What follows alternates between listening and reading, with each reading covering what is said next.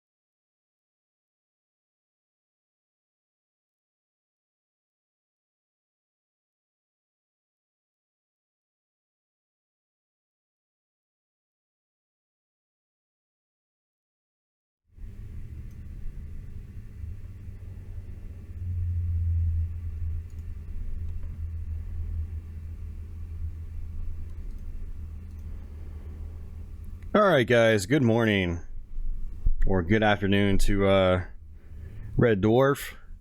Andy, you're up a little early. I shouldn't say up early, but you're tuning in a little early. So welcome. Yeah, we're going to be playing some Painkiller today. And I was actually really tempted to just cancel this stream because I felt like I was coming down with a cold last night, and I was definitely coming down with a cold. Throat was getting scratchy, and then it got really dry, and then I don't know, all the usual stuff that comes along with that started occurring. And but ate some warm food when I got home, took a shower, and you know, I'm pounding down some sugar-free, calorie-free vitamin water. Hopefully that helps us a little bit. So we're gonna go ahead and stick it out. I was thinking this is gonna be a 2 or 3 hour stream. I'm not gonna go through the whole game. That would probably take about 5 or 6 hours. Cinnamon Pop-Tarts. I had cinnamon Eggo waffles, and man, those felt really good on the back of my throat. Like, the second they popped out of the toaster, I just folded them together, and I was just like, nom nom nom. And that felt really good. So yeah, alrighty. So sorry I don't really have like the Patreon slide and super chat slides prepared today, because again, I wasn't really feeling very well. This is sort of like a last minute thing in terms of preparation. So yeah, what we're gonna do is I thought about this, but what I'm gonna do is I'm gonna play the game on the hardest difficulty mode. And so unfortunately, I'm not going to be able to demonstrate part of the experience to you because of that, but oh well, I'll still kind of explain how it works, even though it's not going to be a gameplay mechanic there. Yeah, the thing, Cabal, is I don't really want to drink anything caffeinated right now, and I don't have any decaf tea at the moment. I probably should have bought some, because I did go to the grocery store on the way home.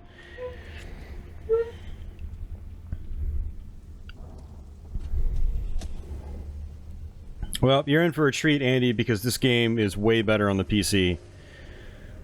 I mean, we're talking like over 60 FPS, you know, 1080p, ultra detail settings and stuff like that.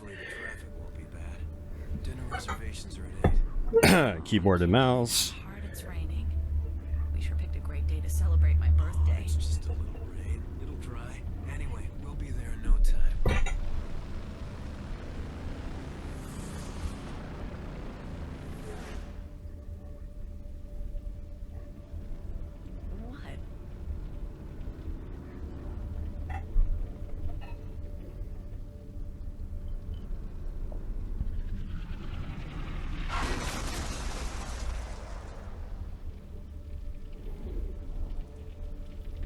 So yeah, I apologize if there's a little bit more background noise in this video than usual. I've got the humidifier running in the background. I think part of this is just we had a sharp temperature change. It went from like 75 or 80 degrees to like 35 degrees overnight. Here,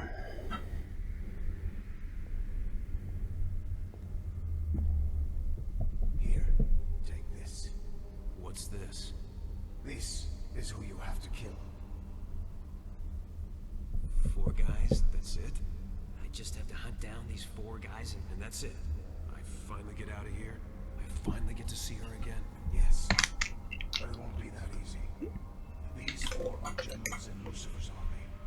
They're extremely powerful and well guarded by their minion hordes. I can handle them all, but why has it taken this long? What did I do wrong? Ask him what I did. Ask him why he thinks I deserve this. He didn't say. I was sent to offer you this chance, and that is all. He has his reasons, and he doesn't have to explain them to anyone. Do this, and you will be pure. I was pure? So you say. I'm not here to debate. Do this, and you're free to be with your Catherine again. You were chosen because of your abilities. You've managed to survive this long, and that is impressive. This is what has set you apart from the others, and he thinks that you're the only one capable of pulling it off. Why doesn't he just take care of this? Why can't you do it? If he gets involved, the assault we're hoping to prevent might be launched prematurely. And of course, we want to avoid that at all costs. We think they're going to attack soon. He wants you to stop them before they are poised to strike. He wants the profile kept low. So you're going to have to move quickly. Kill the generals, and Lucifer's armies will retreat. Either you take this or you don't. If you don't, I can't tell you when we'll speak again. I know you've been here for a while, and I assume you want to leave. Your time has come. Take it or leave it. Okay. Good. Do you need weapons? I've survived this long, haven't I? I know where to get weapons. Good. This will help. Drink it. It will help you survive. Now keep that scroll. Use it as your guide and destroy everything that moves. You must move quickly. You must kill the generals before they organize for an attack. We shall see again soon.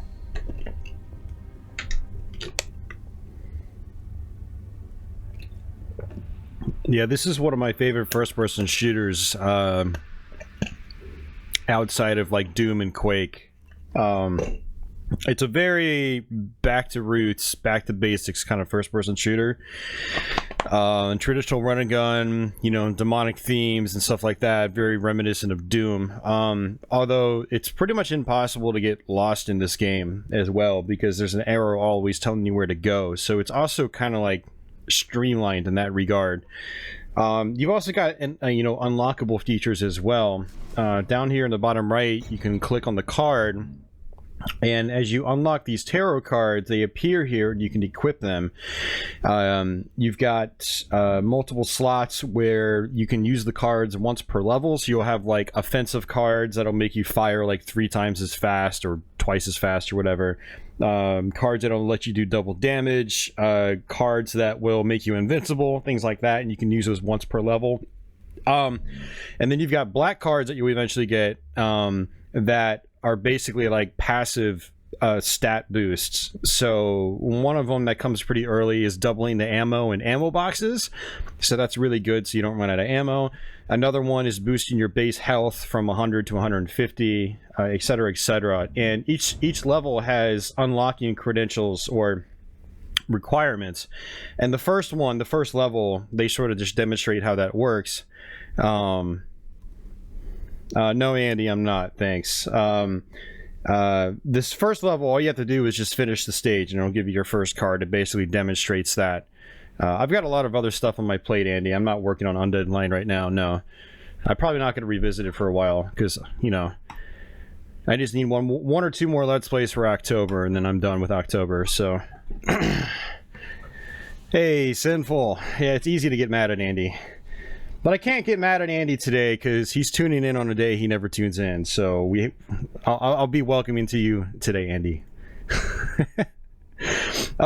So yeah, let me explain a couple things before we jump into it. You know, a lot of you guys mentioned the Xbox version, and in this day and age, you really want to be playing the PC version. There's really no... I mean, I should say, out of curiosity's sake, there's not much reason to play the original Xbox version over the PC version. Pretty much any computer nowadays can handle this game at full speeds, max resolutions, keyboard and mouse support. And we're playing the Black Edition. So if you go to Sign the Pact, you can play Painkiller or Battle Out of Hell. Battle Out of Hell is its expansion pack. The original Xbox didn't have all of the levels from both games. It's like a mishmash of both. So you'll play a couple of Painkiller levels, then you'll go to a couple of expansion pack levels, and it keeps bouncing back and forth like that. So you actually don't even get the full experience on the original Xbox. Also, the PC stages are the full list. In the original Xbox version, there's checkpoints, so it has to, you know, load the next section of the level, so that slows down the pacing. You've also got frame rate issues, and the controls just... Painkiller is a twitch shooter. It's like Doom. It's like Quake. You need accurate controls. If you're playing it with dual analog sticks, it ain't no Halo. The game was not designed to be played with a console controller. Now, I still like the Xbox version. I'm a big fan of Painkiller. I think the Xbox version is really cool, but in this day and age, if you're going to play it, just play the PC version. I'm saying that right now. All right, so let's go ahead and jump into the game here. No, well, I mean, the Xbox could have handled every level in the game. They probably just didn't want to put... they just probably want to spend the time to put every stage in there. But as far as performance and whatnot, it did a respectable job for the time. But it's not worth playing the Xbox One over the PC one, basically, is what I'm saying. So all right, let's go ahead and start this up.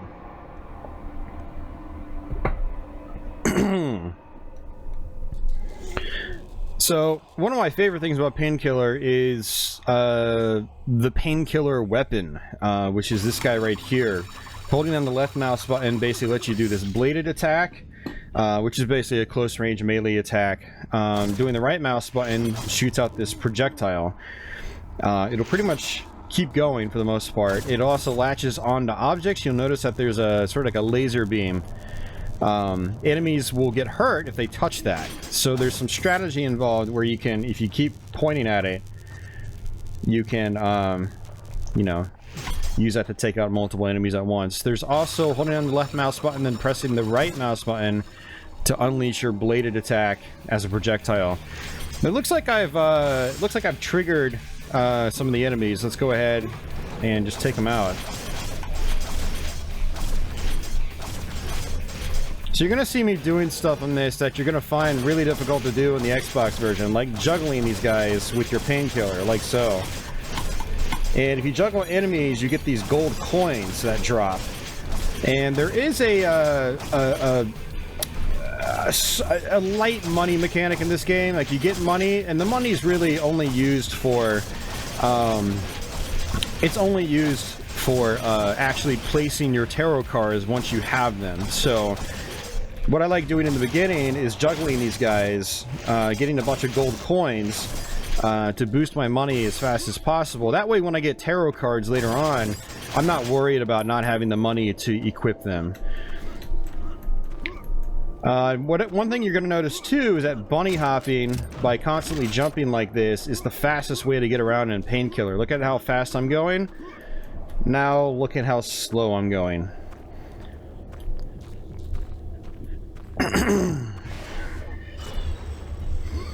So this is the shotgun. This is probably going to be one of your most used weapons in the game when you play this. And yeah, the ragdoll physics in this game were really something to behold when this game came out. I mean, when this game came out, there was pretty much Half-Life 2, Doom 3, and this. And so, you know, it came out at a time where it looked very impressive, even next to games like Half-Life 2 and Doom 3. And one thing I always liked back in the day was if you get close to enemies and you shotgun them, they fly across the map. Obviously, it doesn't really look like much nowadays, but, you know, remember, this came out in, I guess, what? It was 2004 or 2005.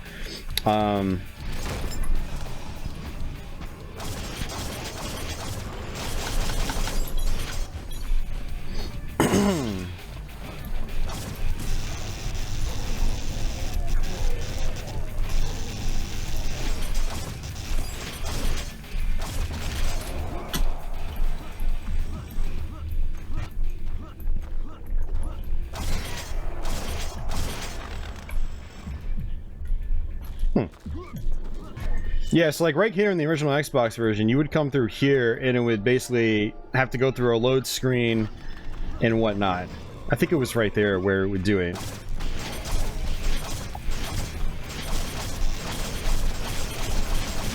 So the Painkiller weapon actually has no ammunition, so you can just use it infinitely. So, you know, if you're comfortable with using it, you don't even really need to use your other weapons.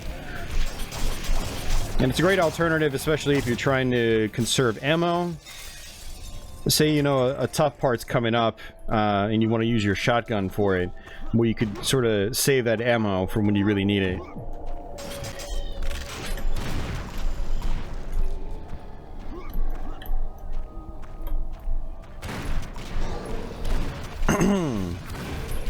There was a lot of destructible objects too when Painkiller came out, which is another reason why it was pretty impressive. Lots of like treasure chests to bust and things like that.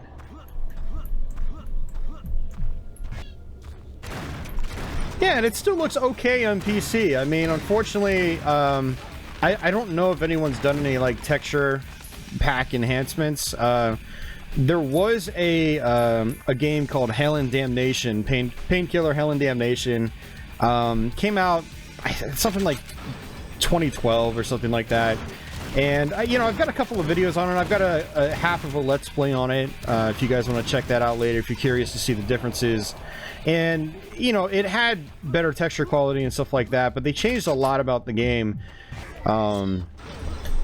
And the original Painkiller is really where it's at, I think, in terms of level design and, you know, enemy placement and stuff like that. But Hell and Damnation kind of gives you an idea of what Painkiller would look like with, you know, more detailed, modernized textures.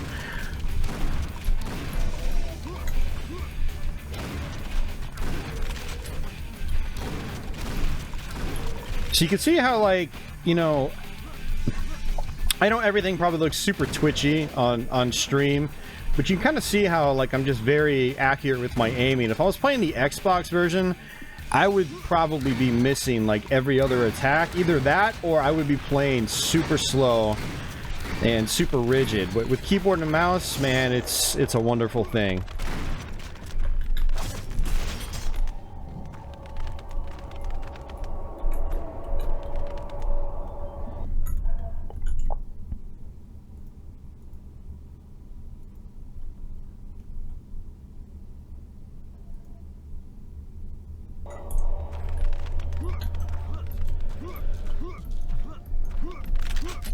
Yeah, this is definitely a game for people that are fans of, you know, old school first-person shooters.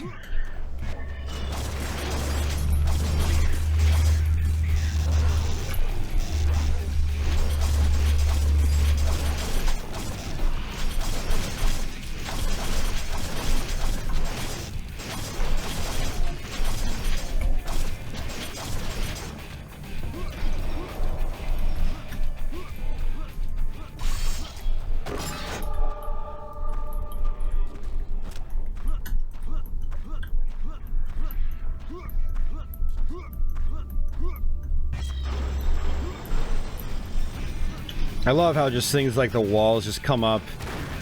I'm very nostalgic about this game too.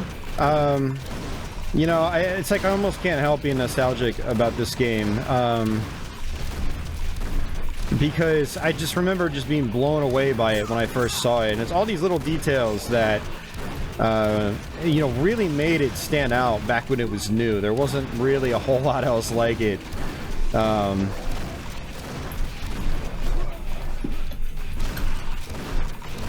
I mean, you gotta remember, when this came out, first-person shooters were starting to really veer away from the traditional Doom-style formula. You know, they were trying to be much more realistic.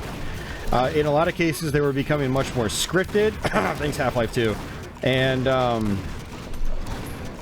so this, again, this was kind of like a back-to-basics kind of FPS, but it also had a lot of style. You know, it was an impressive engine when it came out. And all the scripting and stuff like that that happens with, you know, parts of certain stages was always really impressive.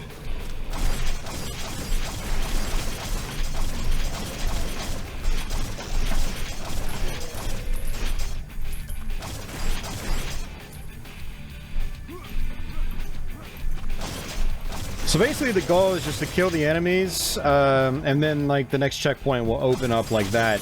Now there's another mechanic that we're not experiencing right now because we're in the hardest difficulty mode in the game. So normally when you're playing, every single enemy would drop a soul, and there's a soul counter in the top right hand portion of the screen, which is always going to sit at 0 because we're in the hardest difficulty. But when you get 66 souls, kind of like a shortcut for 666, I guess, you'll turn into an invincible demon, or a demon mode, or whatever you want to call it, and you pretty much just become unstoppable. It's a really awesome feature that's also very unique, and I actually kind of wish we were playing on the normal difficulty now, just so I can demonstrate that.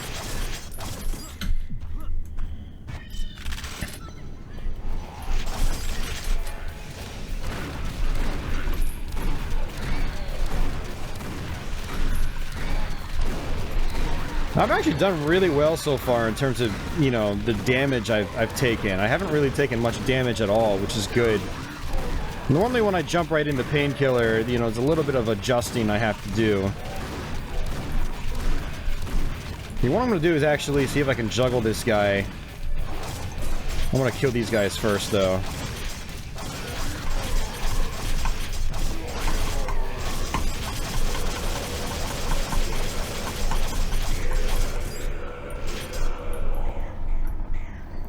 So you can actually tell how much extra gold you've earned. So I earned 120, but I also got an extra 105 on top of that. That's basically the gold I'm getting from juggling enemies. So that kind of like gives you an idea of how much you're actually getting for juggling enemies. Again, these are regular money pieces, but juggling enemies drops these like nice shiny gold pieces. Endurance. Take only half the damage. So this is one of the tarot cards that can only be used once per stage. So it's not one I usually use that much, but, you know, we might as well go ahead and equip it anyway.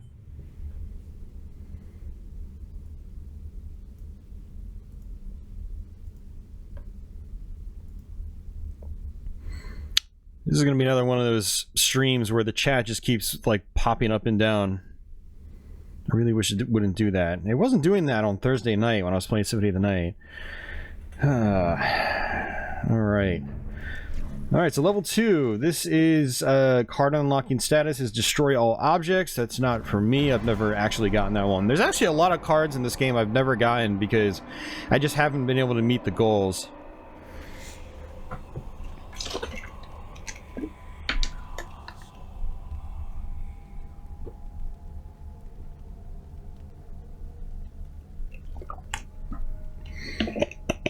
But that's also one of the fun things about Painkiller is the game is chock full of secrets, and trying to discover them on your own is very satisfying.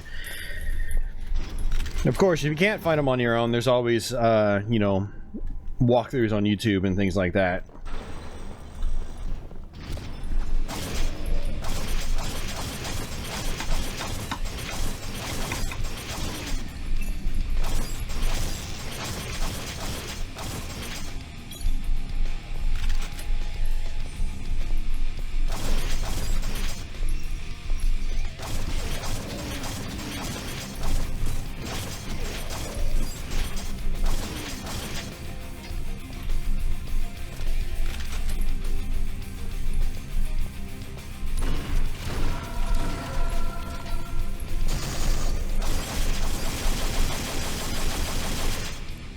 So this is where we can get our stake gun. And the stake gun was a really cool weapon back in the day. I wouldn't say it's the most useful because it's really slow, but if you're accurate with it, you know, it does go a long way. But it's these big ass stakes that actually get stuck into enemies for a while. And that was really something, you know, back in the day as well when this game came out. You know, you might be right, Cabal. It might be that YouTube chat just doesn't handle mornings well. I really wish it would start behaving though, because this is my nighttime, and it's annoying.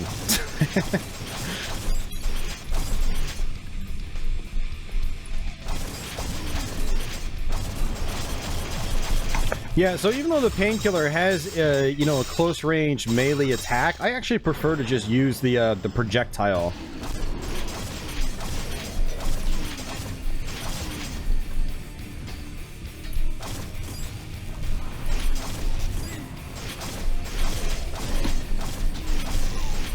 Like, the projectile attack is really powerful, but you do have to be accurate with it. It's very easy to miss. But the good thing is, in the early parts of the game, enemies are pretty slow for the most part, so, you know, the game eases you in. You know, even on the hardest difficulty, I wouldn't say it's, like, terribly challenging in the beginning. Now, it can get challenging if you get overwhelmed, if you don't play smart. You know, I have been playing this game since pretty much when it came out, so I might have an unfair advantage here. But that said, you know, I never really had an issue with these early stages in particular, even back in the day. And I'd say I was probably... Well, actually, first-person shooters have always been kind of like a special genre to me in terms of, you know, my level of skill, because I did play, you know, Quake and Quake 3 competitively. So I think that really helped me get the hang of a lot of, you know, first-person shooters on PC back in the day without really having to spend much time to adjust.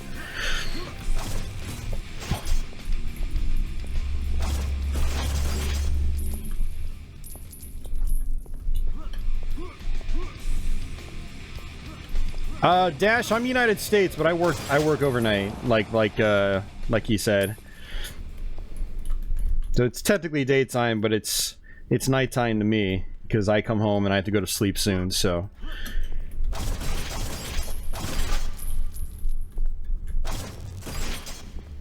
So, in levels that aren't dark, your flashlight is off by default, but by pressing L, you can actually turn it on. So we'll go ahead and turn on that flashlight.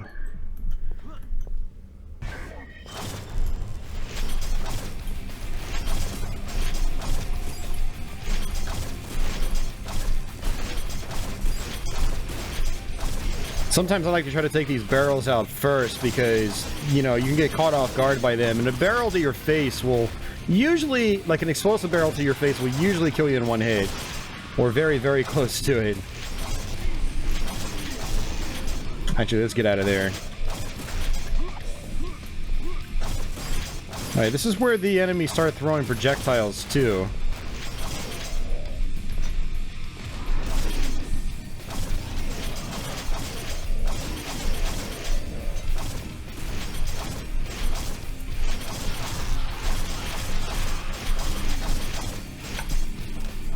Switch over to the shotgun.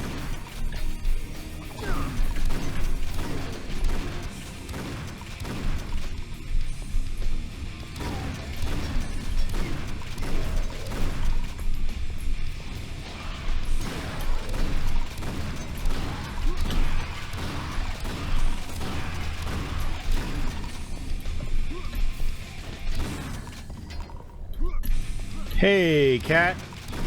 No, this was not made by the same people that made Serious Sam.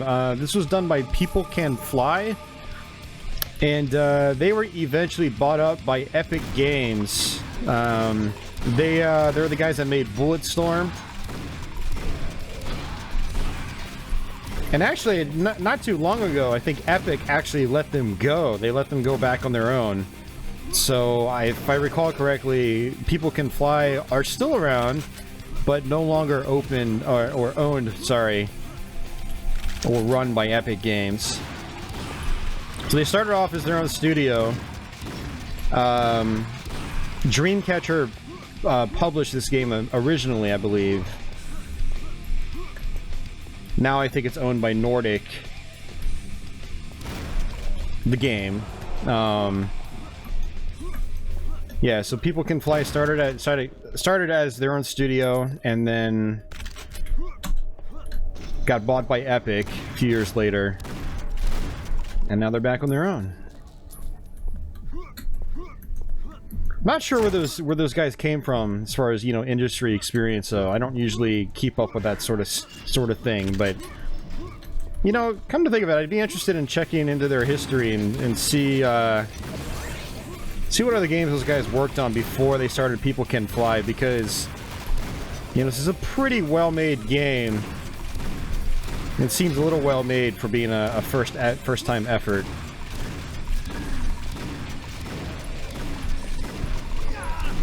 But yeah, the shotgun is amazing in this game. And it's even more amazing now because we've got the alternate attack, which freezes enemies, which is really good later on, especially for like the really big enemies. These guys, it's not really that useful because when they throw their projectiles, they basically suicide. They kill themselves. So it doesn't really matter right now. But later on, when you're fighting bigger enemies that take multiple hits, the freeze attack is a godsend.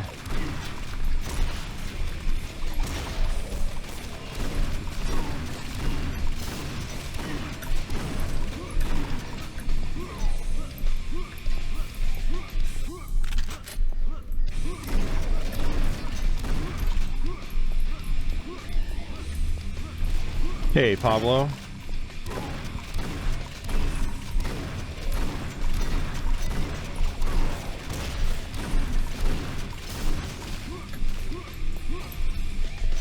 Yeah, you know, I've got Bulletstorm. I've still yet to play it. One of the big reasons I didn't play it is that I wanted to play it on PC, and with my old hardware, my old system, it would crash. I couldn't even start the game. And so that kind of put me off of it, unfortunately. But now that I'm on a different system, I need to try to load it up and see if it works.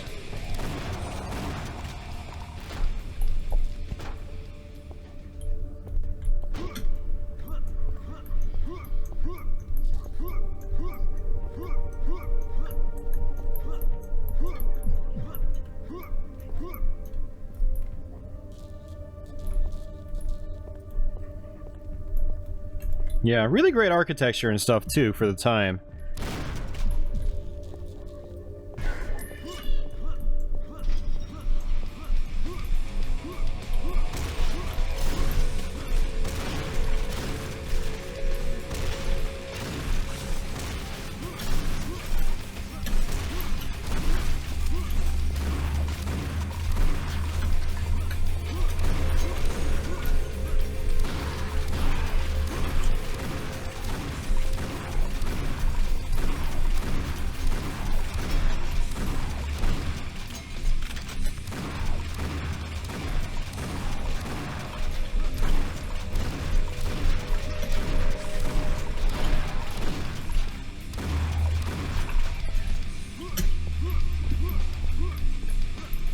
So in this part, this guy always gets stuck up top. And he's usually the last enemy because he's just stuck up there like that. And then, oh, another one. And then that's pretty much it.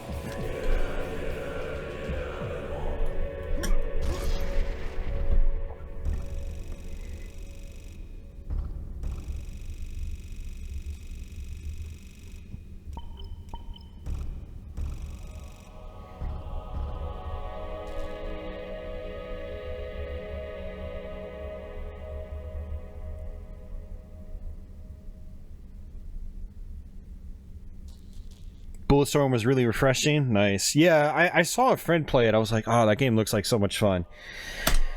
So I'll definitely have to try to fire it up sometime. Yeah, Painkiller definitely shows its age. You know, I explained earlier, before a lot of you guys jumped in, that there is a remake called Hell and Damnation, which came out in, I think, 2012. And I'm not really as big of a fan of that. They really... Not just did they update the visuals and whatnot, you know, so it looks better, quote unquote, but they also changed like the structures of the levels in terms of like enemy placements and things like that.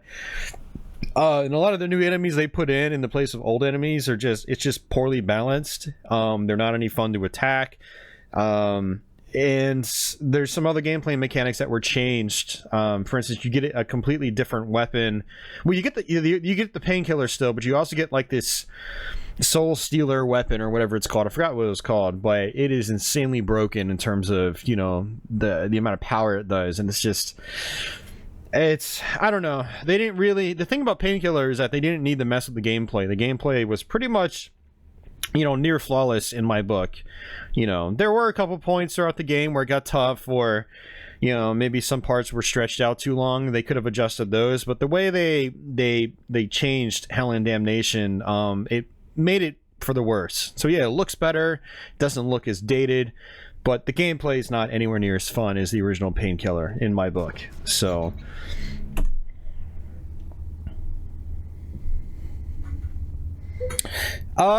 Black Edition, yeah, well, it depends. Back in the day, Black Edition had problems with multiple cores. I don't think it has issues anymore. I haven't had issues.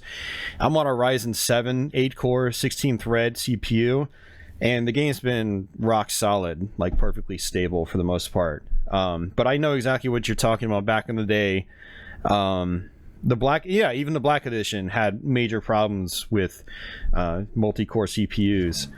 But I don't know if the issues have been worked out, or if, you know, I have no idea. But on my current system, the game just runs perfectly fine, which is great.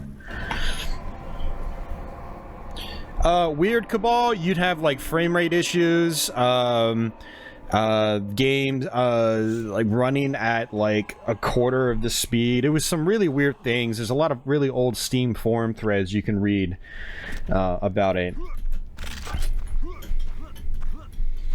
Yeah, I mean, it's possible it's been patched, you know, since they're still selling the game on Steam. You know, this is definitely one of those games that goes on sale frequently, too. So if you ever want to pick up a copy, it's like, you know, actually, if I wanted to...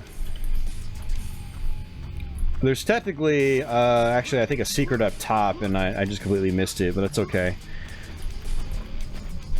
But yeah, it's a game that goes on sale all the time. And even at its stock price, I think it's only like 10 or 15 bucks.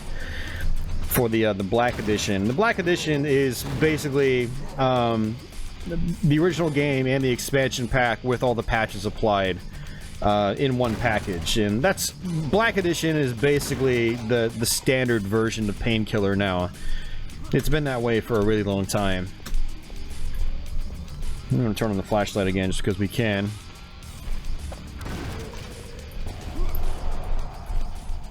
But yeah, I remember when I got my first multi-core systems, Painkiller did not work very well on them.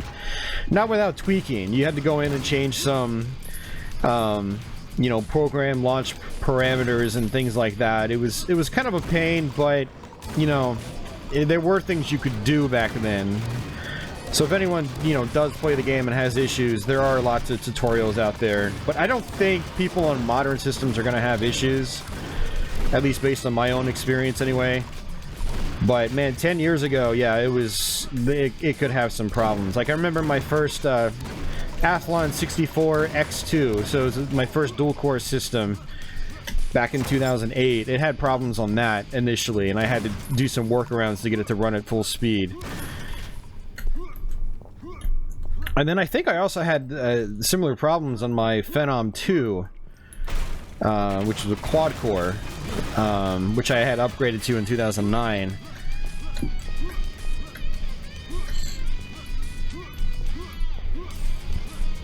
Yay! Awesome, Mark. Well, congratulations. Yeah, that fight can actually be a cakewalk if you know exactly what to do. It's just, it's that whole endurance thing, you know, and it's...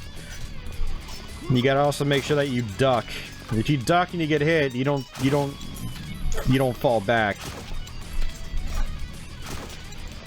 It's the #1 tip I can give anyone for Dracula X on Super Nintendo is duck if you think you're gonna get hit.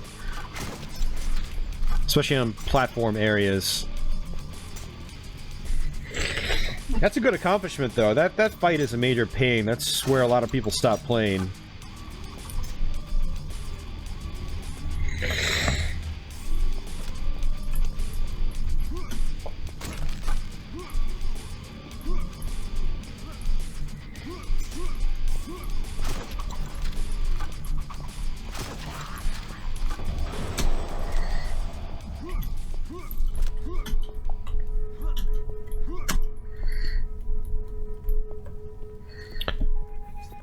Taiga, I think one of the other solutions was also just to change the game's compatibility setting to like Windows XP or something like that.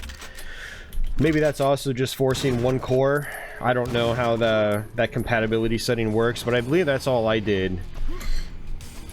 I definitely did not disable any cores when I had my issues with Black Edition back in the day.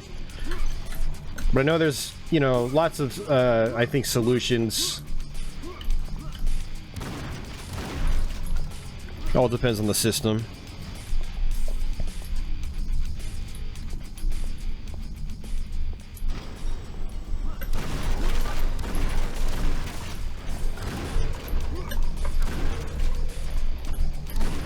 So this level is where kamikaze enemies start coming into play. So you really need to like watch your back on this level. They're not really appearing in droves right now. Also, these things explode, so you don't want to shoot them when you're right next to them. There's a lot of objects in this game that don't look like they would explode, but they do, so you need to be careful about what you shoot in terms of inanimate objects. Oh yeah, the axe on Dracula X is very good, yeah.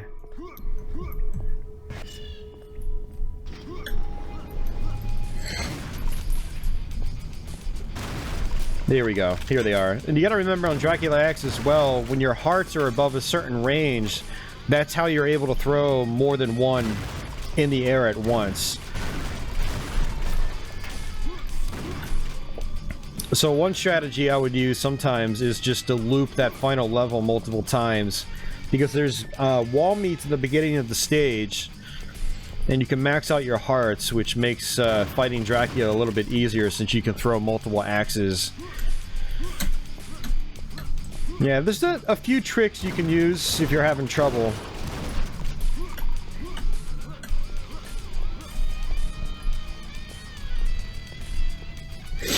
Yes, Andy, that'll definitely help you, man. Trust me. I mean, another trick is just to not get hit, so... But if you think you're definitely going to get hit, then yeah, absolutely. Always remember that. I mean, that goes for multiple sections. There's multiple areas in the game with endless pits and small platforms, and...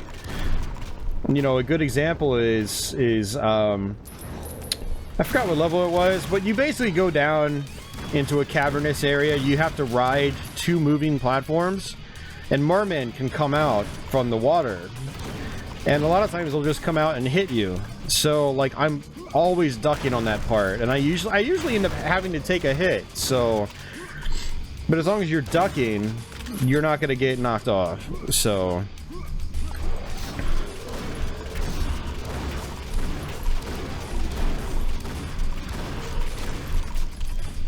Yep, yeah, you can hit them 3 times if your hearts are...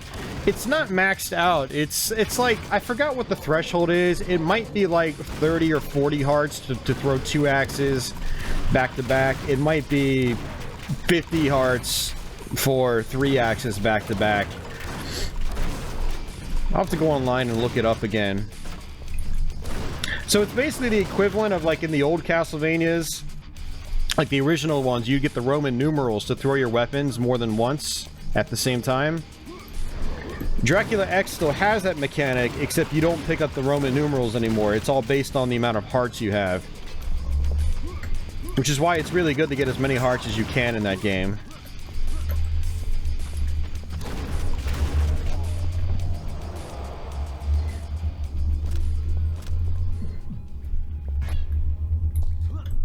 To not get hit, the Captain Obvious choice.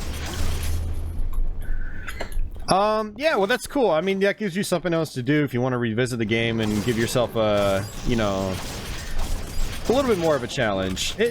Honestly, getting the keys isn't really that much harder. It's just, you know, there's a couple of new levels you have to learn and a couple new routes you have to learn. And then you fight Death at the clock tower. That's also different.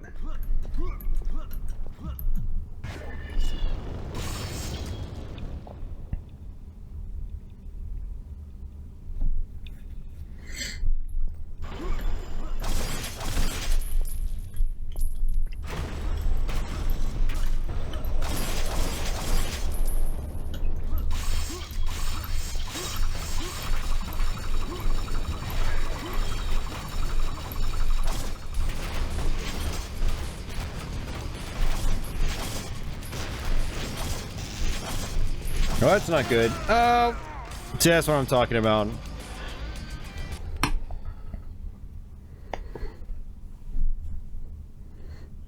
No, this game's using its own engine. I forgot what it's called. It's like, I don't remember what it's called. It's not the Quake engine, no.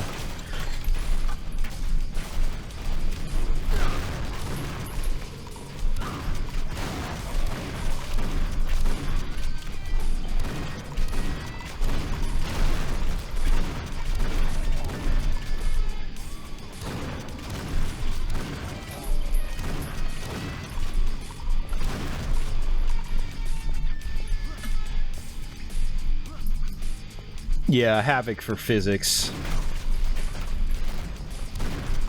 When did Havoc first come around? Like, this... Painkiller was one of the first games I remember seeing with the Havoc physics label on it.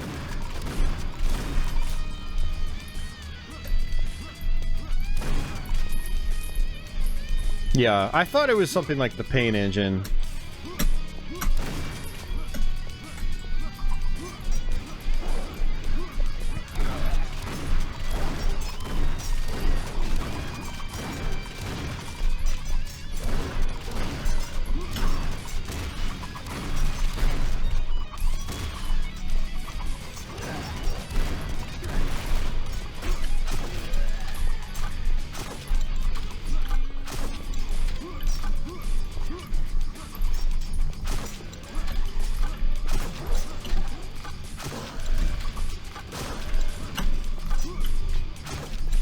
So you notice, like, these sword guys, they kind of bounce around really quick, and their legs are thin, their bodies are thin, so it's a little bit harder to hit them.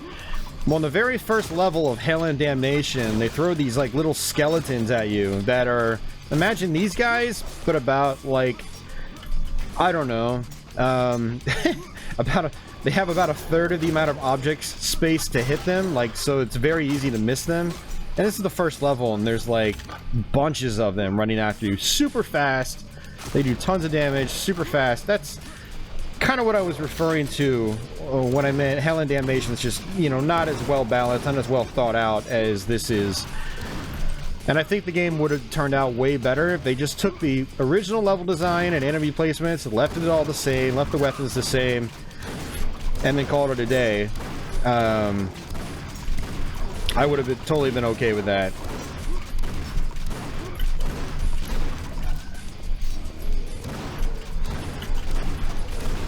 See, normally what I do here is I don't sit out here like this. I sit in one of the hallways and all the guys will just funnel through. So I'm actually playing it really risky. If you sit out here, you have to make sure you're constantly moving because there's these knife throwers up top. So I played it really risky there, even though it was not necessary to.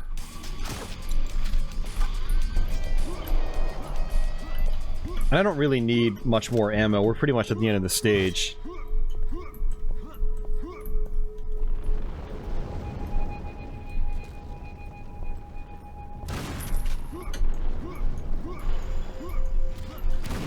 So for this part, you need to bust open that ceiling and that light will actually kill this guy. So what we're going to do is come over here. This part, it can be kind of iffy, honestly. I usually just sit on the edge like so, and fail.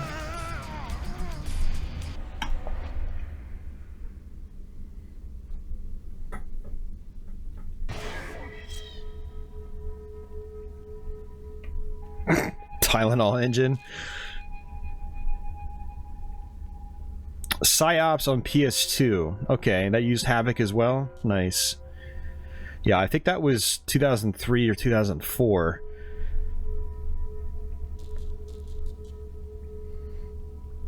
Judson, we're playing a video game. I wouldn't overthink it, dude.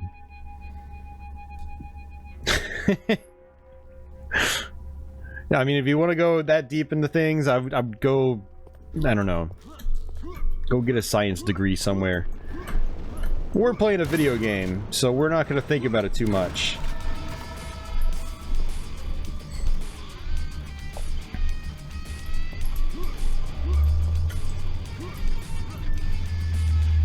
Oh, this could be bad. So one thing you can do is you can try to hop over to that ladder, but it doesn't usually work too well for me. Alright, come on, dude. That works.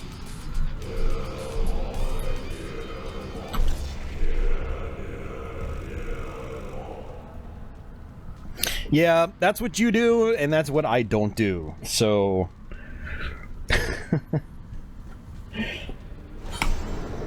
Alright, Soul stay longer. That is pretty much entirely useless, because again, we're playing on the hardest difficulty, which means we don't have souls.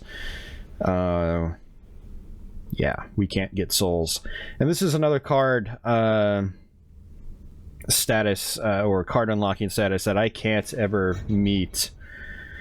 It pretty much requires you, I'm pretty sure, to get the secrets in the level, and I definitely don't know where they are, so...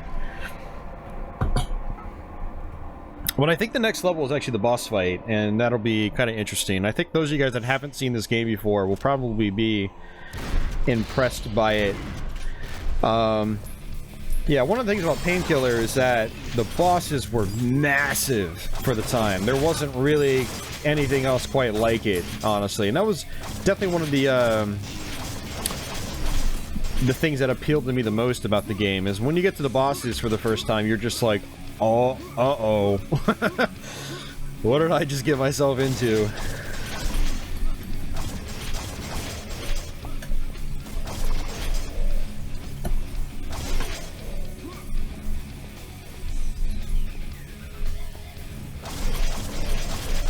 No, it was the light from the ceiling that killed him. So if you looked at the ceiling, you would see like a bar of light coming down.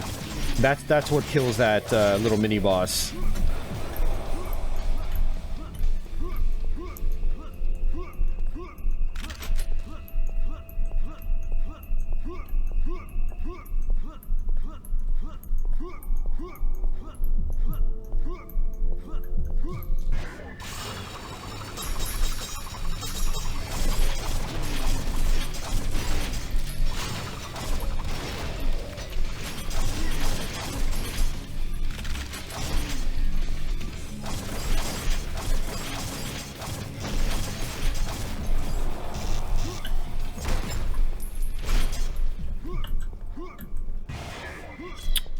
I have. It's pretty wacky. Yeah.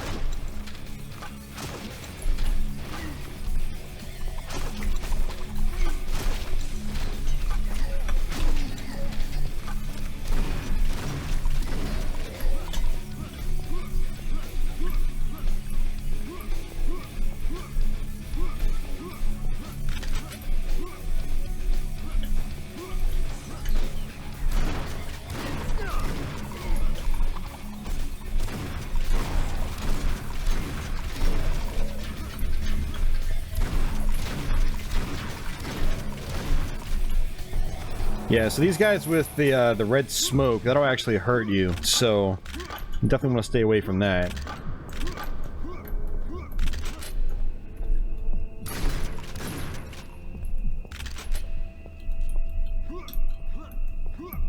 Probably want to hit the checkpoint. If you go too far without hitting the checkpoint, it'll progress the level, but without the checkpoint, so... If you do that, then, you know, that's all on you. So those big chests I've been picking up, they're ammo boxes. And, they give you a variety of ammo across, you know, your entire arsenal. Think kind of like the backpack in Doom, in a way.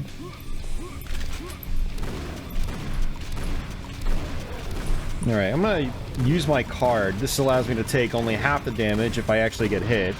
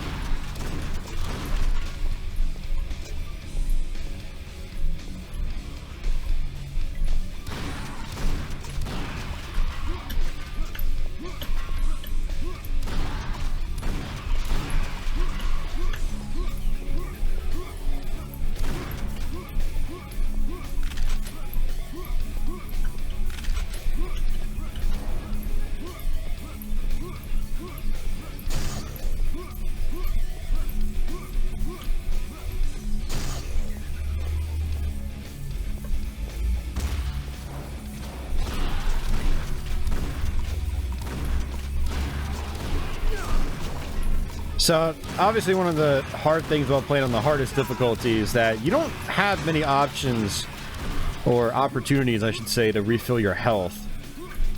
And that's kind of one of the issues I'm running into right now. I've only got 12 HP. Now, the next room will actually have a hidden health power-up. Well, semi-hidden. It's not really hidden.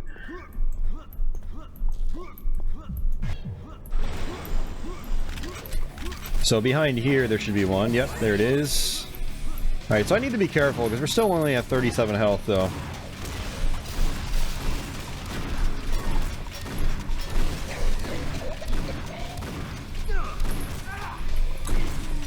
Yeah, that red stuff just did a number on me.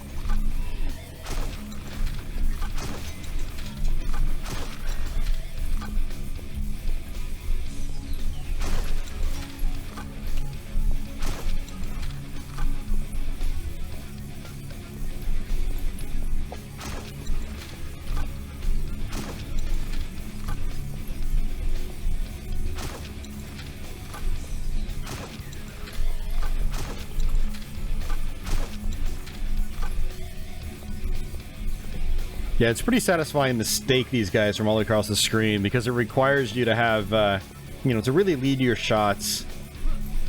Easier said than done. It's not too bad right now, because again, the enemies are still moving kind of slow.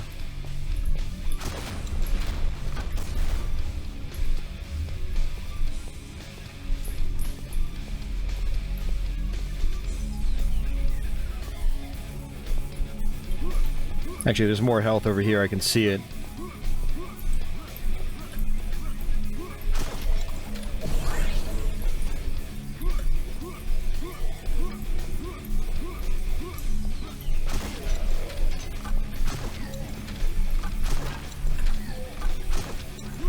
Oh, come on.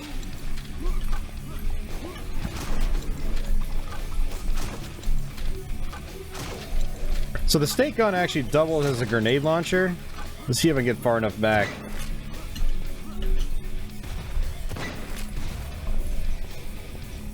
Not the most useful grenade launcher, because like it doesn't, you know, the little grenades, they don't go very far. So you can be very careful about how you use it.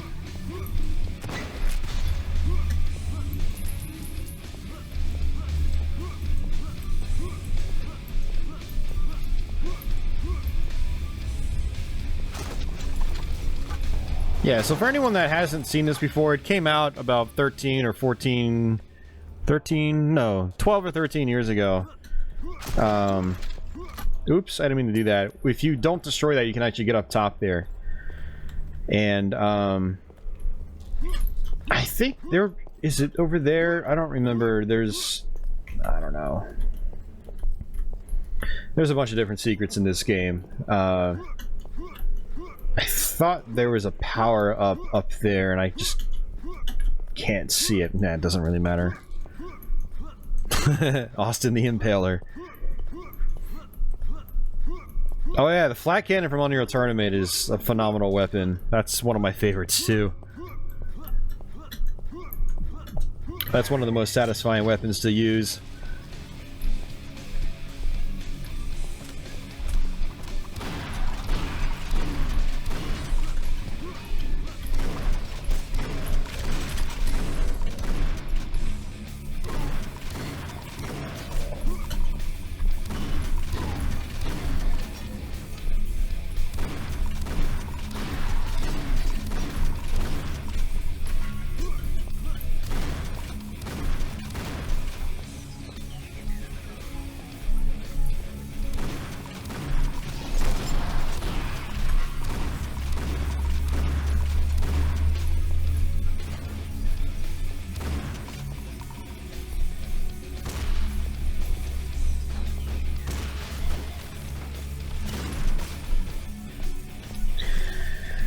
Alright.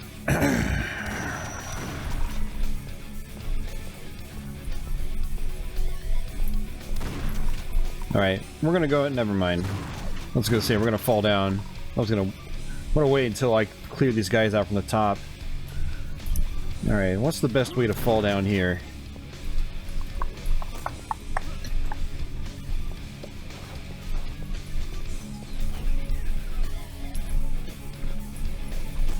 You do take fall damage in this game, so that is something you gotta think about if you need to drop down somewhere.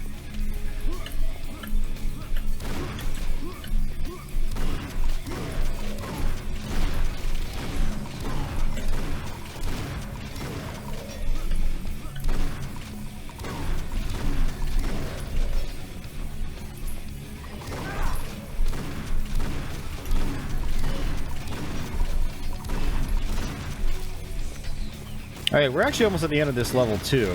There's one more little stretch.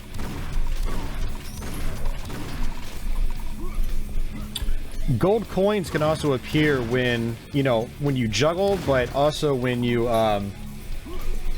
if you explode enemies with, you know, explosives. Rockets, barrels, things like that.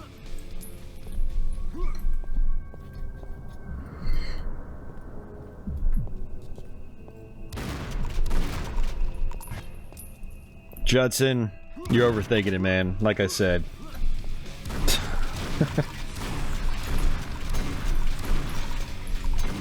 Your overthinking makes my head hurt. You're quickly becoming the new Andy here.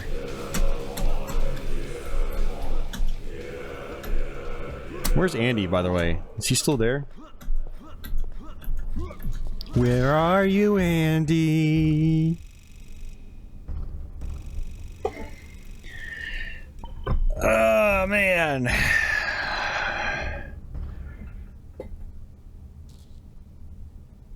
Using the flat cannon alternate, right? Fire it into heads. Alright, this is our boss fight. And we have to defeat him in 2 minutes or less. If we're gonna get the card. Bosses typically give good cards though, so it's worth trying to pursue those. Hey Andy, cool, you're still here.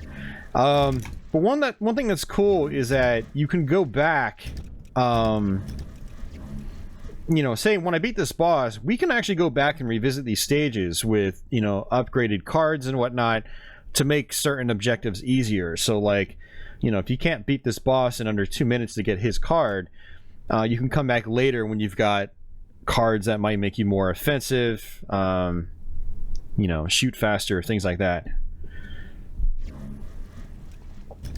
Alright.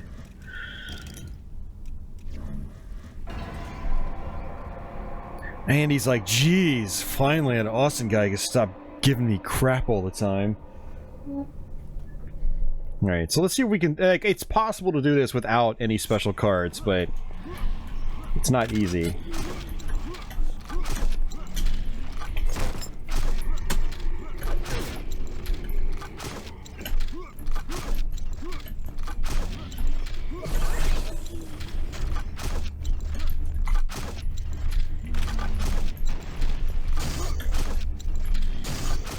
So the thing with this boss is, you know, once his health is, you know, is significantly low, after you've done a lot of damage to him, he basically busts the chains off, and then he starts doing this tornado attack, which is extremely dangerous. I forgot, he also spawns these guys.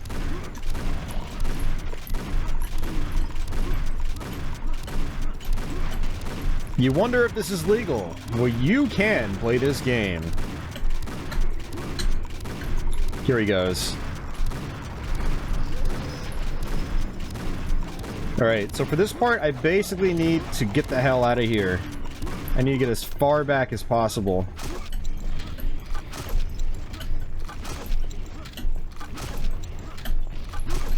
And from this point on, I'll just keep using the stake gun. And this is why you need to get as far back as possible. That tornado goes insanely far across the map. And it messes with your aim, too. Oh, it actually hit us. Yeah, it throws us into the air.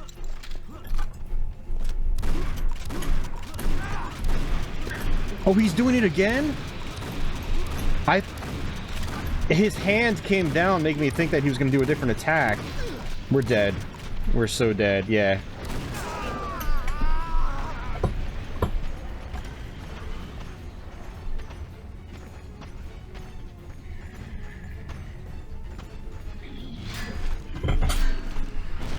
Yeah, so basically he put his hand down on the ground, which made me think he was going to do one of his attacks where he basically shoots spikes up wherever you are.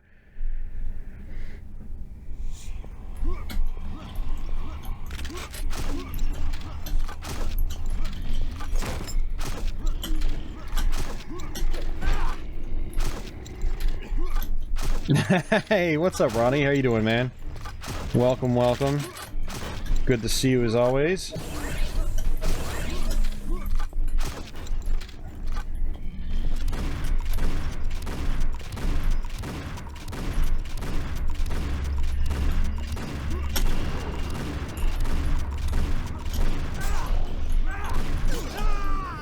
Wow, how did I get killed there? I don't think there was that many enemies around me.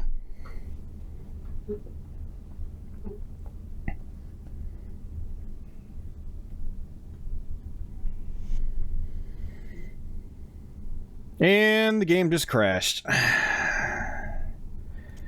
When the game crashes, it's a lot of times on that first boss fight. So we'll go ahead and just load it back up. Doing alright? Always nice to be here. Awesome, man.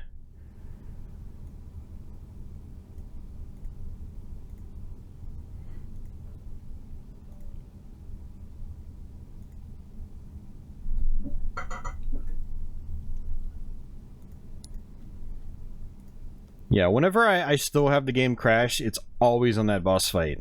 So, am I playing Dark Souls again? No, not even close. Not even close.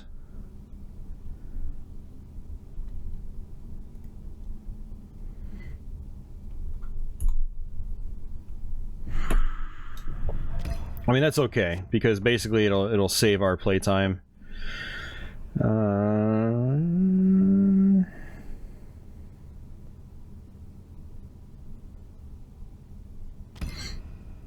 Yeah, there it is.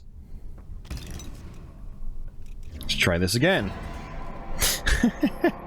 Pain Crasher. Nice, Cabal. Sinful, just out of curiosity, any theories on that, that glitch, that dragon glitch? Because it's not just me, right? Like, that definitely was not supposed to happen, I assume.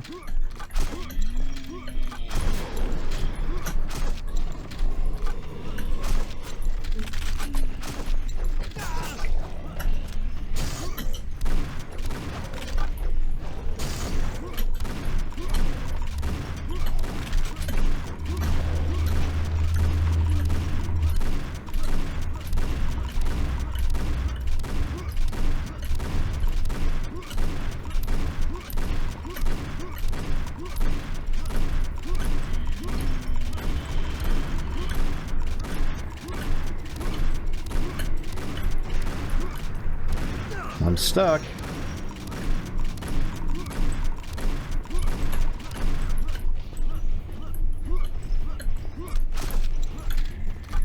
Stuck again.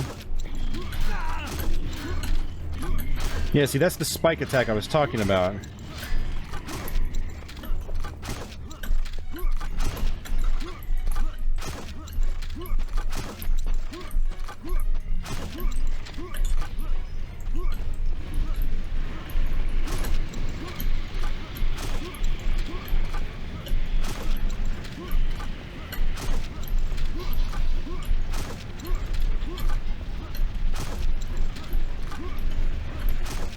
Yeah, Simple, I have no idea what I did to set it up, because all I did was just...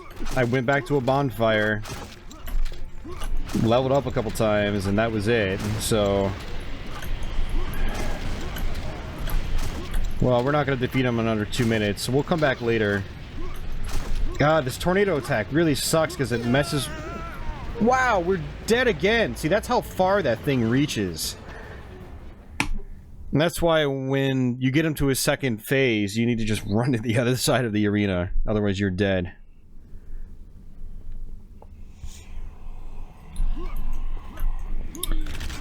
Cabal, so I'm playing Dark Souls for the first time, and I get to the part, you know, a few hours into the game where there's a dragon blocking a bridge. You know, it's in like that first city-ish town area. And the dragon just all of a sudden disappears, like he dies. Like, I know he can fly off, but he literally disappeared. I got 10,000 souls for it. And I was able to pass the dragon without having to fight him or anything. So Simple and I were just trying to figure out why that was happening. It's possible it was in, you know, a 360 emulation issue, like you said, Simple. You know, I can buy that.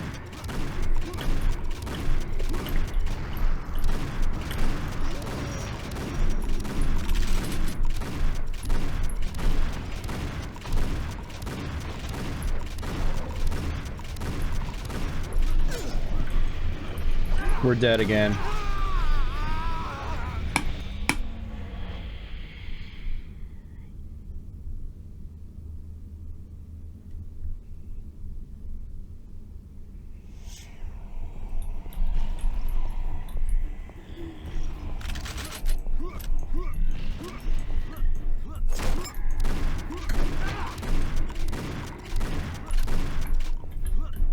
Same thing happened to you? Really? I mean, there's the side exit where you can go down and there's a bonfire. But, I mean, so I didn't technically come up behind him.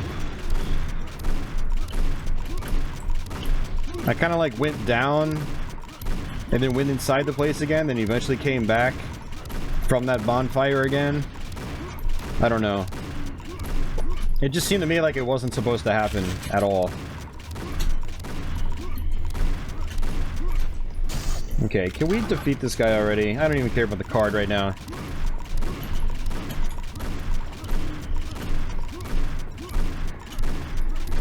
Yeah, he's actually glitched out a little bit too. I've seen him glitch like this. He's got that like big spike looking thing coming out of him. He's not supposed to have that. Oh crap, we're gonna die again. Jesus, man.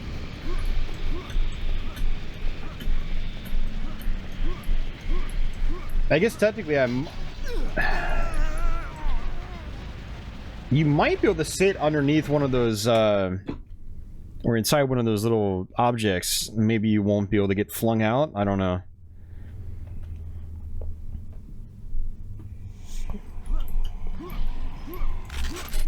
I haven't spent this many times at this boss in a while.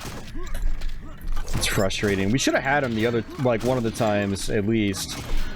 Like, I was so close, and then I got caught by a tornado from, like, all the way on the other side of the map.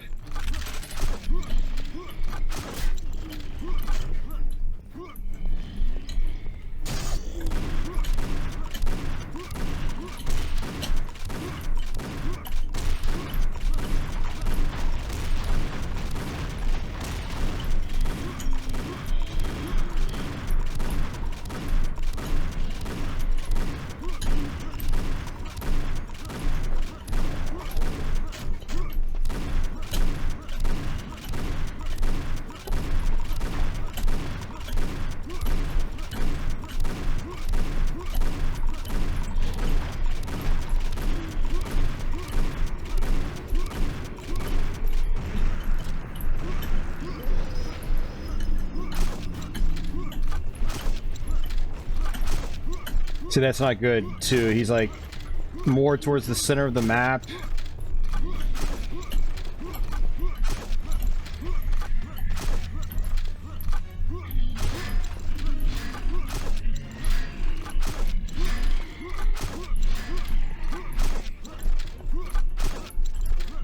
Oh, I need more stakes, too. Crap.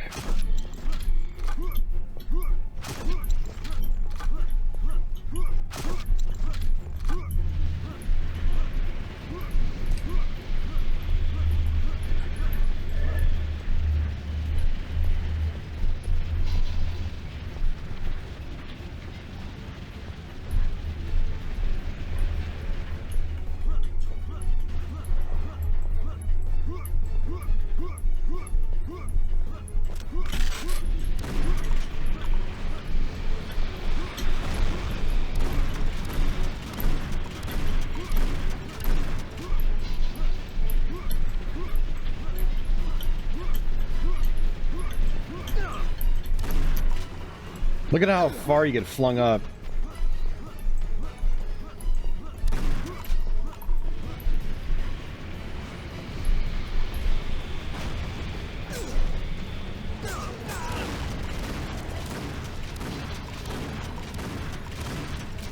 Okay, that is the trick. Look at that.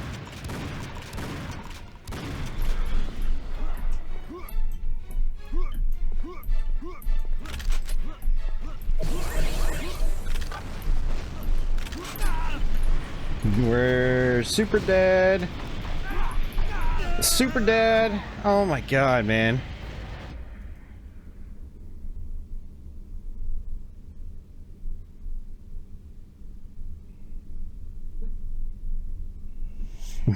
Everybody on the internet is an INTJ.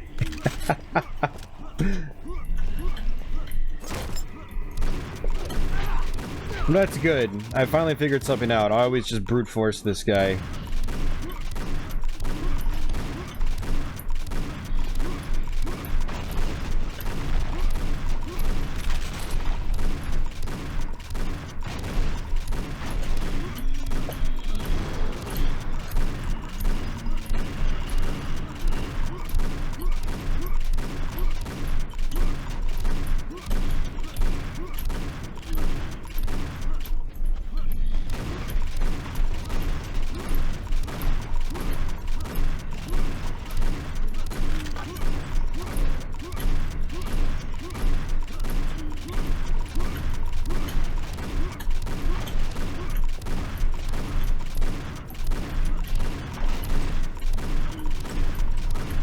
Hey, thanks, Sinful.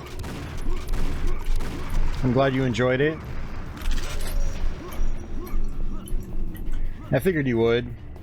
Yeah, that was a surprisingly good run, too. I was actually kind of surprised at that, personally.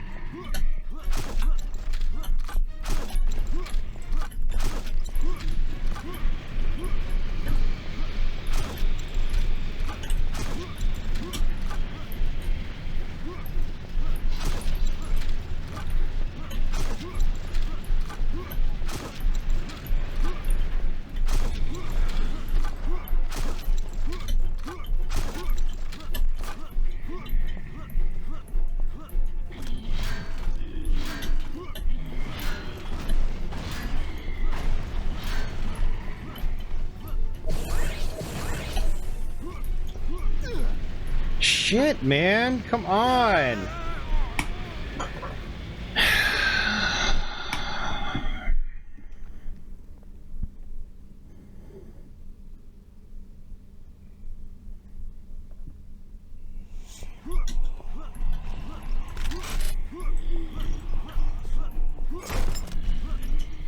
Where are the other fucking spikes, man? Or stakes? Like, I thought there was supposed to be more around here, not just up in the middle.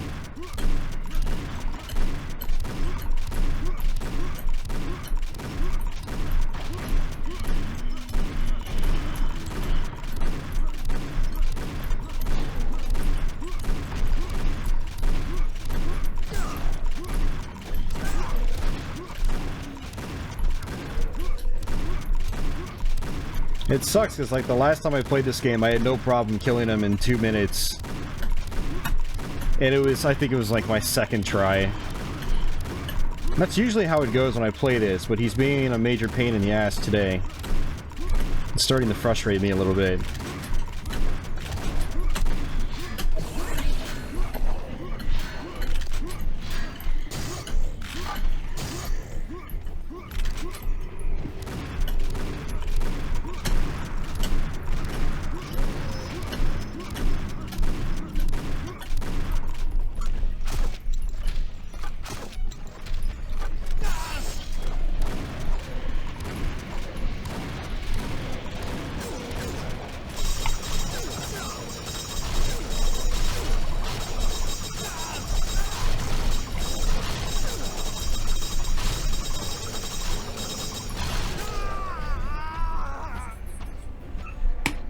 No, I always play this on Trauma, Andy.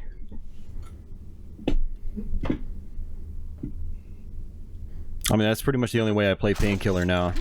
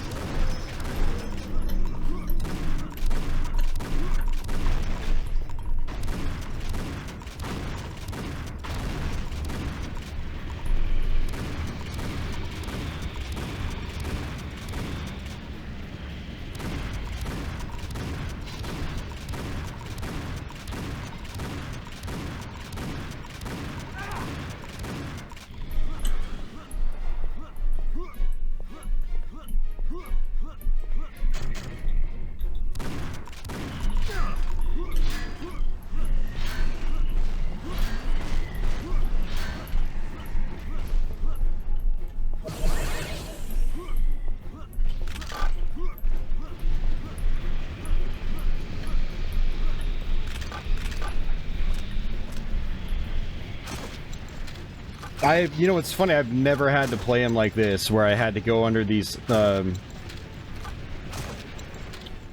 little buildings, whatever the hell you call them. I've never had to take cover like this, basically. Oh, shit! They're dead. Yeah, you can use tarot cards. The problem is, you don't have any tarot cards in the beginning. Yeah, like, this is the boss of the first set of levels, so you've got pretty much nothing by this point. I mean, unless you've... The thing about getting the tarot cards in a lot of cases, you need to find all the secrets and things like that, which I am unable to do. So I've only got one tarot card from the first 4 levels. Technically, there would be other tarot cards, but I don't have them, so... But I don't even know if those tarot cards are any good. I know one of the good ones comes from this boss fight, if you can get it.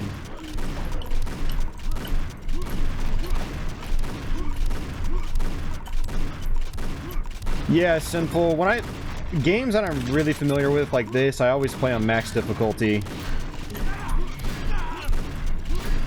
Unless max difficulty, like, completely changes up the experience, like Doom on Nightmare, you know.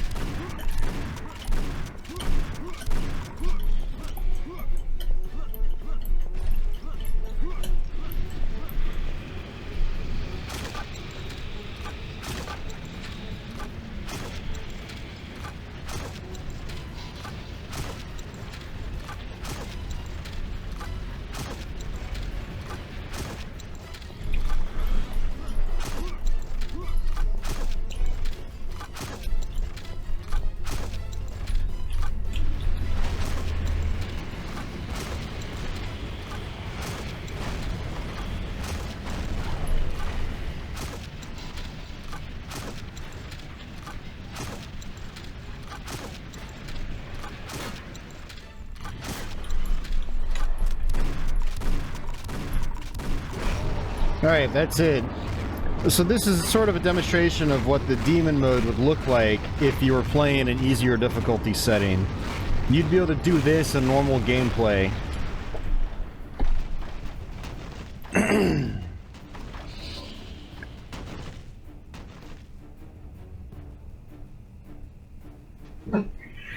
Yeah, same here, Sinful. It's really a pain on this boss fight. Once his tornado attack comes out, you pretty much just lose all precision on your aim, which makes it even more frustrating. So that was kind of aggravating. I've never spent that many times in that boss fight. I mean, even back in the day, I don't think it took me that many tries in one sitting.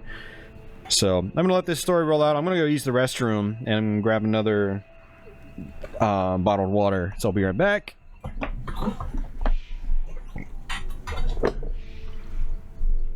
Ever wonder why there are graves in a place like this? Easy now. My name is Eve. Good for you. What do you want? I was told you're trying to hunt down Lucifer's generals and destroy his armies. Put that weapon down. I'm here to help. Help? I know a lot about these armies. I know their locations, and I know about the generals who lead them. If you're planning on destroying them all, you're gonna need my help. I should trust you because... We don't have time for games, Daniel. You can feel I'm human. And I'm telling you, your map is no longer correct. Give it to me. Yeah. See, this horde has moved from here to somewhere up here. They're preparing for attack and are systematically moving into position. We don't have much time. How do you know all this? I've been here for much longer than you can even imagine. I know this place. I was among the first to notice the armies moving in, but obviously I couldn't stop them on my own. And that's where you come in. Rumors travel fast. They say you're quite the soldier. Yeah, I can take care of myself. Good. But before we go, you've got to know something. For starters, you're dead. You've been dead for nearly 30 years now. Not that time matters here. You're not in heaven, but you're not in hell either. You're here because of something in your past, and you're awaiting purification before you're allowed through the gates. The gates are real? I understand where I am. That became clear the first time I had to defend myself against a demon. What I don't understand is why I'm here. I lived a good life. Shadow of the Colossus. I still haven't played that. I figured you understood where you are. Some mortals seem to have trouble grasping the notion that I think I actually have it on PS2. Why you're here? I can't answer that. The secret must be in your past. I asked you a question. Have you ever wondered why there are graves in a place like this? Actually, no. Most mortals don't. You seem almost to expect them. We're in a world where mortal souls await purification.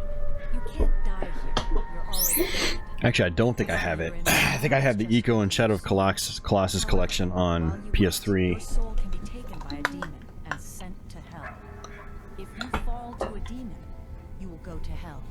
Likewise, once your time has come, an angel can release your soul and allow you entrance to heaven.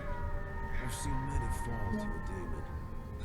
The flames are a pretty good indication of where they're going. As the midway point between heaven and hell, Lucifer realized the strategic importance of this world quite some time ago, and has since created a means for his troops to enter undetected. We're not sure how he's doing it, but we know it's a slow process. It takes a considerable amount of time for each soldier to form, and this is why it's taken so long for Lucifer to raise an army large enough to attack. Man, that was super frustrating. I spent like 30 minutes on that boss fight, maybe more. They use graves like these as their primary entrance into this world. However, it's not clear which graves are actually used. We've tried to find and destroy all of these entrances, but we haven't been successful yet. Anyway, you've got a lot to do and the clock is ticking. I'm gonna see if I can find out some more information about the other generals. I'll meet up with you later. Good luck.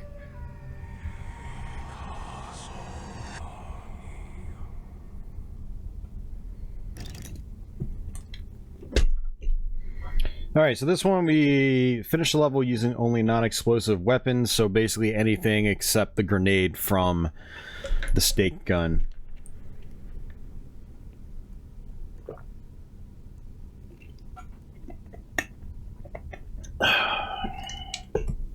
I don't think we get the rocket launcher or anything on this level, so...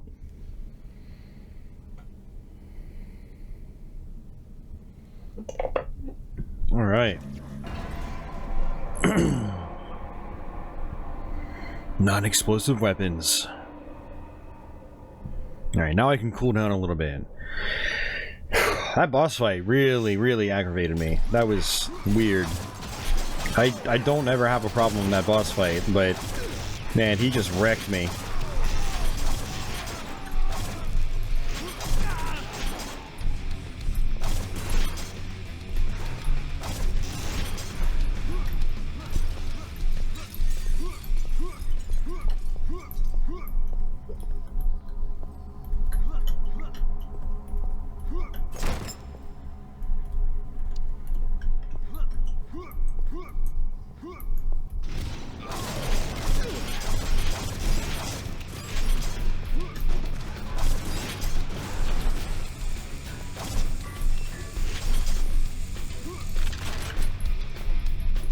Yeah, Shadow of Colossus is one of those that gets, you know, rave reviews, so I feel like I'm obligated to try it out at some time. But yeah, I think I have the PS3 update of it, or HD quote-unquote remaster.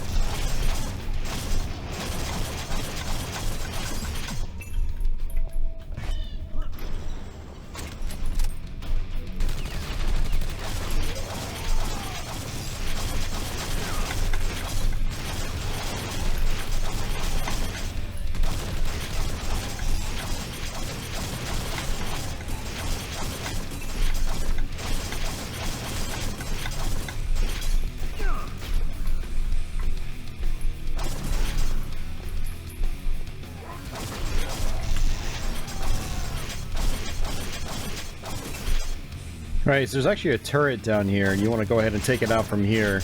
Otherwise, it'll pretty much kill you, guaranteed.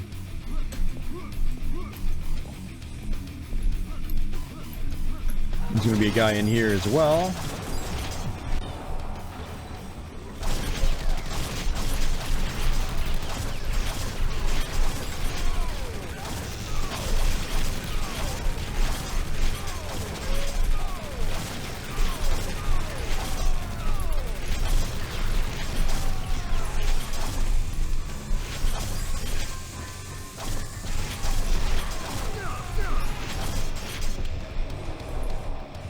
That's a lot of dead bodies. Alright, so there's also a secret down here.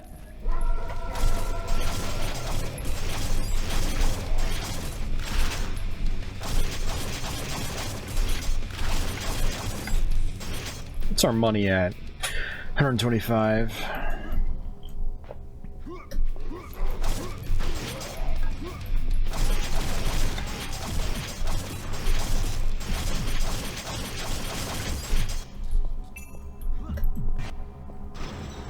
Alright, we're gonna come over here to the left.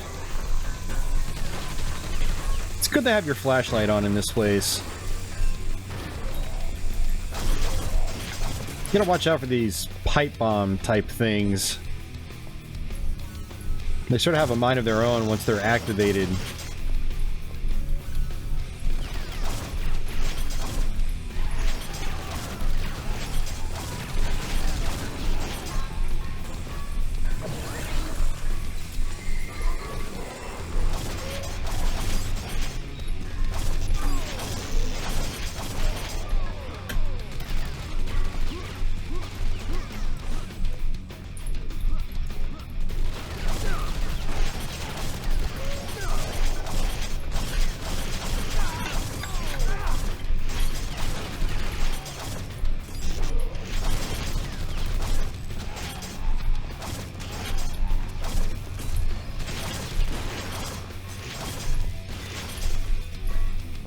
Yeah, I probably should be using the shotgun. There's also going to be some more turrets out here as well.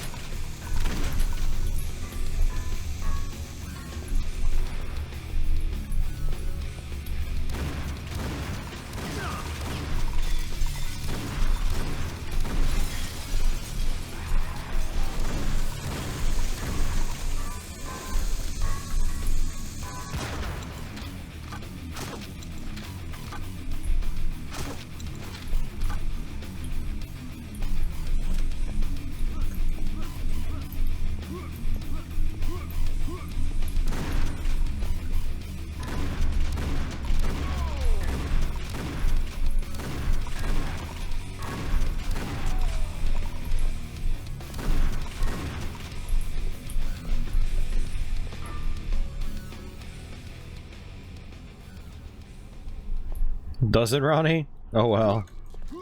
I'll fix it on the archive. It's not a big deal.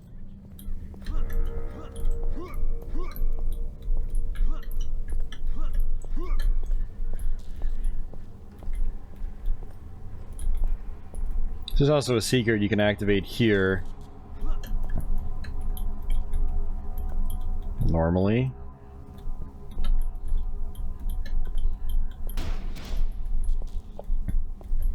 Sometimes it doesn't work in your first try, but you can push one of these barrels in front of this door.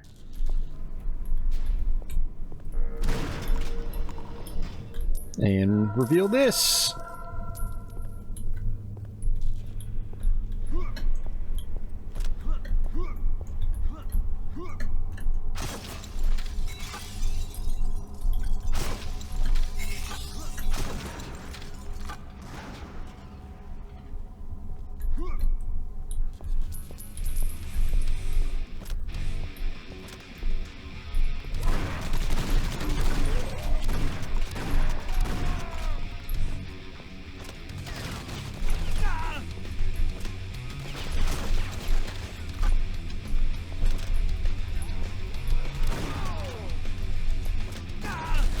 Yeah, I just noticed that holding down certain keys and then using the mouse scroll wheel makes the chat go up and down.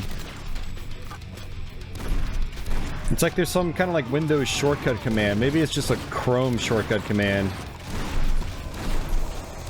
But I don't think it's specifically Chrome, because when I would stream on Twitch it would do the same thing, but for my chat application. Alright, let me alt-tab real quick.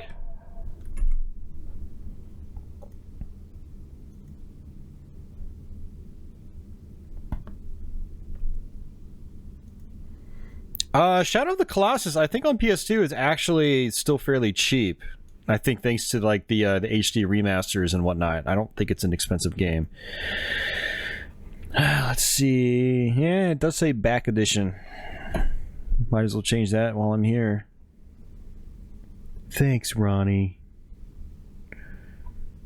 Ronnie's a savior.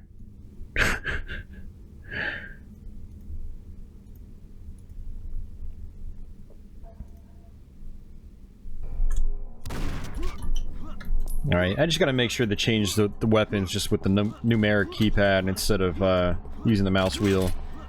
You guys really have no idea what I'm talking about because you can't see what I'm looking at, but it seems like certain like combination commands will mess with my web browser. It's weird.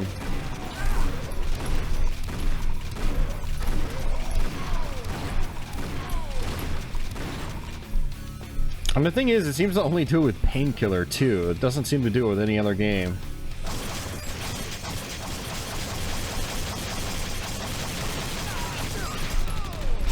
Oh, that's not good. Well, it just did it again. Damn it.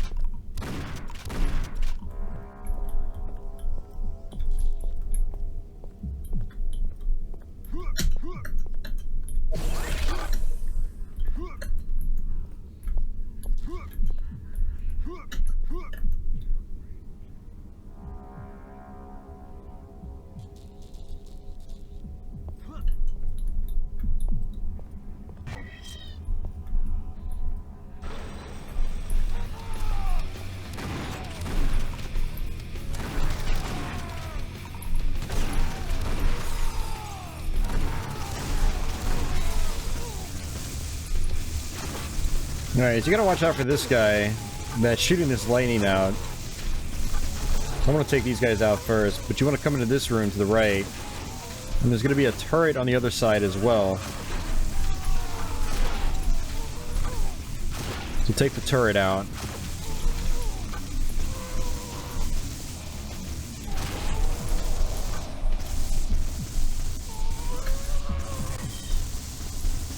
Way back in the day, the game would always crash right here for me.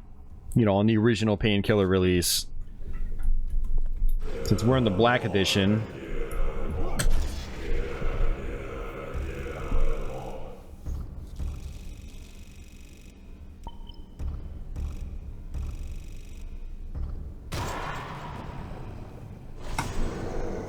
Double the ammo in the ammo boxes. That's what I was talking about. And this is one of those cards that has a permanent effect. And it requires $500 to drop or place. So I've got 1,400. There we go. And this one is collect at least 100 souls. We can't do this because we're on the hardest difficulty. There is no soul collecting.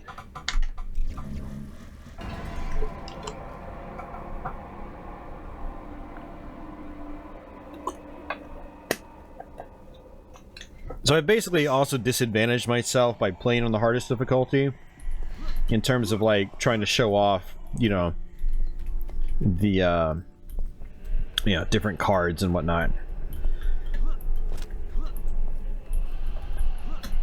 So if you want to get up there, you can actually drop a trash can in front of it.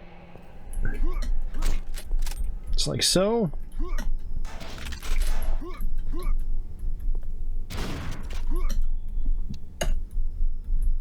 This is actually a pretty cool level. Well, some parts are pretty cool. This was one of those levels that gives you a really good sense of scale. Which again, now doesn't look like a whole lot, but back when this game came out in 2004, 2005, it was pretty crazy to see.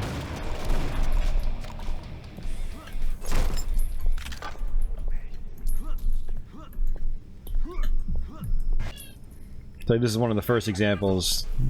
You can see how high you can look up.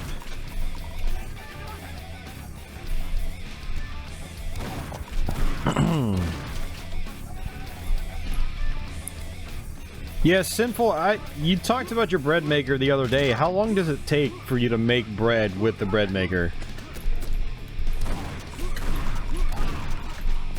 Because I'd be interested in trying it out myself if, depending on how long it takes.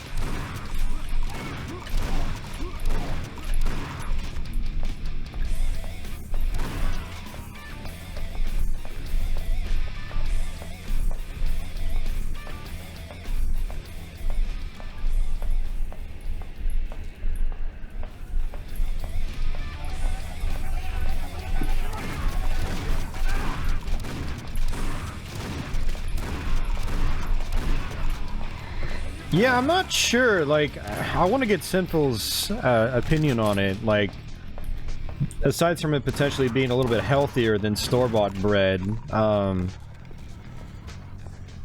what are the other benefits to having a bread maker? Like, is it cheaper in the long run or something like that?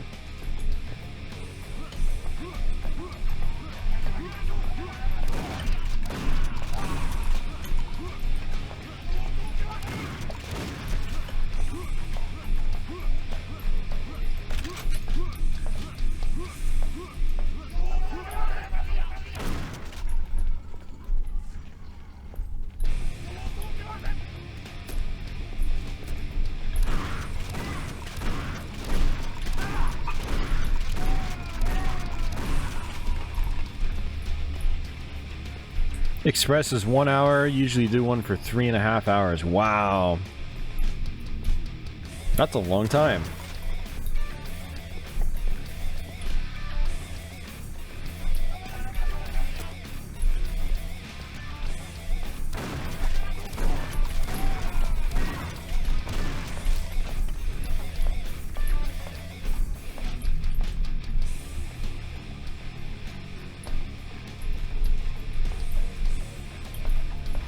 Okay, so flour is really cheap, and that's the benefit.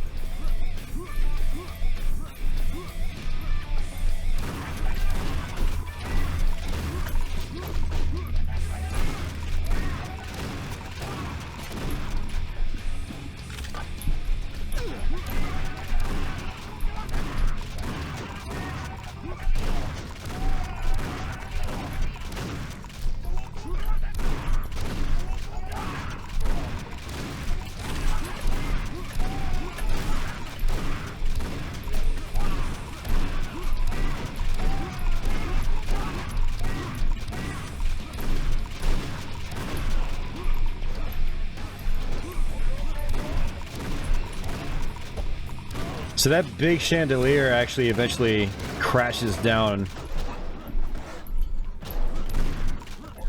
Like right now. That was so cool when this game came out.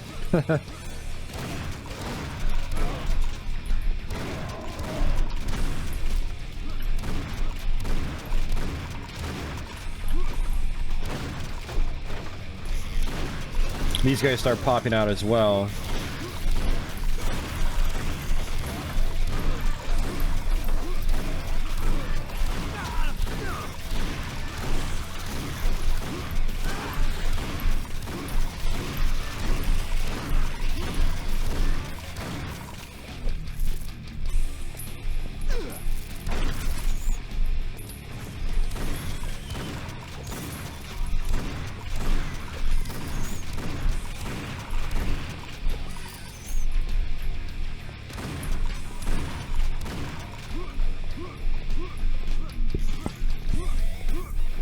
Hey, see ya, Andy. Thanks for checking out the stream on Tuesday.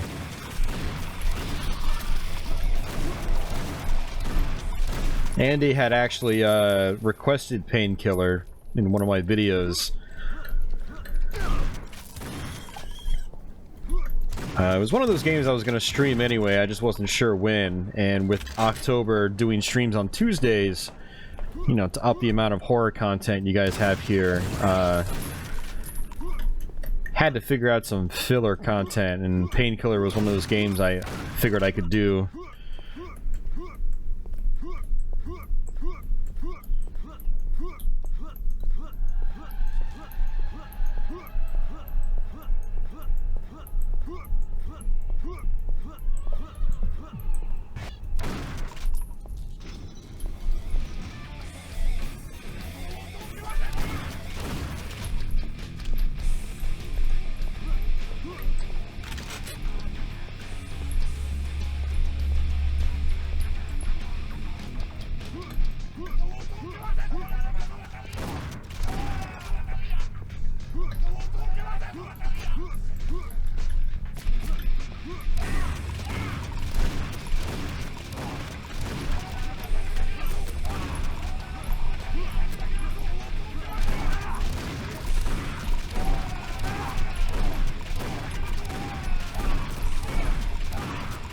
Alright, I'm playing a little too aggressive because these guys are still hitting me. When I see my life in the red, I'm like, that's not good.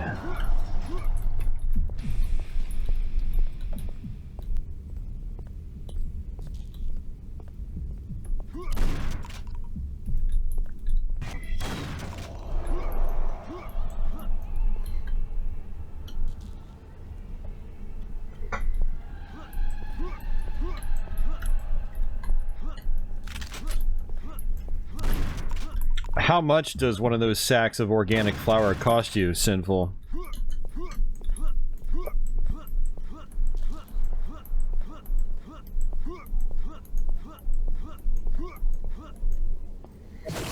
Yeah, Painkiller definitely fits the October theme well. You know, there are some levels where, you know, kind of like this, you look like you're in, well, not really, well, I guess you could say a modern scenario. But there's other places where, you know, things are a little more hellish in a way. And the enemies are always creepy looking. The expansion pack especially is pretty wild with some of its levels. Like, its first level is actually almost like legitimately scary. It's one of the few levels I've played where it kind of like got under my skin.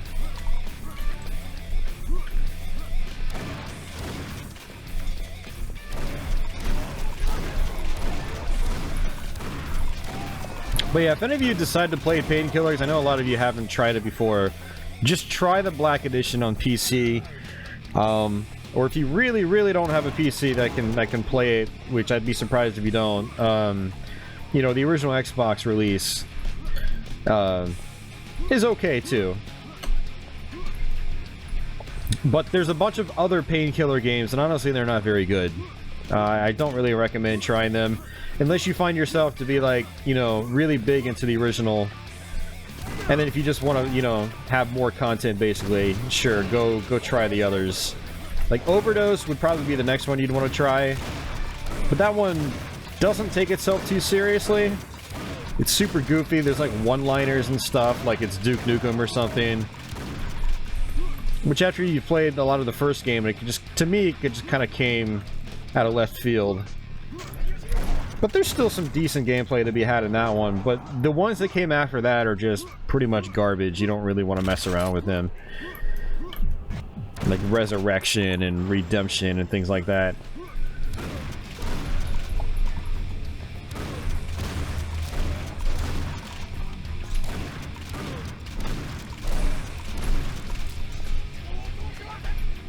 Yeah, exactly, Ronnie. Hell, Painkiller Black Edition could probably run on Sinful's bread maker for all we know.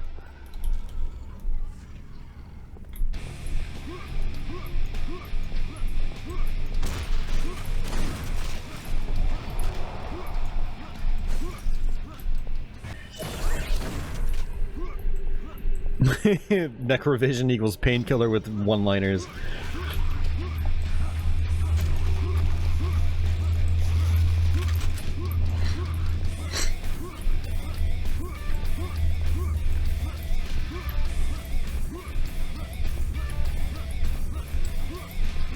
Okay, no, that makes sense, Sinful. I mean, my mom, you know, is a member of those places as well. You know, those wholesale food places. I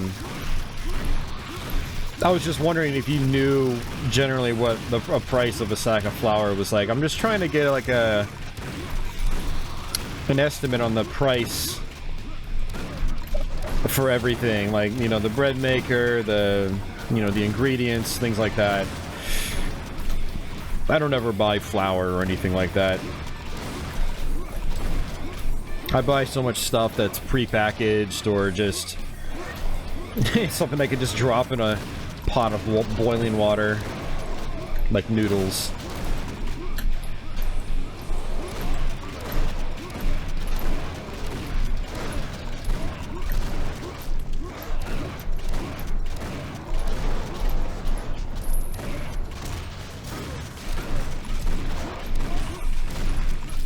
£5 bag is $2 or $3. Really? That's not too bad. That is pretty cheap.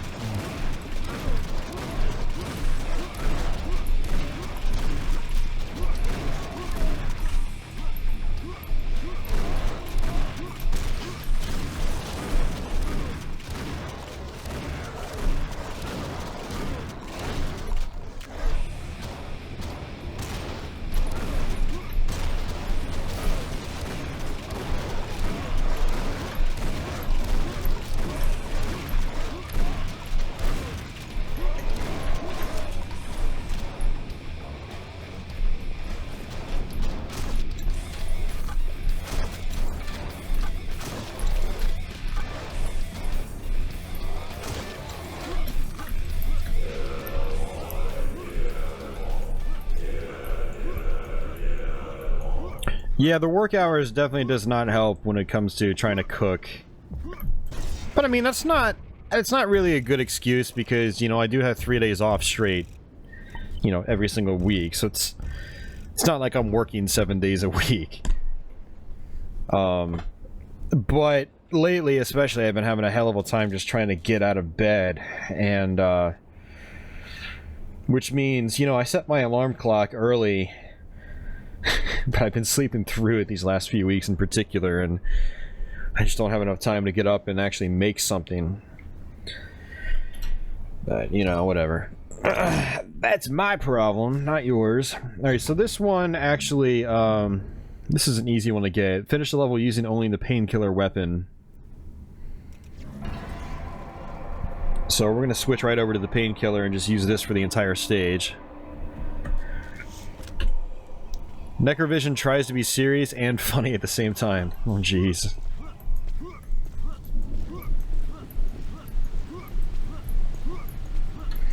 So this big ol' asylum, we actually go inside of it. It's pretty cool. This is one of those levels where, you know, it tries to be creepy. Okay, so there's a special power up here which gives us health and armor. So I'm going to try to push this over and then sort of run up it if I can.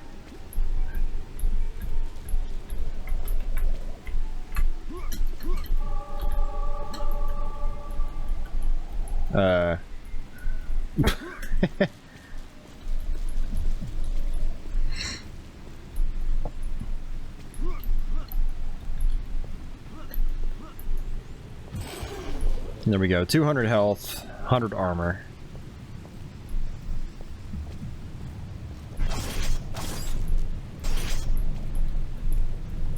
I'm gonna try to fall down here.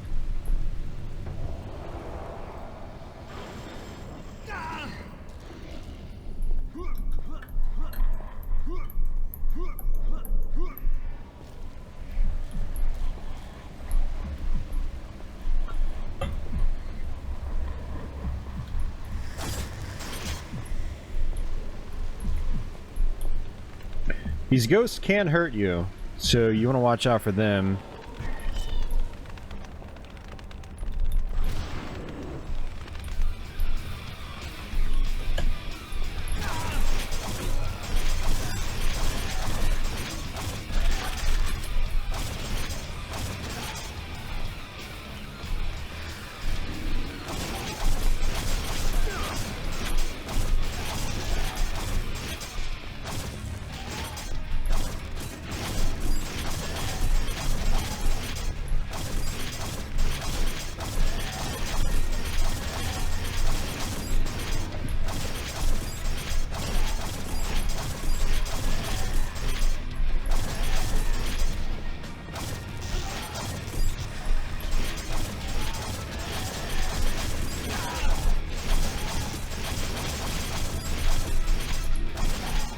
You want to see me stream Rage?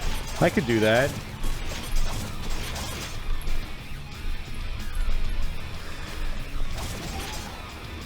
The only thing about Rage is one of those longer games. You know, sort of open world, free roaming. Time consuming, basically.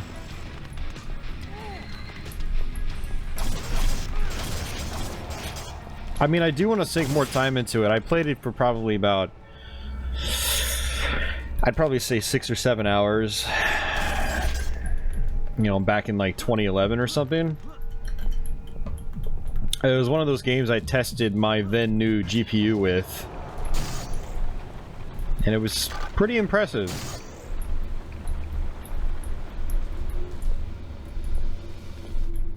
But yeah, right now I'm working on Dark Souls. So that's probably going to eat up a bit of my time for a while. Before I can move on to something else in a similar vein in terms of length.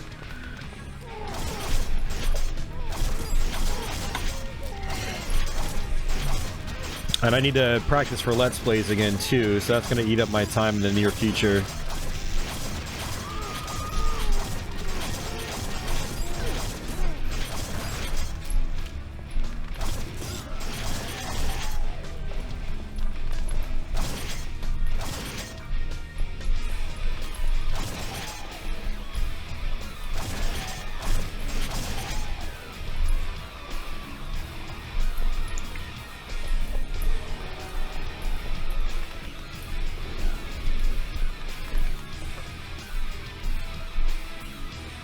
Yep, the Rage GPU test, and now it's the Doom 2016 GPU test.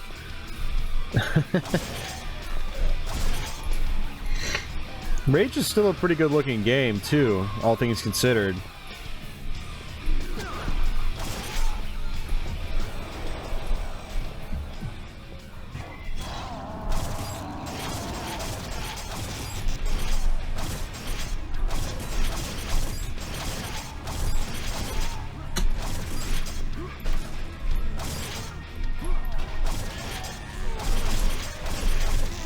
Yeah, you gotta be careful with these guys. Once they start getting electrified, they can kill you very, very fast.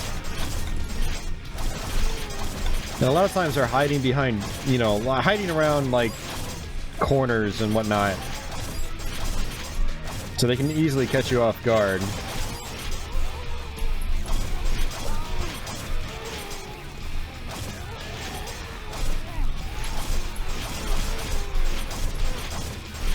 Whoa, whoa, whoa, whoa, that was close.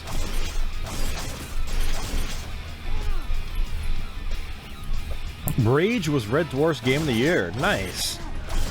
I like seeing people enjoy that game because it was pretty cool when I played it. But a lot of people seem to not like it very much. So maybe because I was more of a fan of Doom and Quake and those types of games, and so the combat felt more familiar to me. I don't know if that had anything to do with it.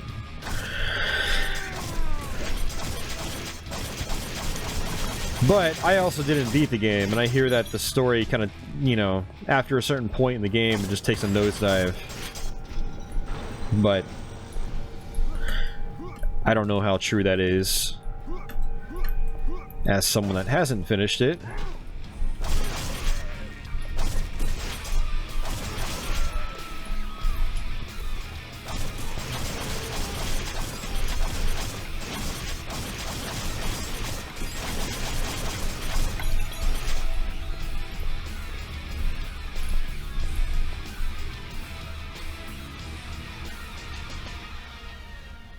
The ending was lame, but the game was solid. Okay.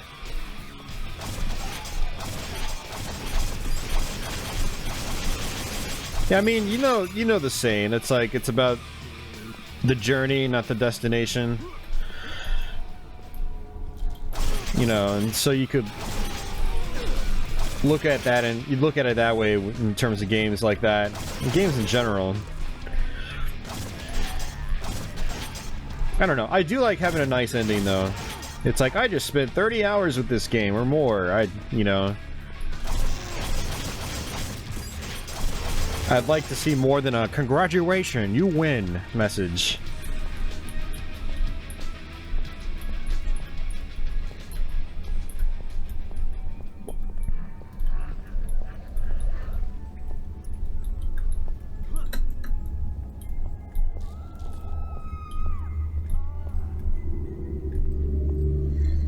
I'm missing someone. Where is he?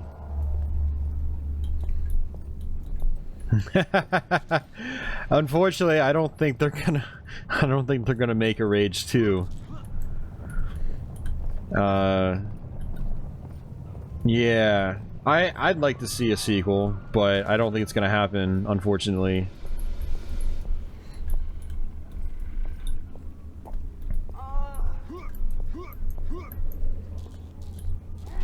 Like, Rage just, like, when you mention Rage to people, it just comes, you know, with like a negative connotation.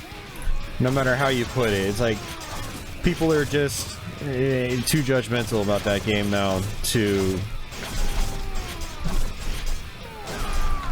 Oh, what?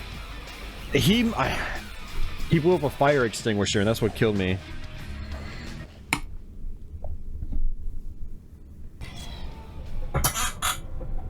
Yeah, we gotta do that all over again. Yeah, Sinful. You're right. Super Ghouls and Ghosts has a great ending. It's nice and long.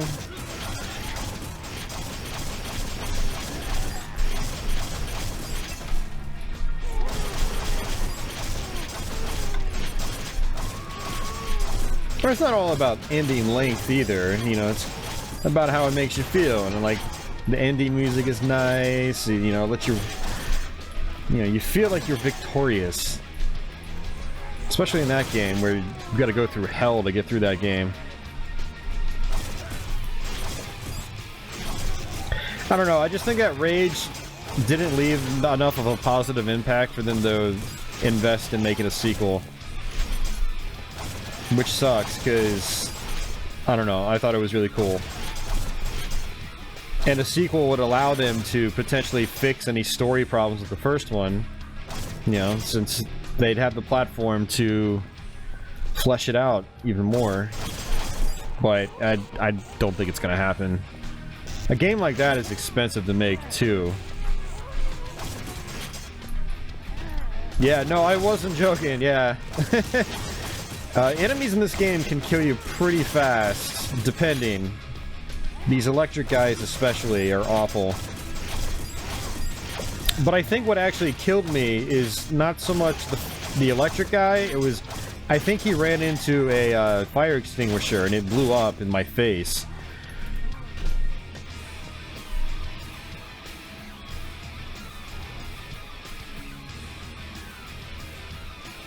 The Scorchers DLC, nice. Was that DLC worth playing, Red Dwarf? Yeah, see, there was one right there. Giblets.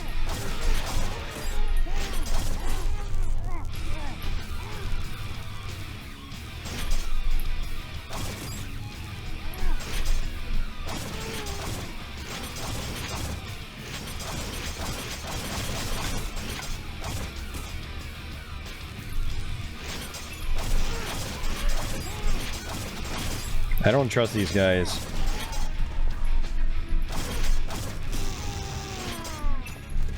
Yeah, see, there's one right... That's exactly what happened. Somehow that blew up. That's why I died in one hit.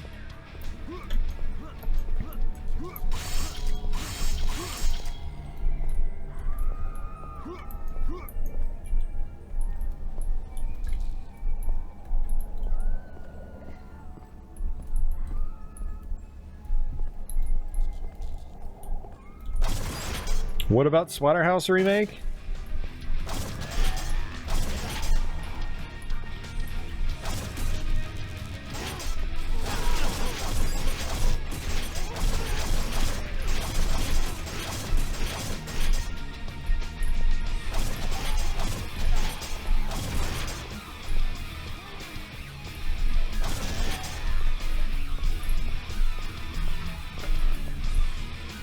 We need a new... It's not happening. We talked about that in the previous two Tuesday streams. A new Splatterhouse remake is not gonna happen. The 2010 reboot pretty much solidified that. I mean, never say never, but it's not gonna happen.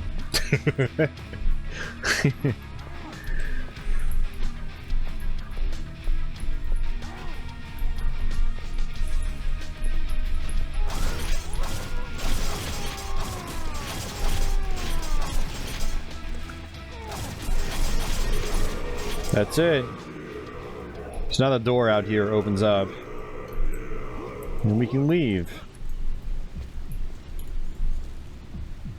That is a really cool scene, though. I mean, just like looking at that. It's towering over you. Unlocked. There we go. Deliver 2 times more damage for a short period of time. That's a one-time use card per level.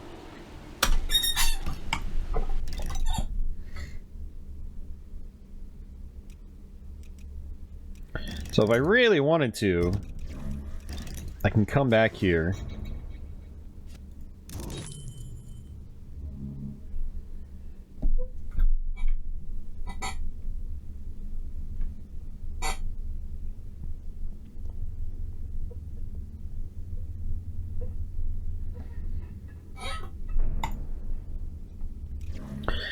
Let's give it a shot.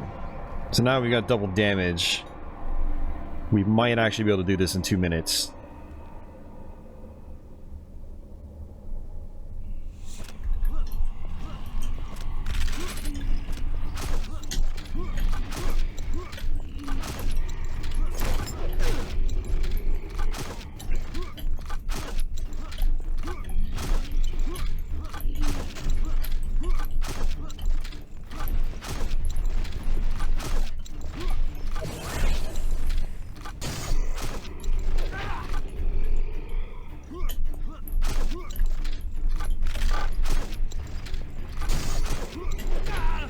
Jeez, man.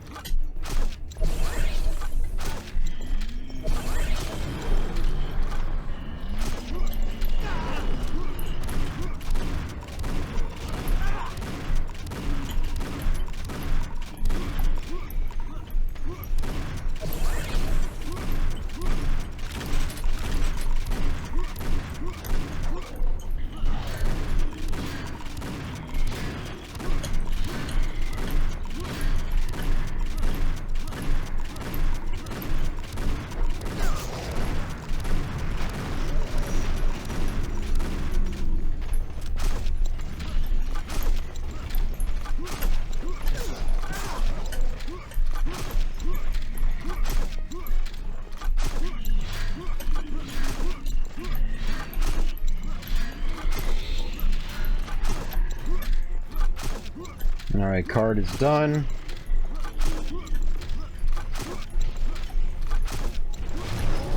Got it. I think we got it.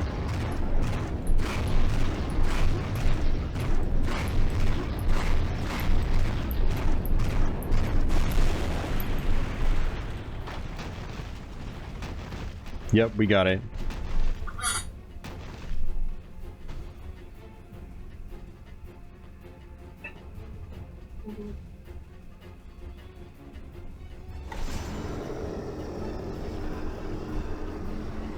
Yeah, increase initial health to 150. That's a good one.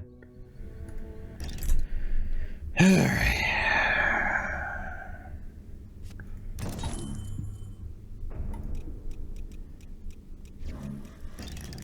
Alright, so now we can go back to where we were, and we're not going to find every secret place, so we're not going to unlock this card.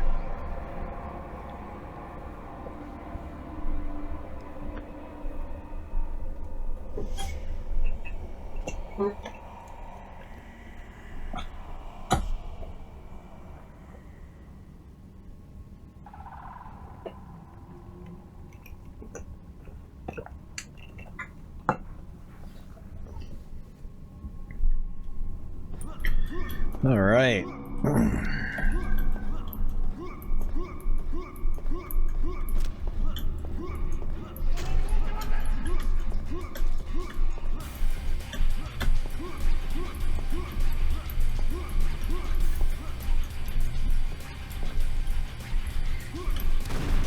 Oh, I didn't mean to fall down like that.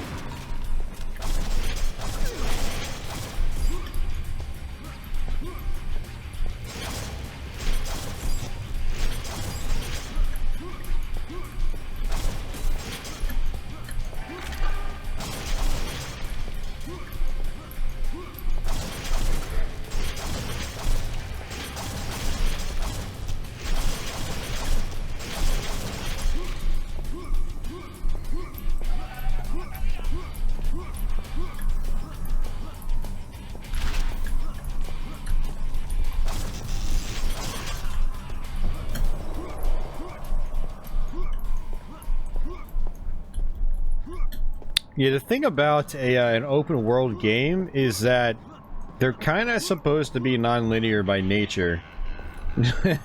And when you make an open world game super linear, then yeah.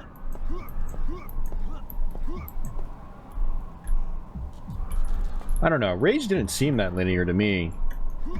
Like, I was discovering like lots of different places I could go to. Granted, they didn't really progress the story or anything. There's lots of different side sewers and things like that.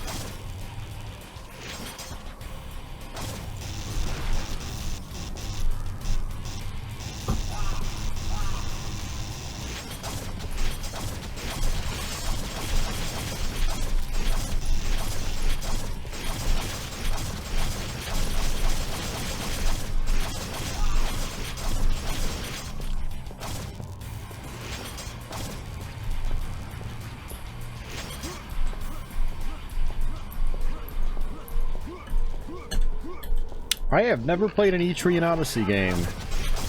What are those like? I'm guessing they're RPGs? JRPGs? Perhaps?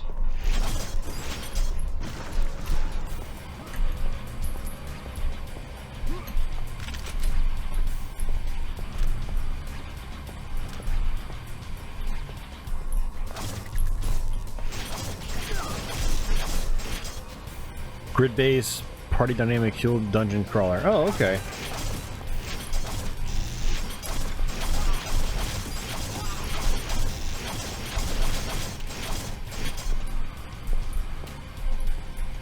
Yeah, that's right, Ronnie. I forgot your birthday's at the end of the month. I don't know why I forgot. It's a pretty easy birthday to remember.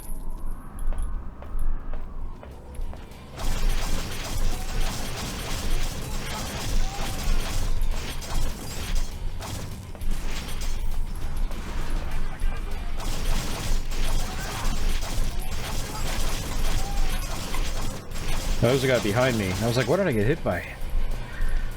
Alright. A lot of times there's a guy up here in one of these girders. Yeah, there he is.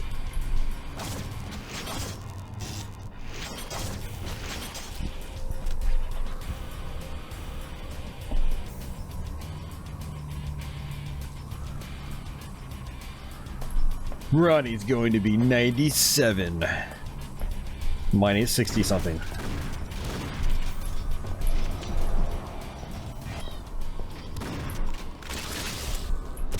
Alright, we're just gonna... Never mind. That landed right on my head.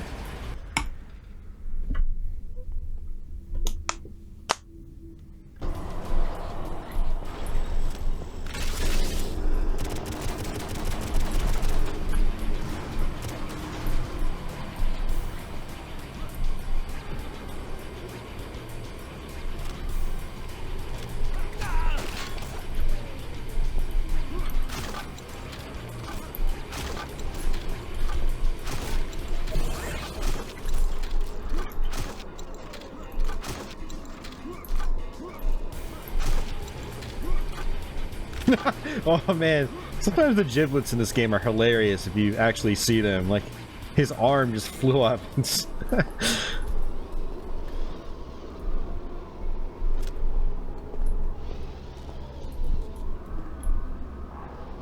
Yeah, Red Dwarf was watching the stream on his birthday. I forgot about that.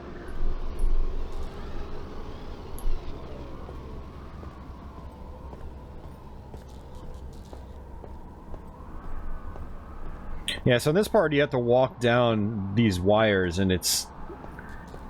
it took me a while to get this right the first time I played this. But that is how it's done.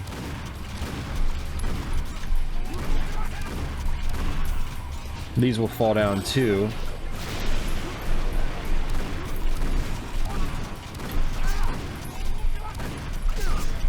Ah, man, what am I doing?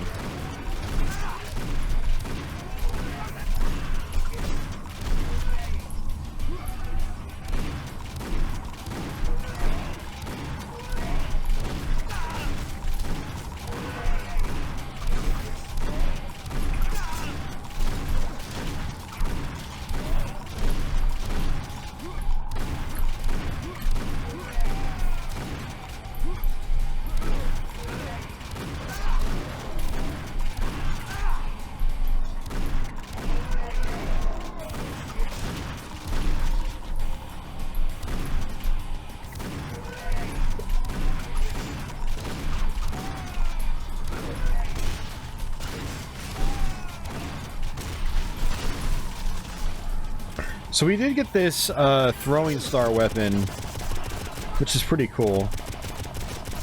It's also got a secondary attack. That's a lightning bolt. And if you shoot the lightning bolt out, it'll latch onto a bunch of other enemies nearby. Unfortunately, that uses up a ton of ammo, so it's best used as just the shuriken gun. Or the base shuriken shot.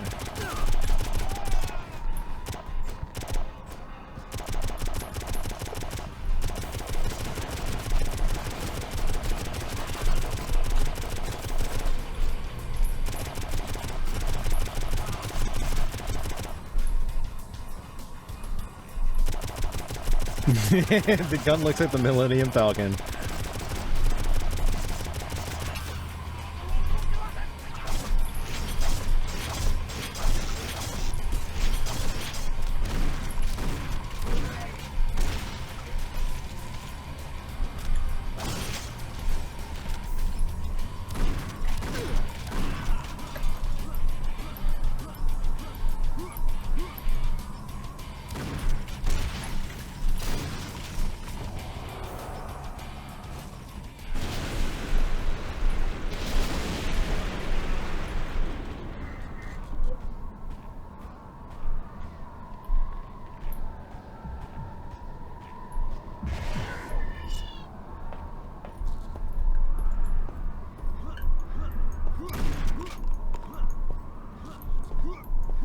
Alright, so we're back at the beginning, but there's this guy right here, which you want to jump on to activate. But I also highly recommend jumping off of it. Let's see if we can do that.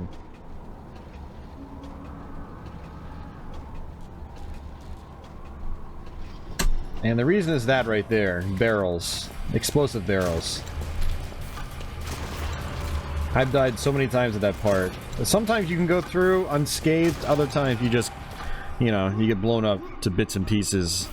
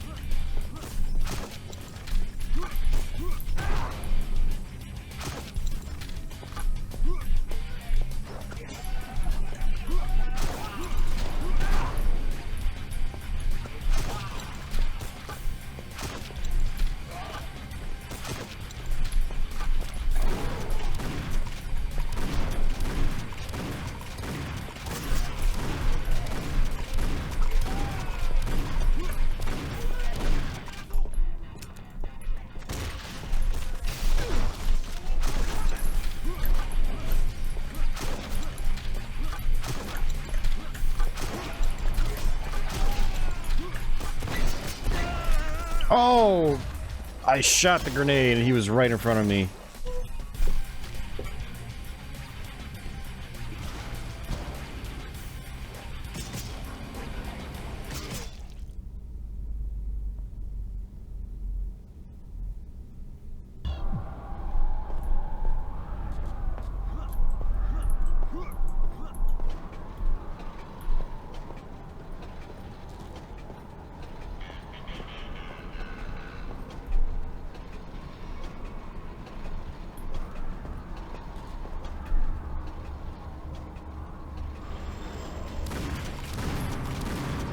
Ooh, got lucky.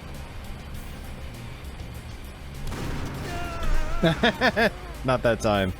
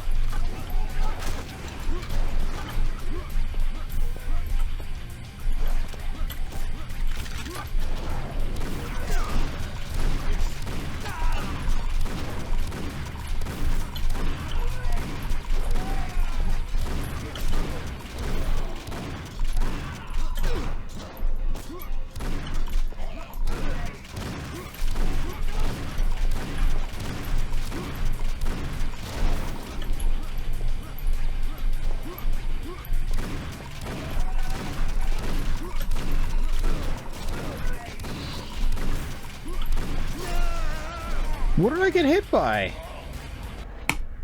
Seriously, man, what the hell was that?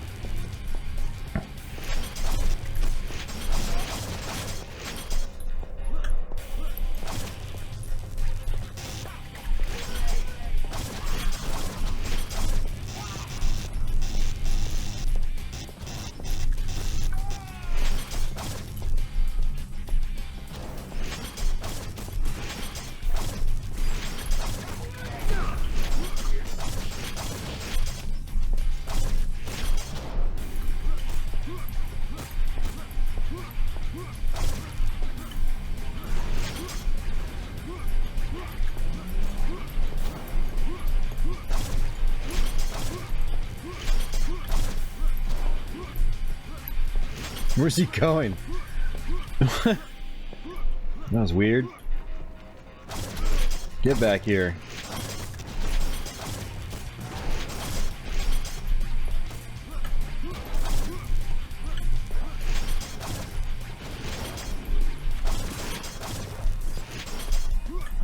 Yeah, I really have to change up my strategy. You know, the thing about Painkiller is that, you know, the earlier parts of the game are pretty easy. And so while this isn't like insanely difficult or anything, it is enough to catch you off guard if you're just playing very reckless, run and gun style.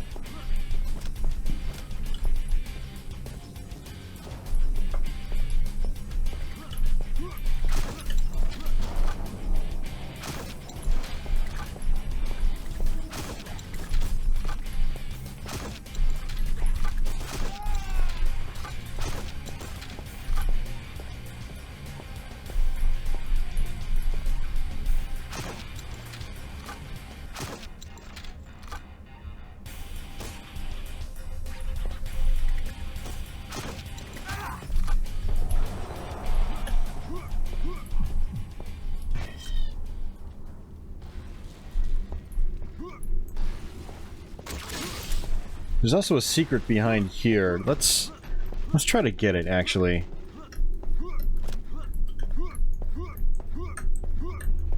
Is it just armor or is it health? I always forget. Just ammo.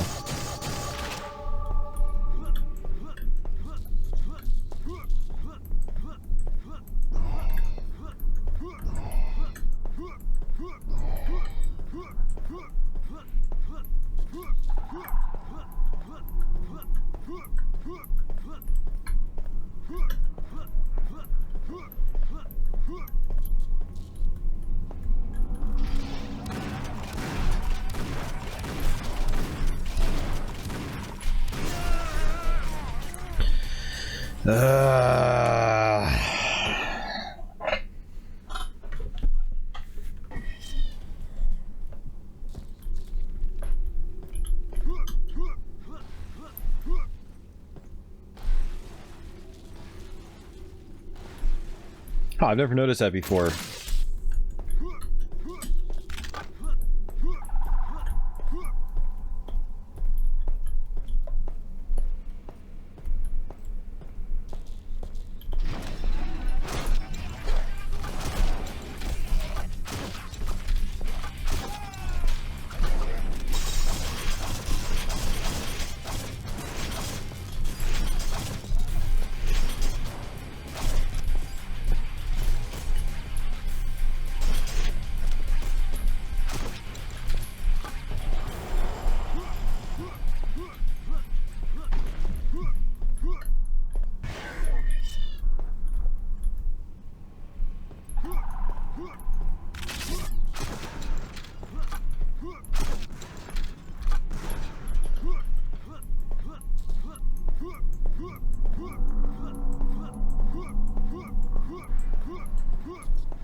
Yeah, so you actually have to go on the inside of this hallway. Otherwise the enemies don't trigger. And there's probably some secrets up here that I don't know about. You know, this game has a lot of secrets. Yeah, it says there's 6 secrets. I've only found 1. Well, technically I know where the other... Like, I know where the second one is, but I don't know where the other 4 are.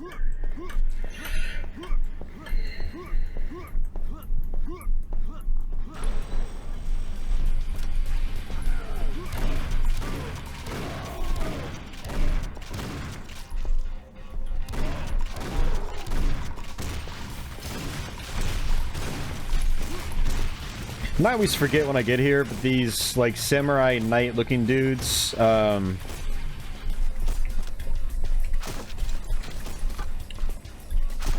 you get their health about halfway down, they do this kamikaze, like, suicide attack that has a large spread to it, and so it'll hurt you quite badly. So with those samurai guys, you really want to just kill them completely. You don't want to let them do their, panic attack. So, like, this guy's gonna do his. See? He does that. in the it's the blue aura hurts you. Alright, this is gonna be tough because I have no health. So basically this closes.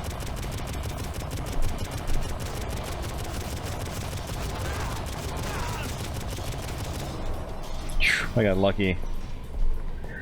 Alright, so this part you can actually take multiple ways. There's a little bit of health. So if I wanted to, I could sit on top of it, or I could just walk across like this. Walking across takes longer. But sometimes I feel like it's easier.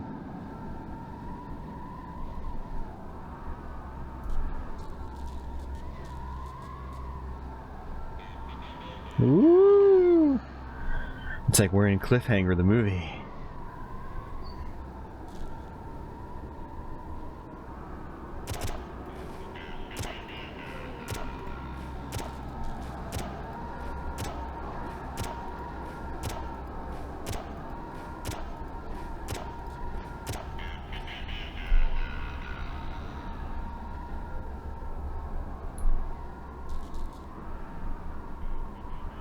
I don't really recommend jumping because I think the wind can actually blow you off.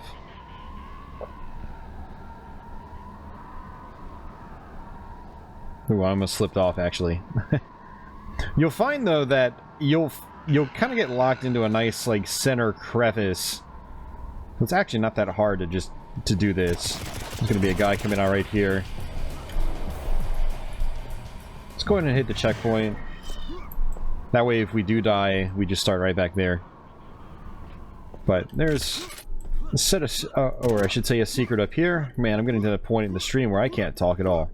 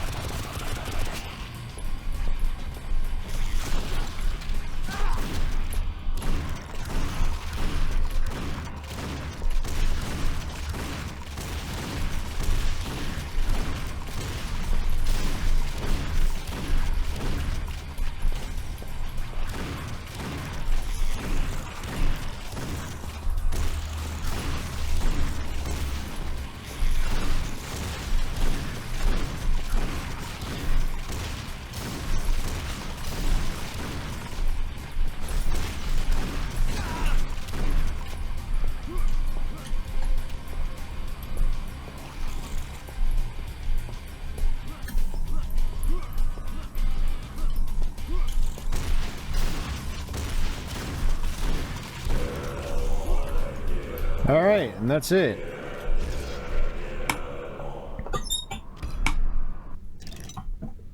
Alright, oh, that's right.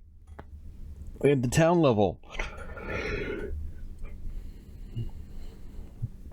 Alright, I'm gonna take a quick restroom break again, so I just pounded down 2 bottles of water, and I'm gonna pound down a 3rd one as well, because, yeah, like I said at the beginning of the stream, I was starting to come down with a cold, so, you know, I wanted to flush myself out.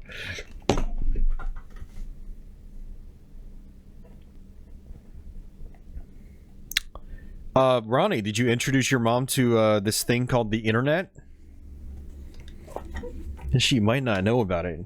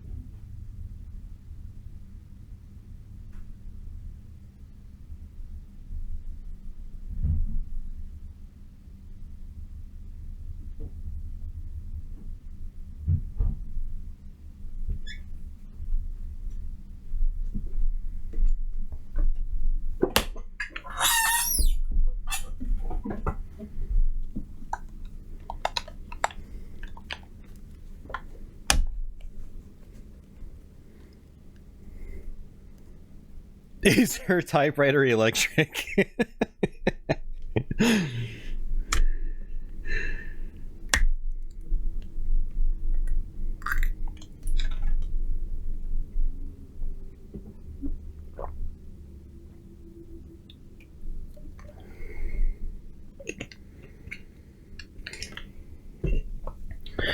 Alright, so the card for this level is going to be, I forgot what it's going to be, but the requirements are to finish the level using stakes only. Not too bad. You gotta be careful though. There are lots of enemies with projectiles on this stage. This is a really cool level though. This is one of my favorites.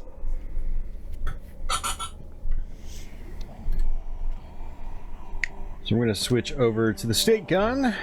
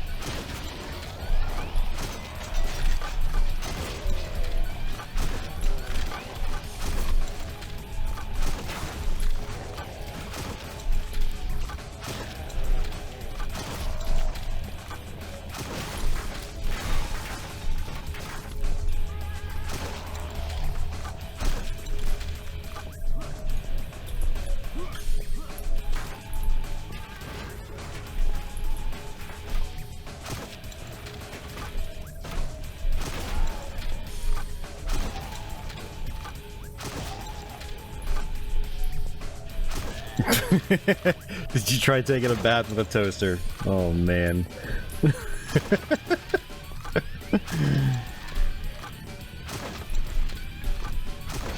Yeah, both Ronnie and I have experience with customer service.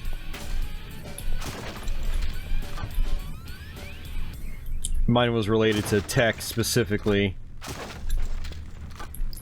It was not the happiest of times. I can say that for sure.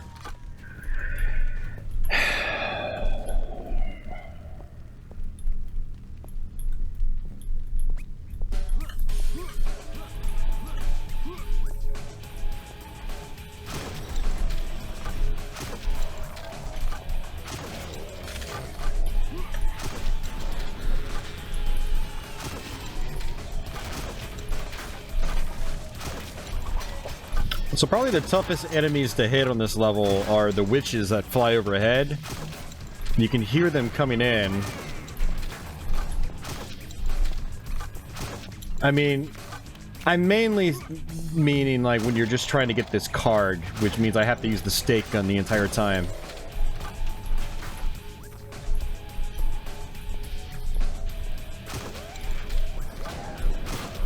So doing it with the stake gun in particular is tough.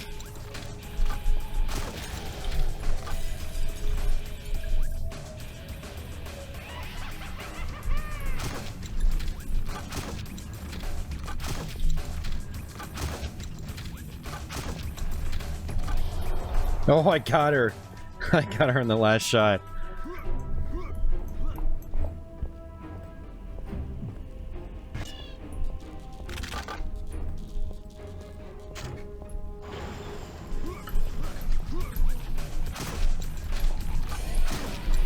Yeah, Red Dwarf, most jobs that involve some form of customer service are pretty thankless. And it sucks because they require a lot of mental energy to do well.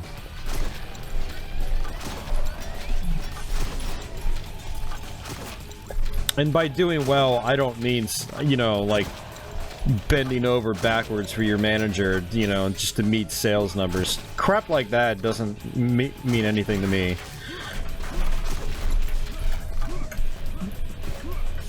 You know.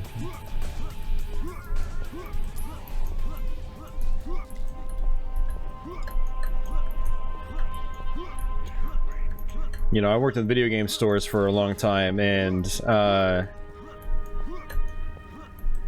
there was a whole lot of other stuff that went on, you know, behind the scenes that you had to know how to do. And you had to be able to multitask and do it all, because a lot of times you were the only one working.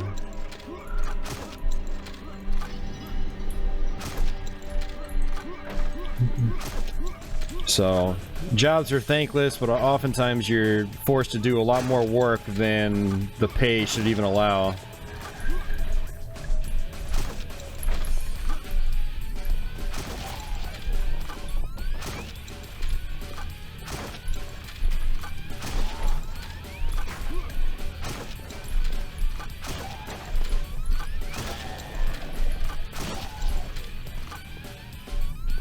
Yeah, do it all with a smile.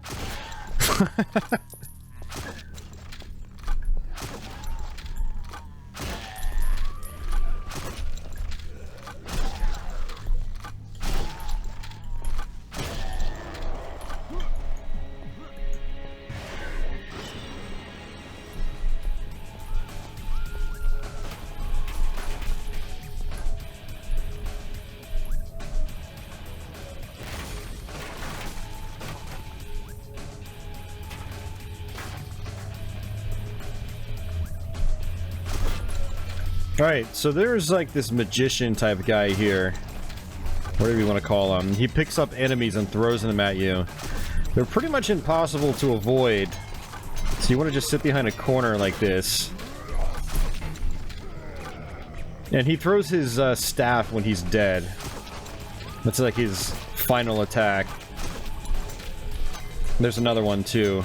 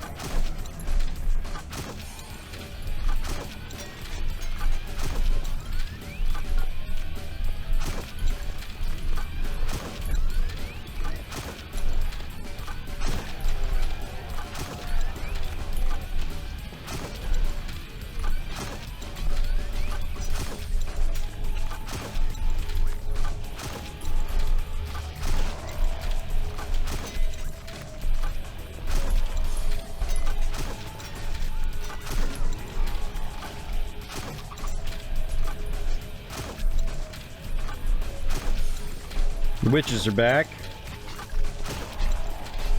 So there's two of them this time.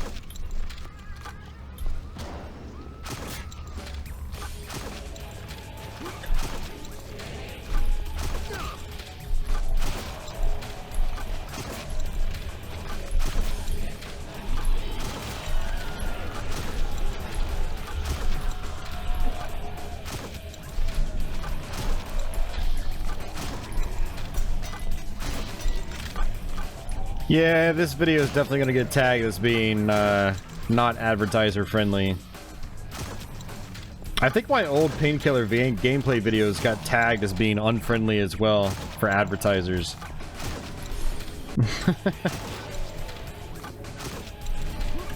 I was just thinking, I was like, man, yeah, it's a lot of blood and guts and gore and violence.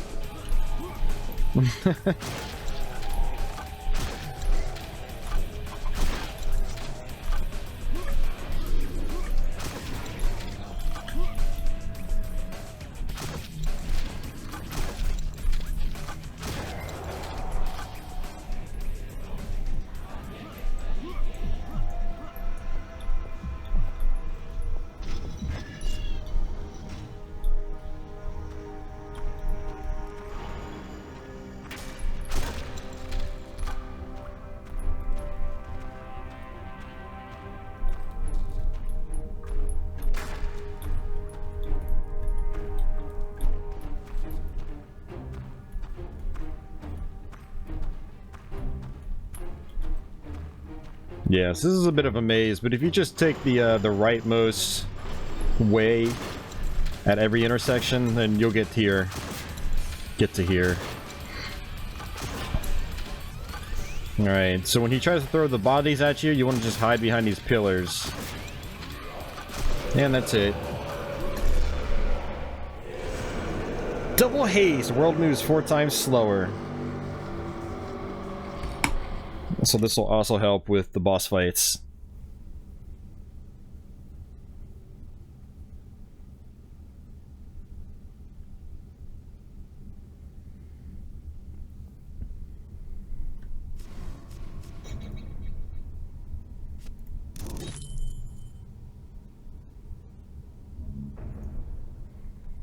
Alright, kill this boss in less than 4 minutes.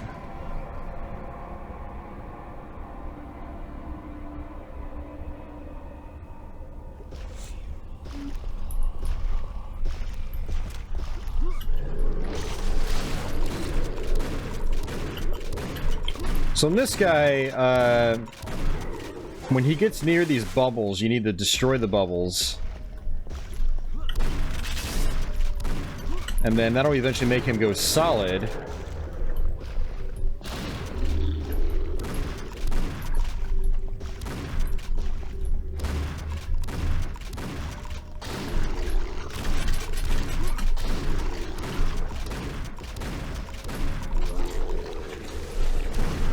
And sometimes he'll shoot a bubble out at you.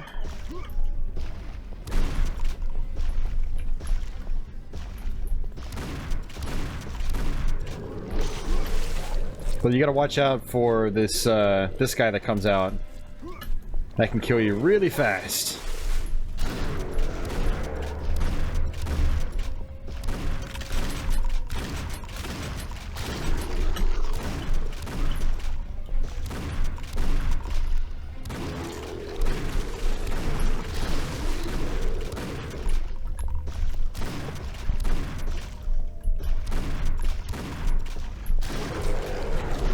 Now we're going to use this.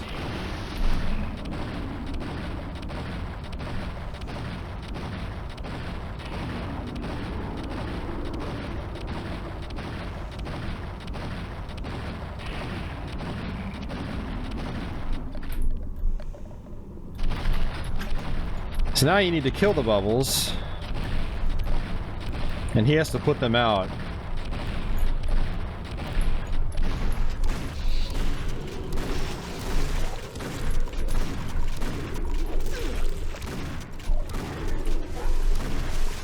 I think I did it wrong. Oh, that's right. Bubbles start bouncing around, that's how you damage him. We'll get him to his weak point again.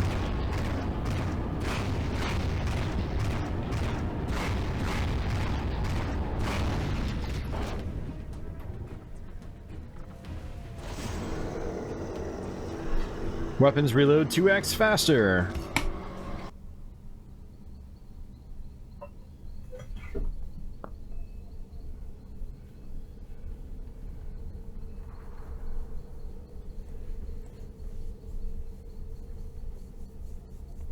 Is that blood? Yeah, but I'm fine. I said I'm fine. Okay, okay. Let me see the scroll again. The troops are on the move from here, but I can't determine where they've gone. They've definitely moved north, but I'm not sure where exactly. Okay, I think I know someone who can help.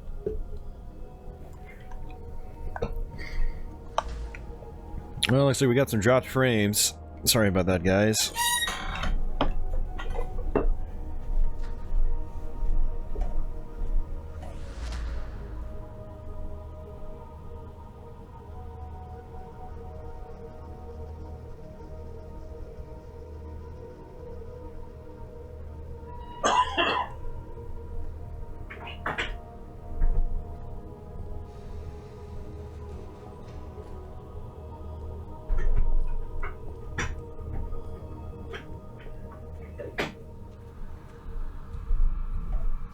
Oh, man. Who is it? It's Daniel.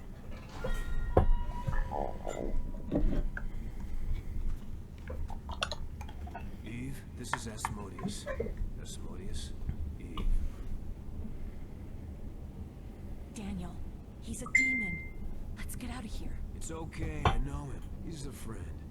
Hey, thanks, Daniel. Look, it's okay. He'll know where the generals are hiding.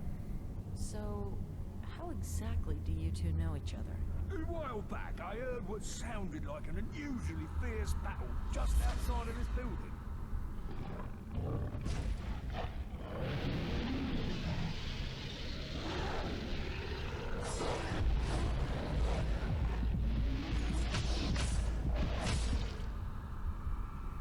Daniel managed to survive, but was severely injured. Impressed that he had the skills and strength to defeat 4 demons at once, I decided to help him recover. You're a demon. Why didn't you just finish him off? I am a demon, yes, but I'm not like the others. I didn't come here to hunt human souls like wild animals. I came here to escape from below. I did so long ago, and have been in hiding and waiting ever since. Wait, you're not the Eve, are you? What? The Eve? You never told me that. It isn't something I enjoy speaking. Wait, why are you here then? Where's Adam? So, Daniel, what can I help you with? We need help locating Lucifer's armies and the other... Cockney demons.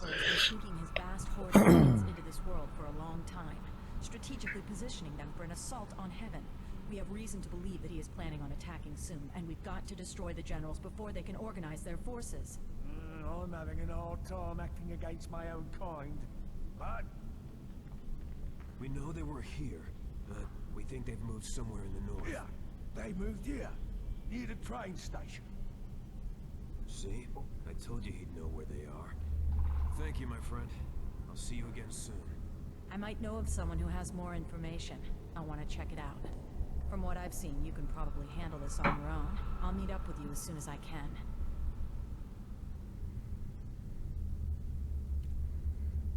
Alright, so... I don't know, I'd say this is probably where the game starts to get harder. We'll see what happens.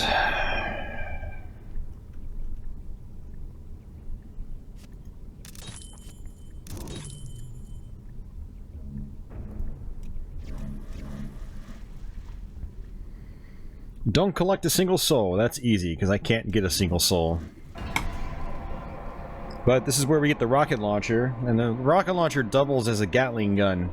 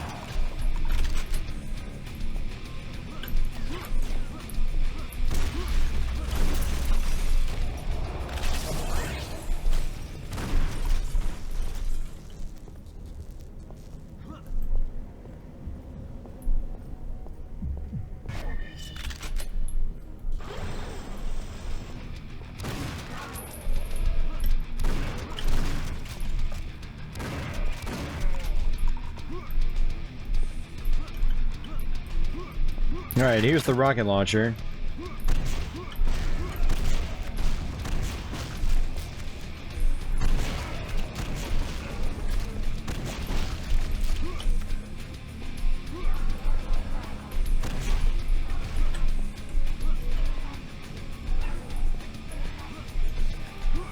Yeah, we're getting some serious dropped frames here and there. I don't know why that's happening.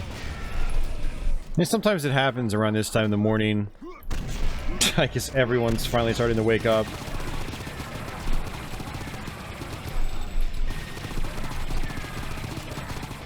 And yeah, Ronnie, it really is starting to feel like autumn.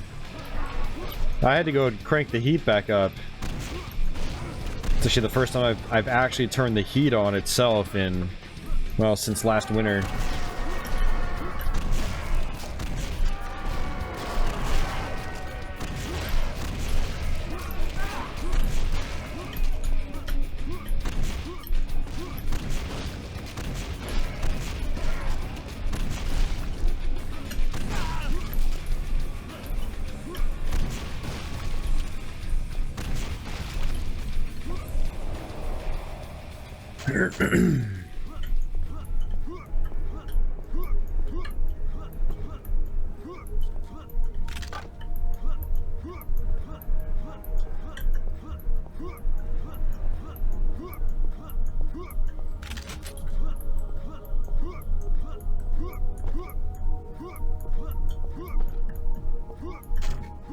There we go.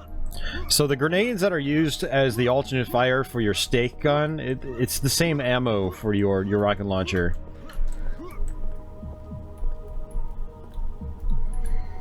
And you can go inside these train cars, and there's probably a secret somewhere. I don't have the patience to go and look through all of them.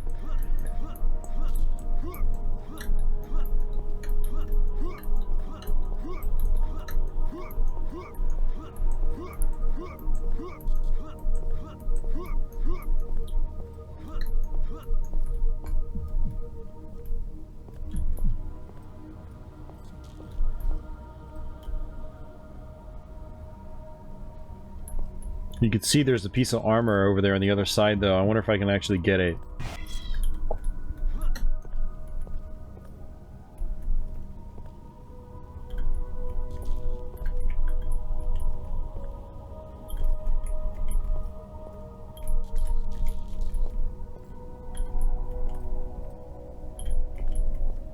You know, it's funny, I never actually knew about this secret. Ooh, 200 armor, too. That's good. So it's good to stop and look around your environments. Like, I don't even know why I've never even noticed that over there. I just never bothered to stop and look. But that paid off, because this part can be pretty tough.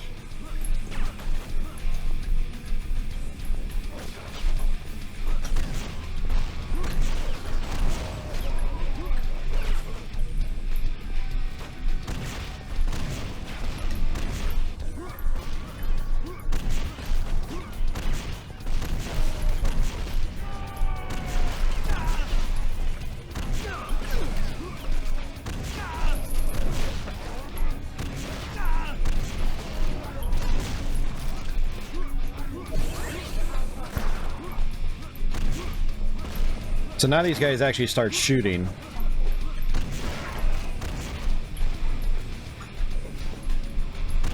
That's one thing this game likes to do. It likes to introduce enemies. It likes to make them easy.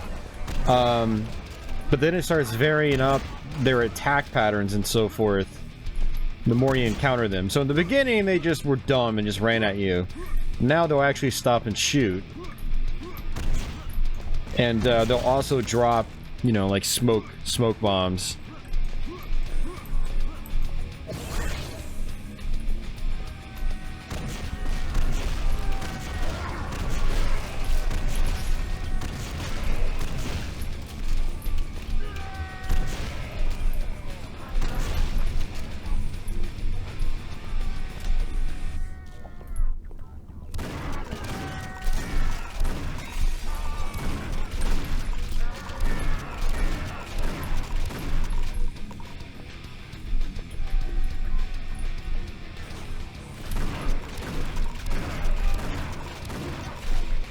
Never get much of a summer. I need to move to Scotland.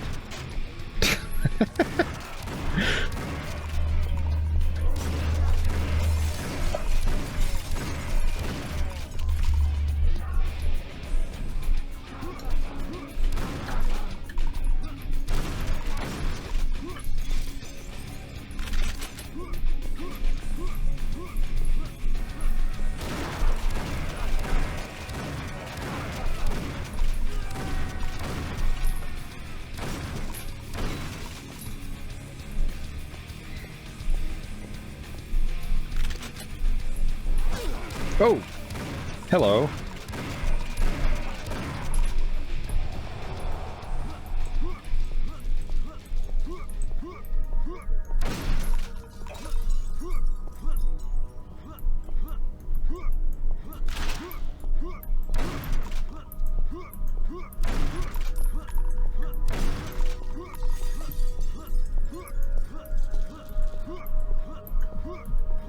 I guess I grabbed all the ammo.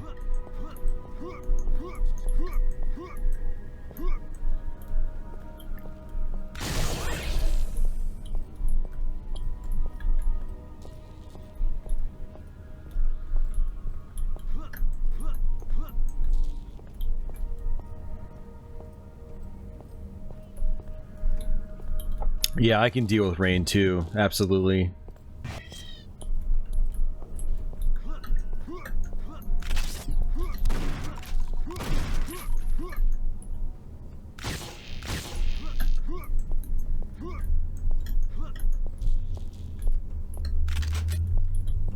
Alright, let's go here first.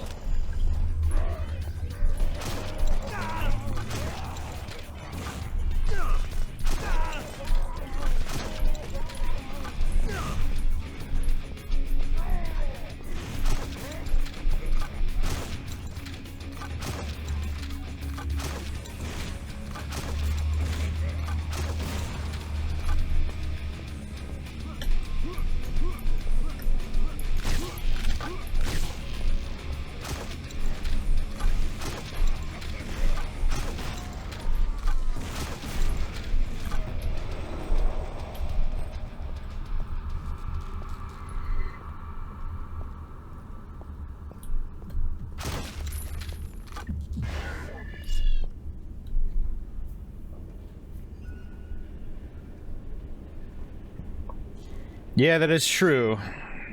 It's kind of hard to mow your grass when it's raining. It's a good observation. I'm gonna try to blow these things up from a distance, because they will actually, I think, hurt you up close.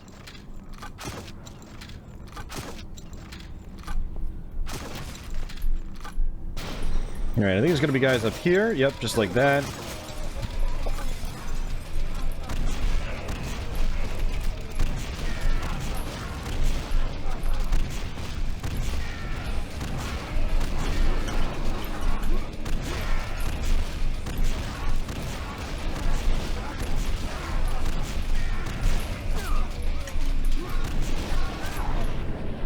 This is a good time to use this.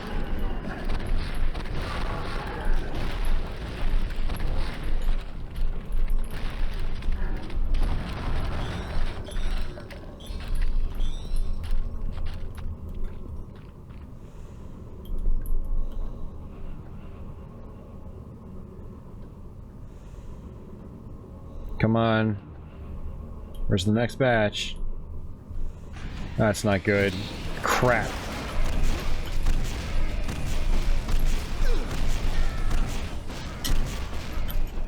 I wanted to save that for when those guys spawned in.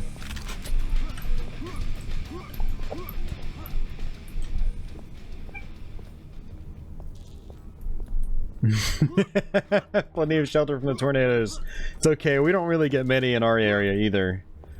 Tornadoes are a thing that happen depending on like what part of the country you're in. And when I mean tornadoes, I mean like the big ones that really do some damage. We get tiny tornadoes that are like you're like, you're a tornado? Huh, that's funny. Yeah. That's a good one.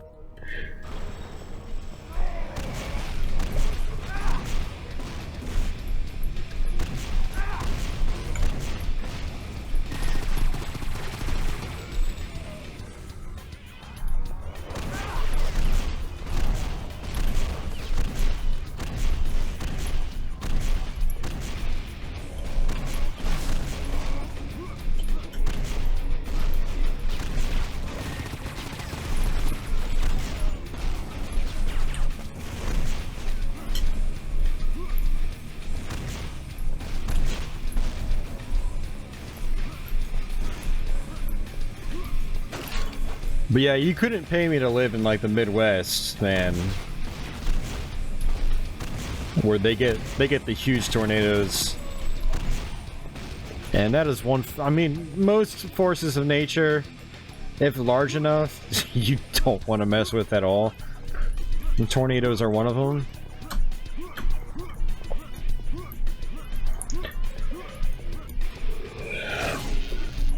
Tornadoes, the largest hurricanes, tidal waves.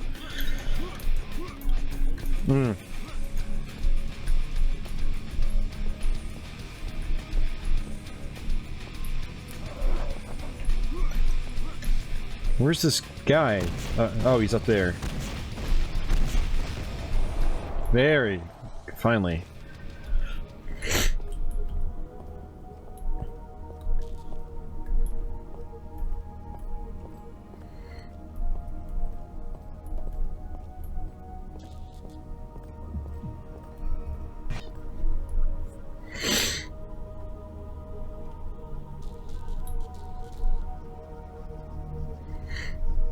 Cabal lives in Tornado Alley. Oh, jeez, man. I don't know how you do it. I don't know how you do it, man.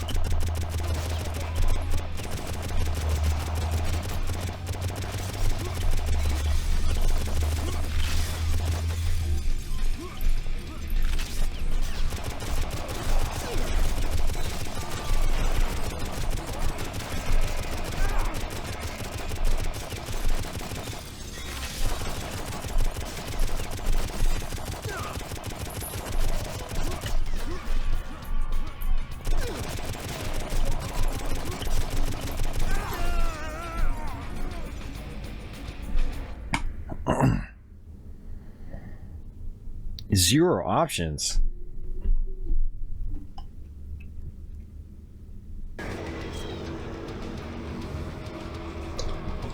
That's cheating. You can't have zero options.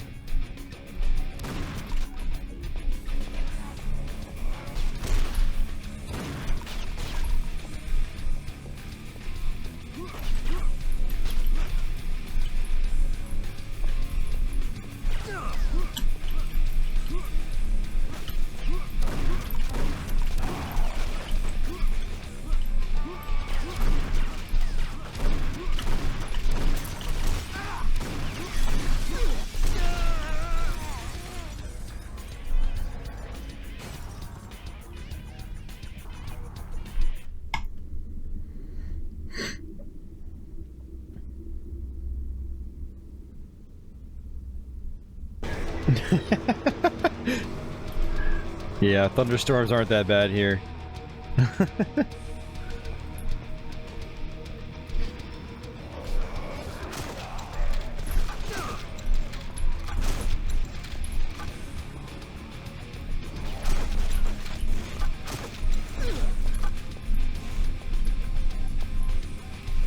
Yeah. It's like, dude, you're in Australia. Everything's dangerous.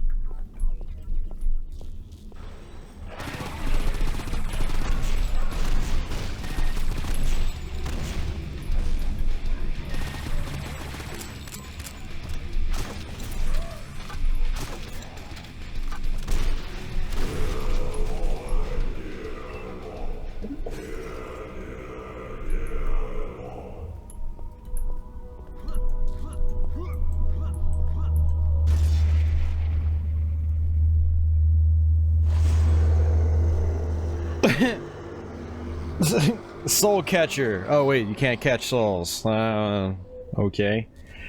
Can I just trade this card in for another one? That'd be nice.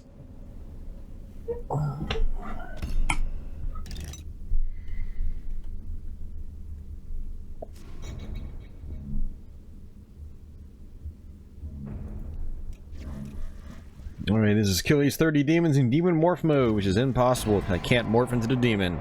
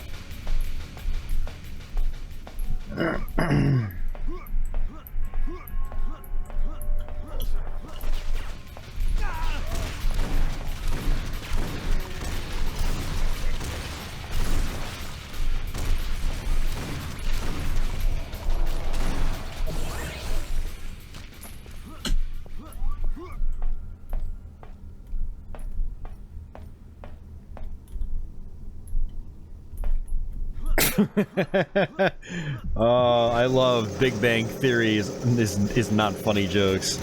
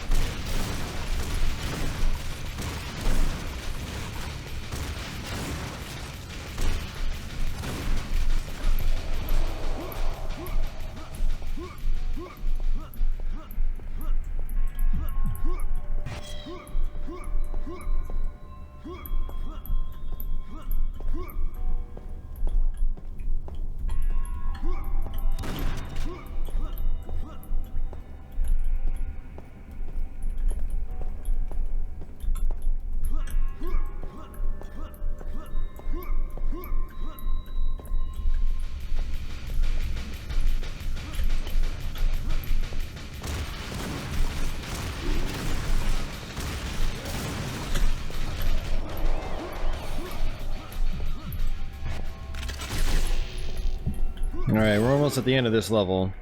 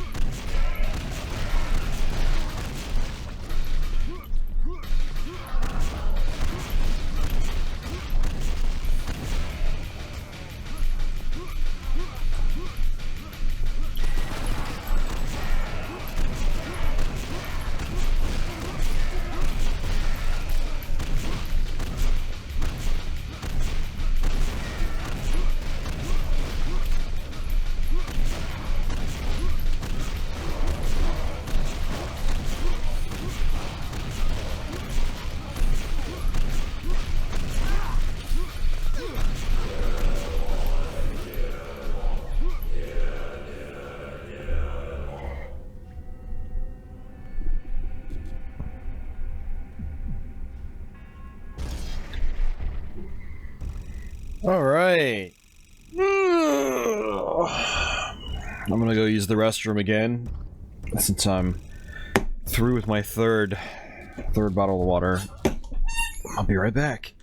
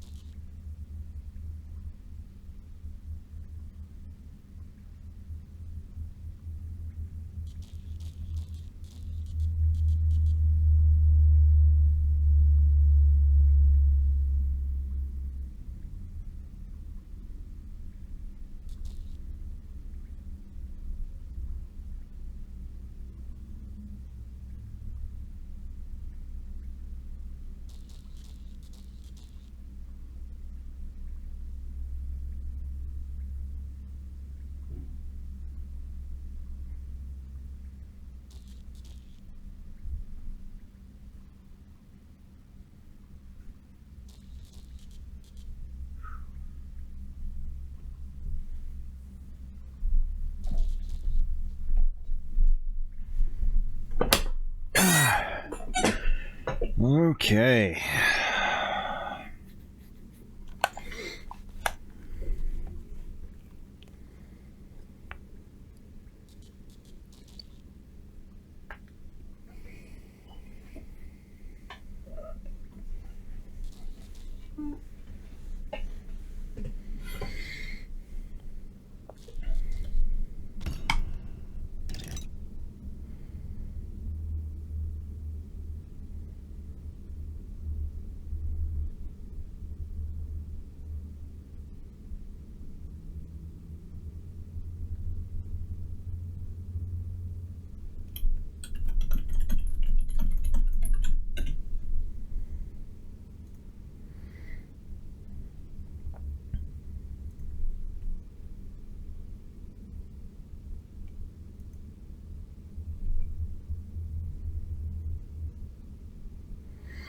Yeah, sorry about that, guys. I don't know what's going on with my internet.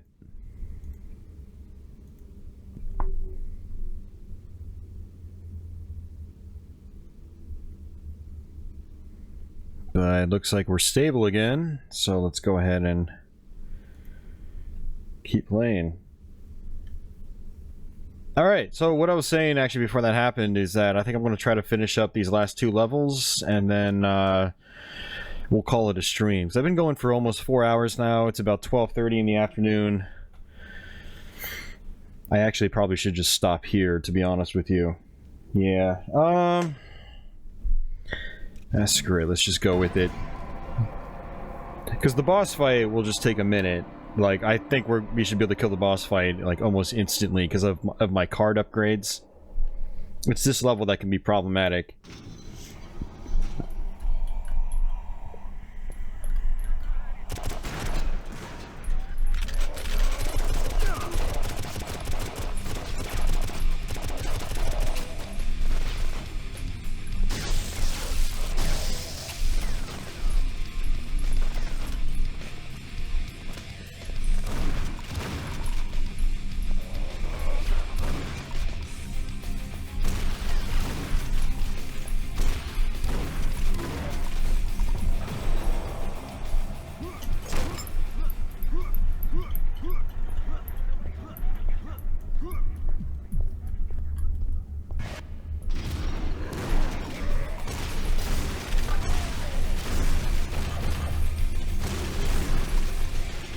Yeah, we'll see how problematic it is. I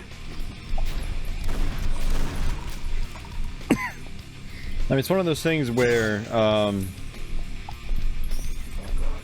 you know, you just need to play smart. If you play smart, you'll get through these on your first try.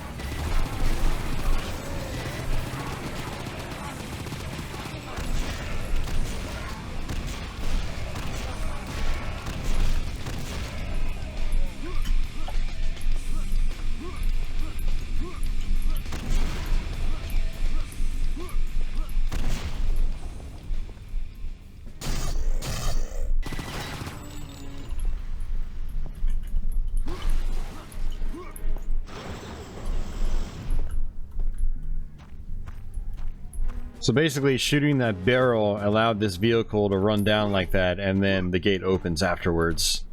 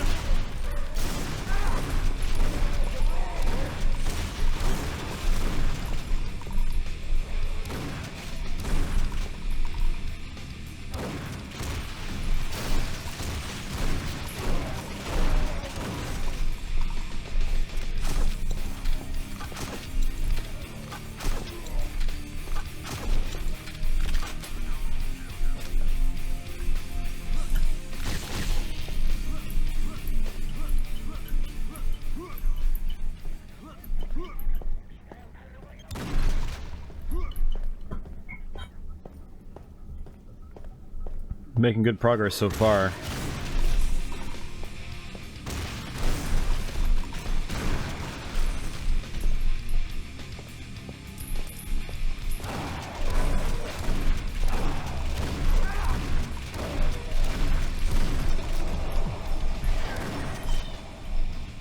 Alright, so we're gonna fall down here. Like so.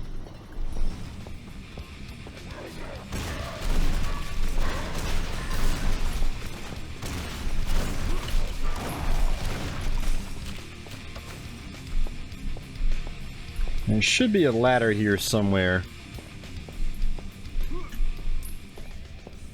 Right here.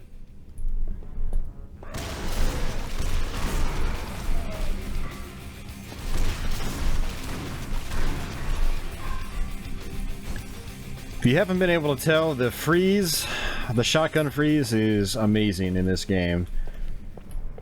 Those flamethrower guys take a lot of hits depending on the weapon. And you have to hit more towards their gun as well. Or their actual flamethrower. Otherwise they just, you know, they act as bullet sponges.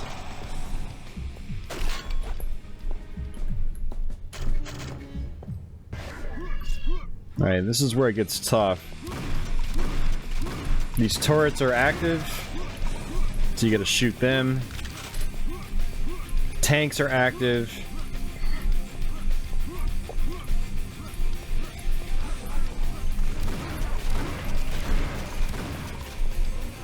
And it's at this point you realize that your rockets don't actually go all the way across the screen.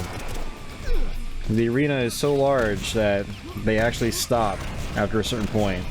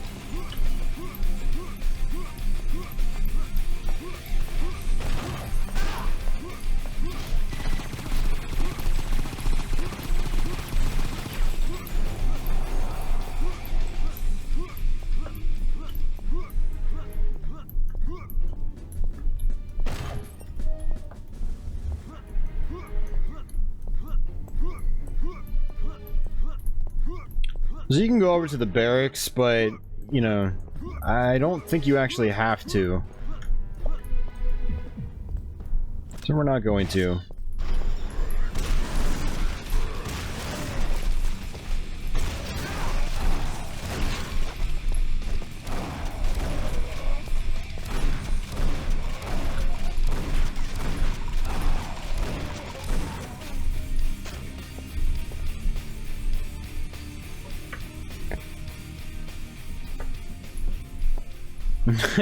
Twin Peaks: The Return. Oh yeah.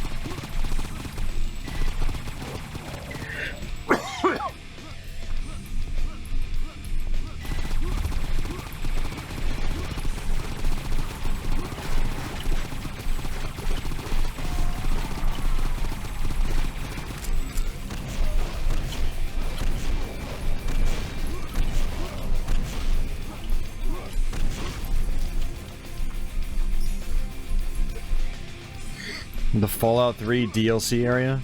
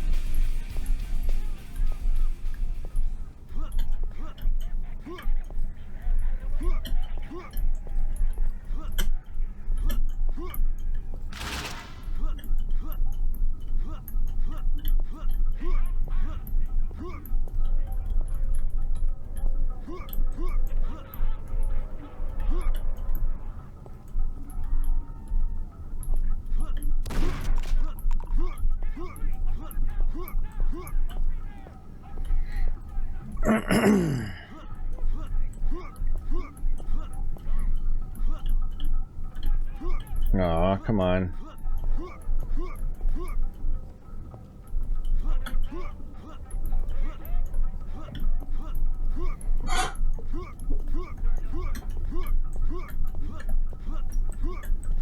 There was actually a secret I missed inside one of the airplanes in the previous room.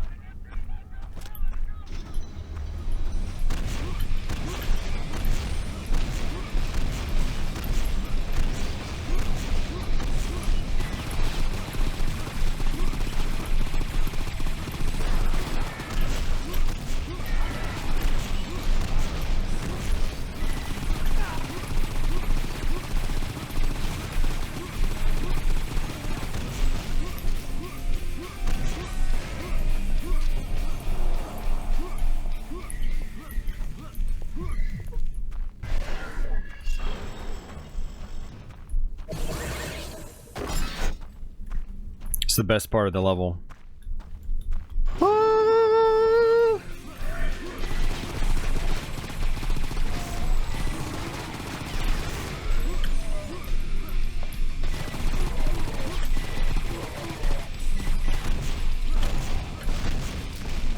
Yeah, honestly, Red Dwarf, I was considering playing through the entire game, but you know, at this point,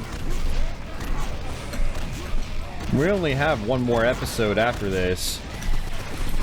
But, you know, with me not feeling well, it's like I should probably try to get some sleep.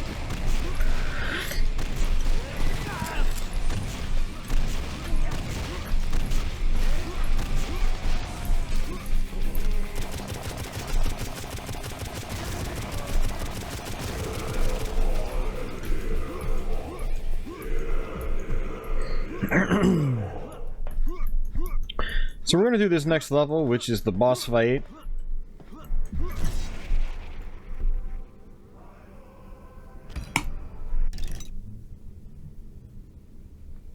And yeah, because even though it says we have 2 episodes left, the 5th episode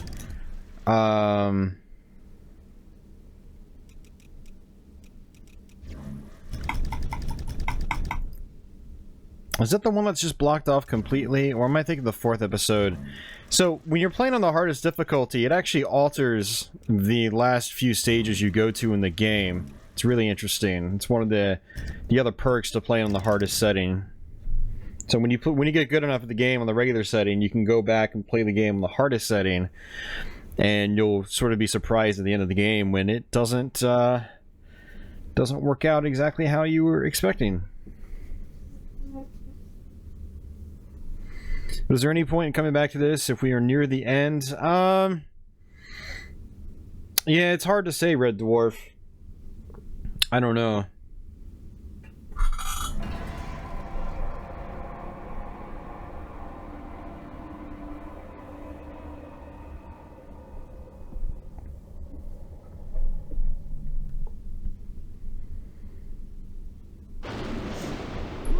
Alright, so this boss really isn't too bad if you've got some cards.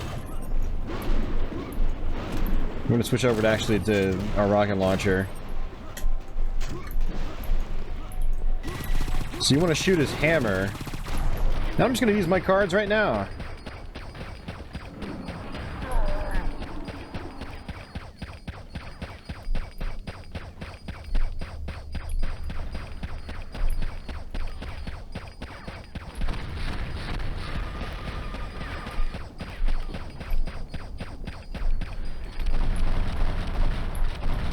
That's what I should have done.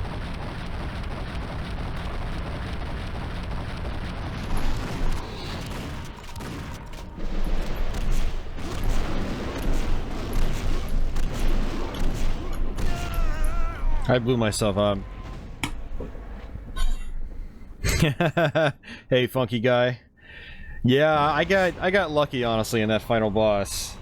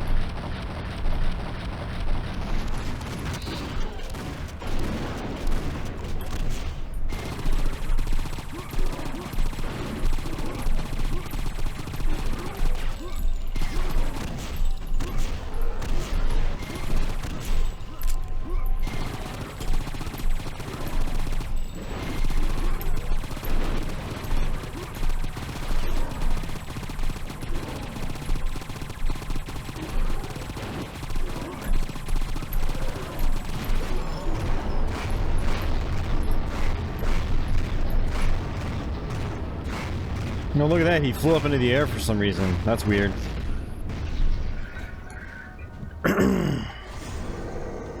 Enemies can't hurt you. That's a good one to have.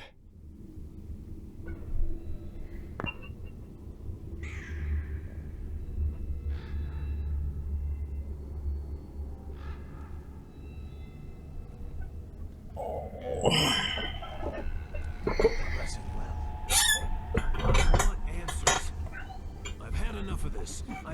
What, you think this is funny? You think this is a joke? I want to know why I'm here. You're here because you're not pure. No! I want to know why I'm being judged. Why I am not fair. Now, that's not going to impress.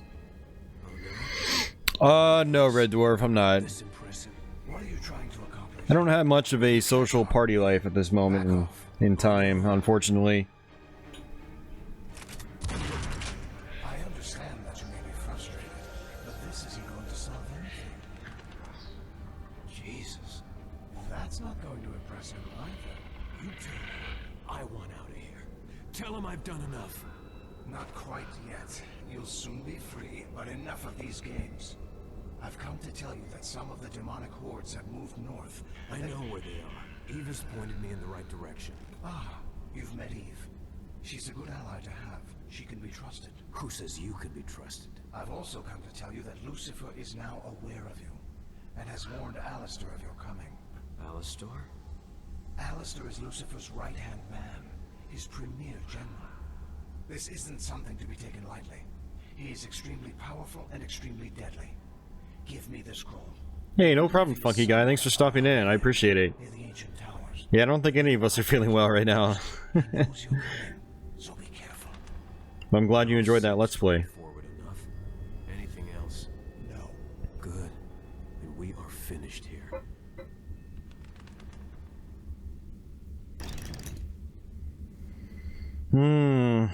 1, 2, 3, 4, 5.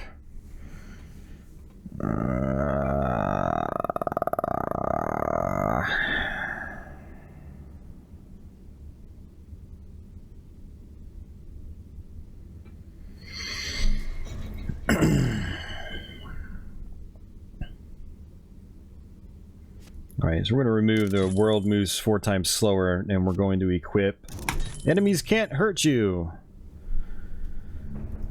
I guess let me do this other level too, and we'll just kind of go from there.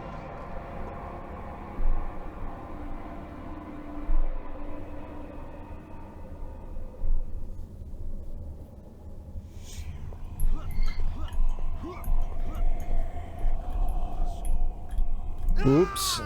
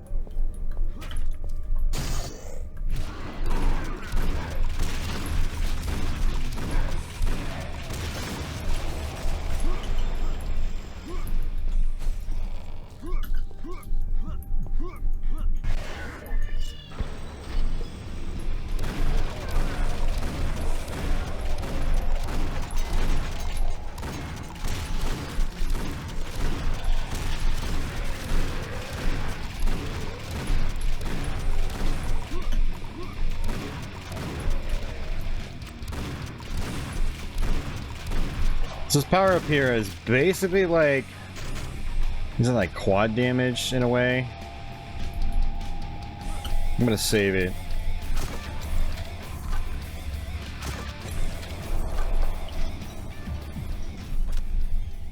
Actually, let's see.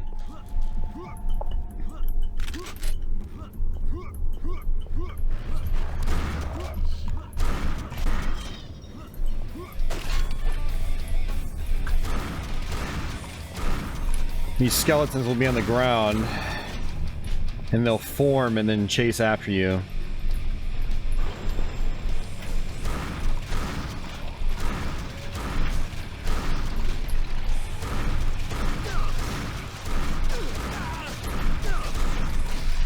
And wreck you, apparently. That was horrible.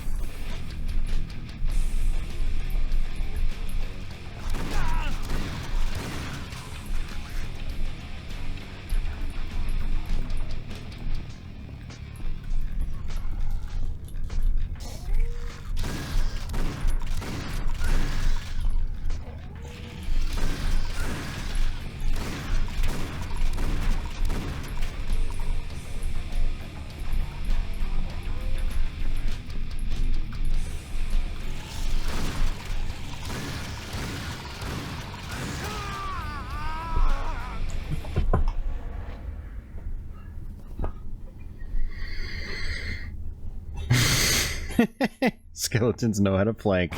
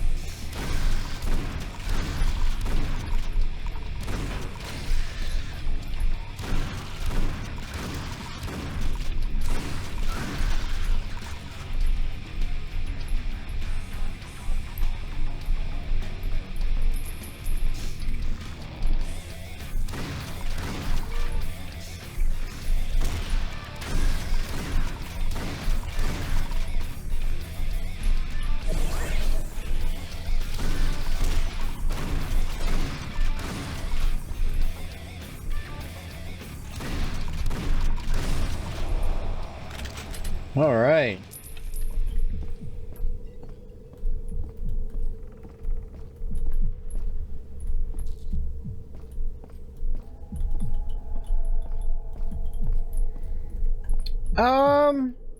I think the size was about normal, Red Dwarf.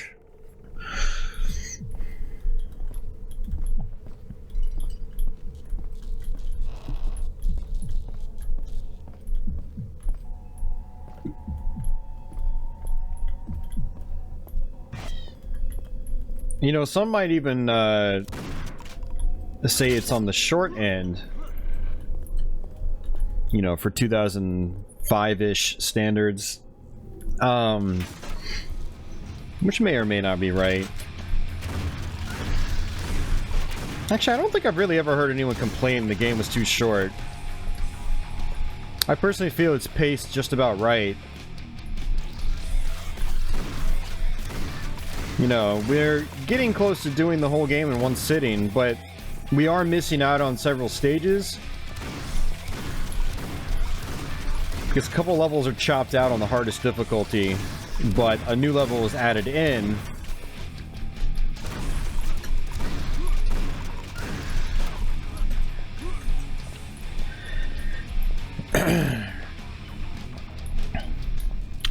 No, actually the length is actually a little bit longer in the easier difficulties because you go to more stages in the end. But you also get your demon form on the easier difficulty modes. Which is that, like, invincibility mode that activates when you defeat a final boss, but on the easier difficulties, you can activate it after collecting 66 souls. So every enemy will drop a single soul.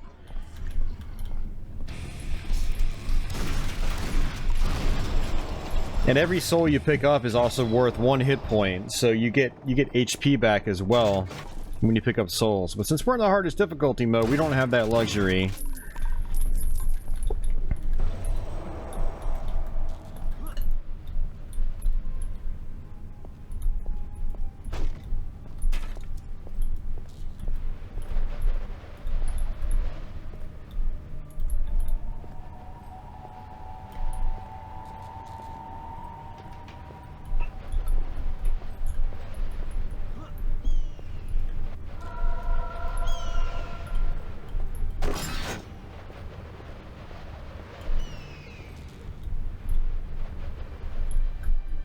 That's not good.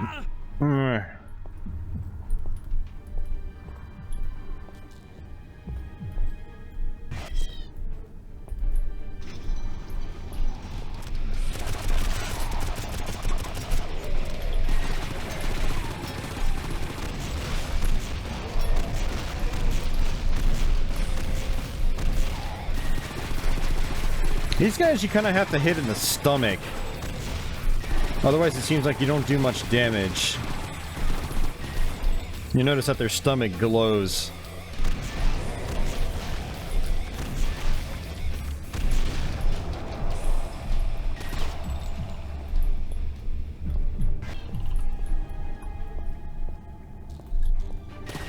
Yeah, I thought it was going to kill me too, but I did pick up 200 armor.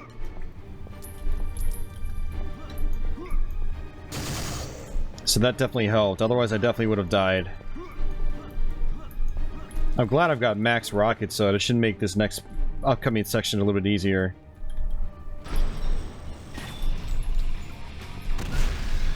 You've got more of these skeleton guys.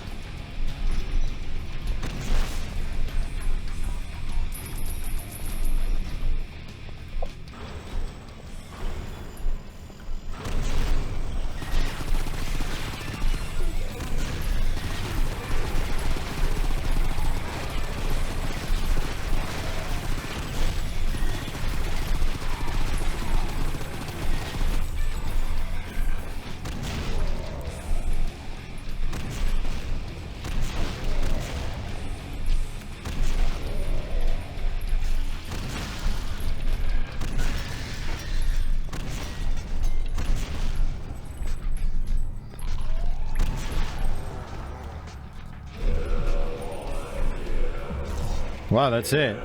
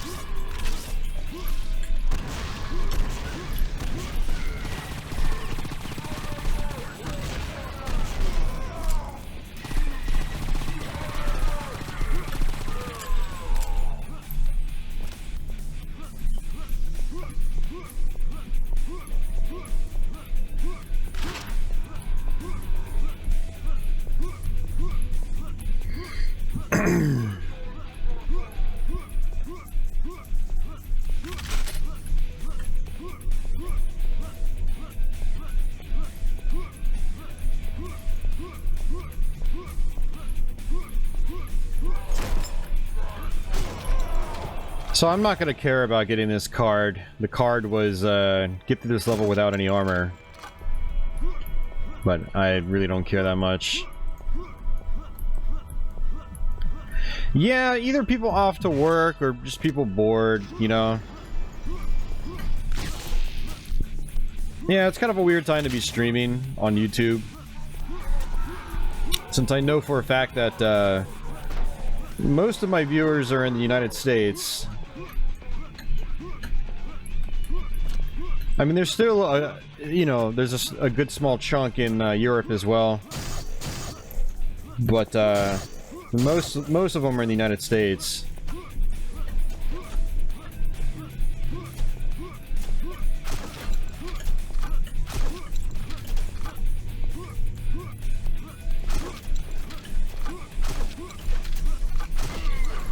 But I appreciate you hanging out with me, Red Dwarf.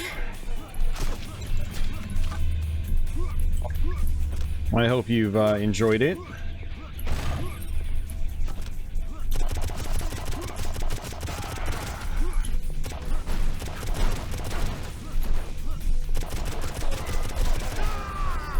What the hell did I get hit by?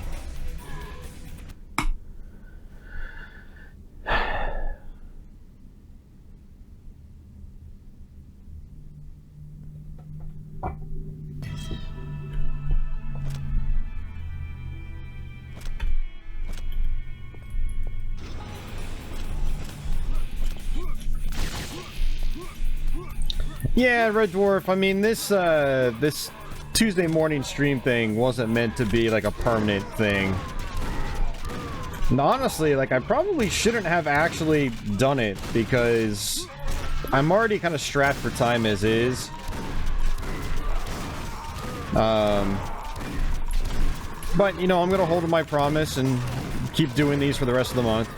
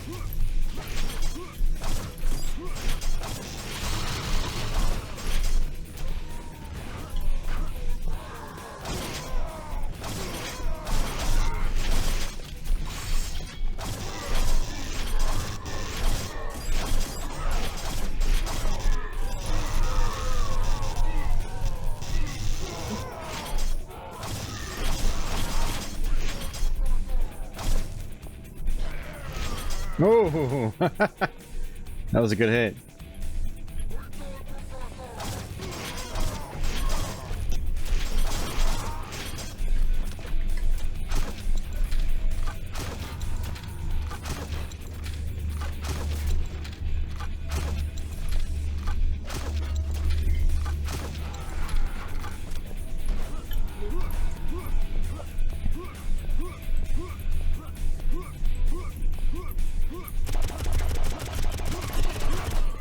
Yeah, I'm glad to hear that, man. If you've been able to make them, that is sweet.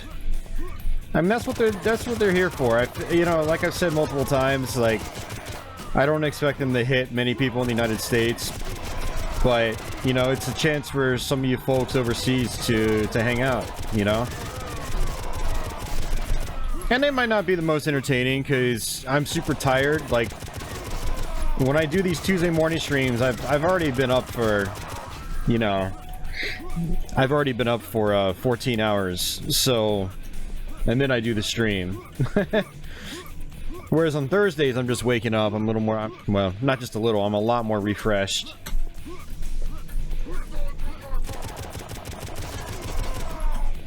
But, you know, that said, you know, if you guys enjoy it, then that's what counts.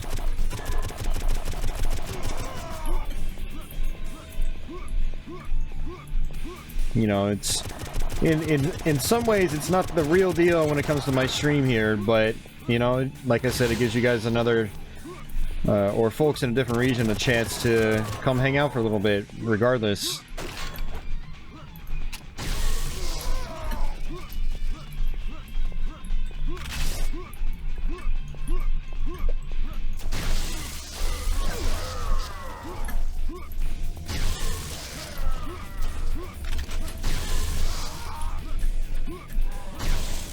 This is probably one of my least favorite sections in the game. I never thought about it much back in the day, but it's very long-winded. It's not very difficult. It's just the arena is so large. The enemies just spend most of the time just wandering around. Oh, that's what killed me last time. Those barrels go up and then they fall back down. I totally forgot about that.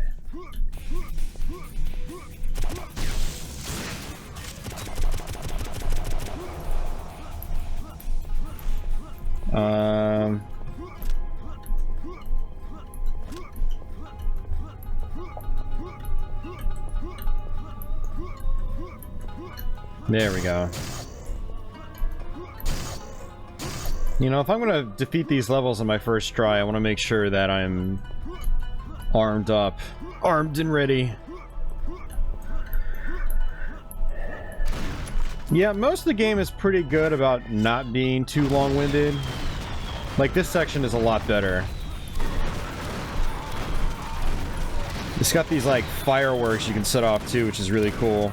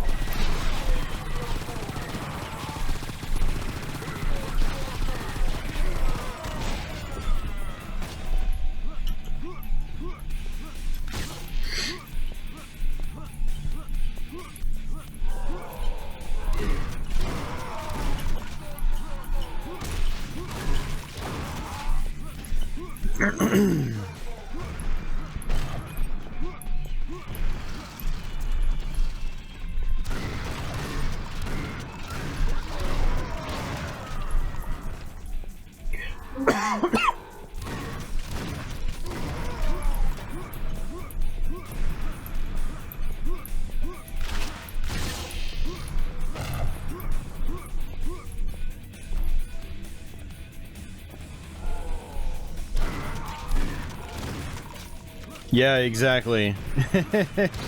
It's getting to that point where it's dinner time for you guys.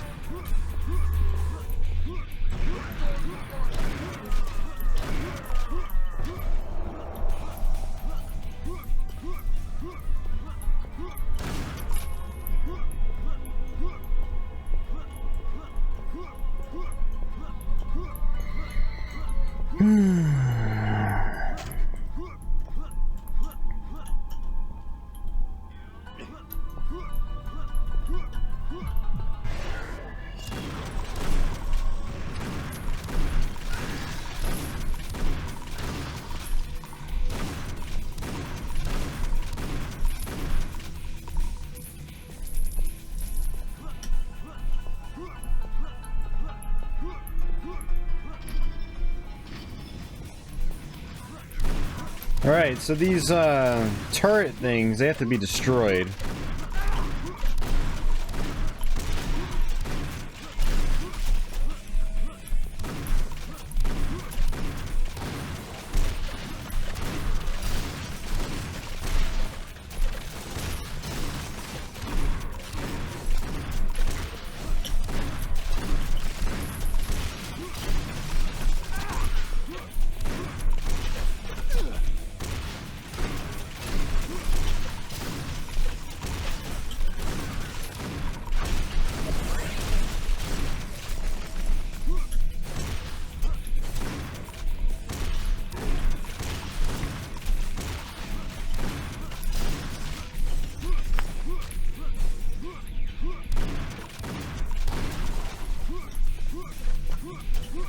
I think there's also like a secret associated with this. I don't know what it is exactly.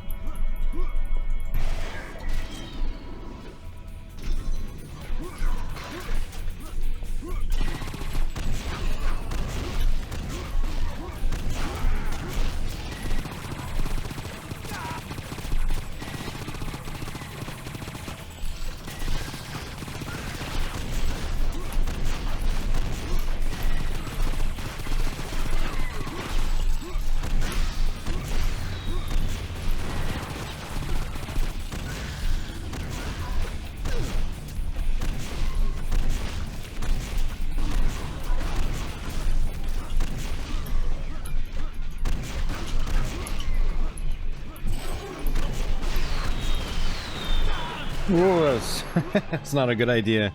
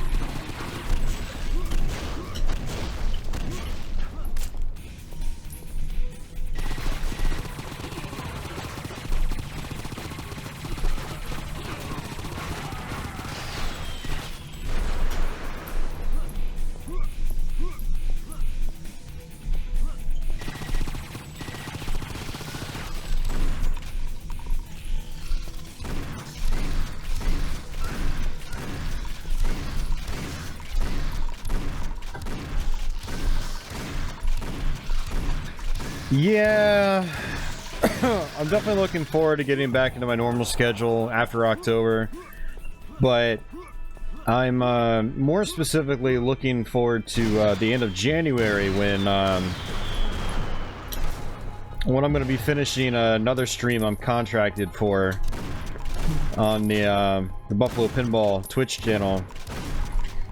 You know, it's fun, but it really just takes it out of me. Especially when it's mixed in with, you know, my regular YouTube streams, which already take up a lot of my time. So, it's gonna be even better late January. Obviously, beginning of November will feel slightly refreshing as well, since I won't be doing the Tuesday streams anymore, but...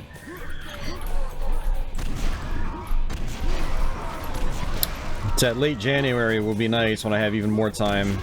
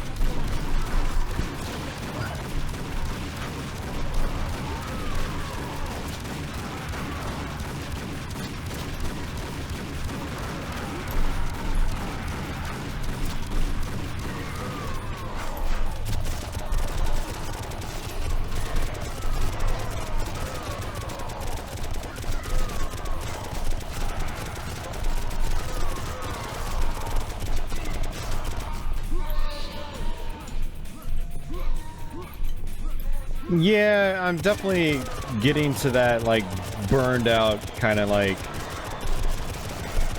phase.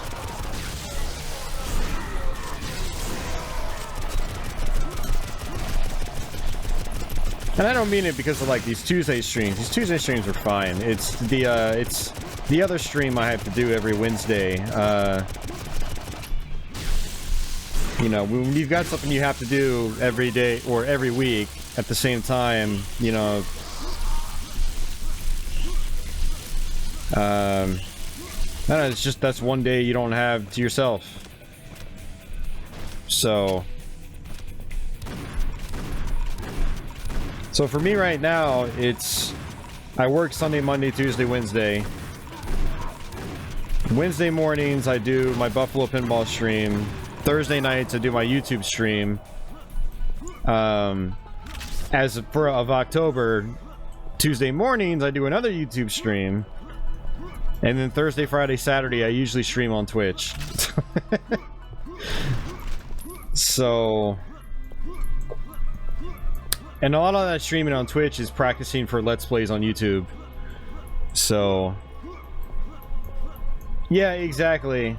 You know, it definitely takes the fun out of it when you have to be somewhere.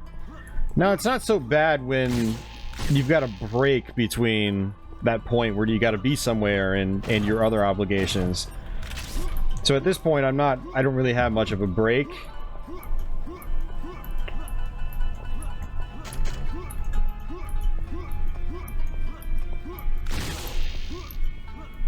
And then, you know, like my Wednesday morning pinball stream is, it's tougher on me because I have to do it when I get home from work. Kind of like I am right now. Except unlike video games, I'm not always in the mood to play pinball when I come home from work. And it gets a lot more boring much faster.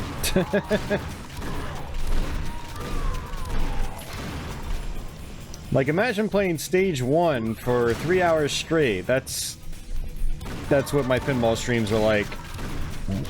So they get... it's tiring, to say the least.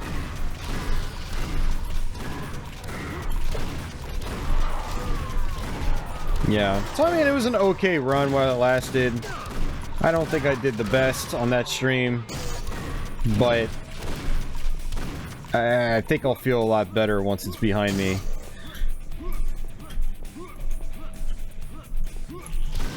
It's a good channel, it's good guys that run it, but I'm beat, man. I'm so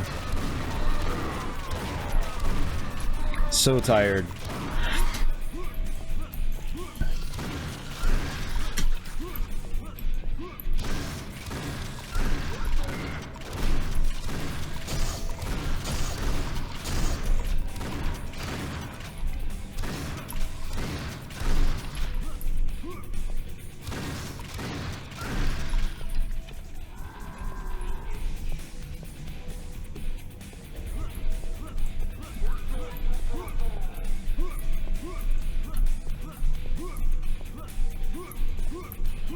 I mean, don't get me wrong, I love pinball, man. Like, I own 5 machines, and,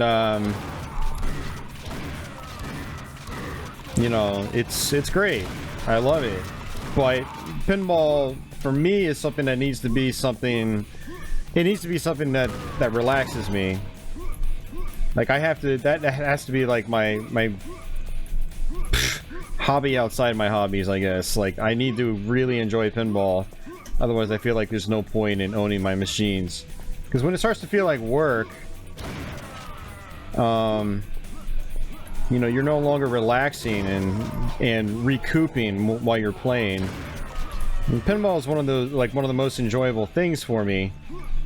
But with this stream I have to do every week, it's become just one of those chores instead.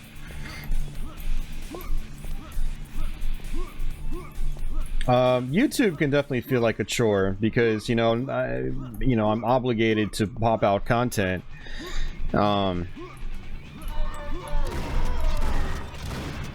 I don't mind it as much because, like, video games are so much more varied when it comes to long play sessions. You know, and I'm on Twitch streaming a lot. I'm practicing for my Let's Plays. I get to hang out with you guys, and it works out, you know. But the pinball streams are a different story altogether. Actually, I need to... No, that's right. You wouldn't have space for 5 machines. I don't know. I'm just venting, man. This is what happens when I stream longer than I planned. Yeah, almost 5 hours now. I'm trying to power through. I'm just really curious to see if we can beat the game. I mean, I might still have to end the stream. I'd like to get more than 5 hours of sleep, but I think I'm at that point where I'm not even going to get 5 hours of sleep.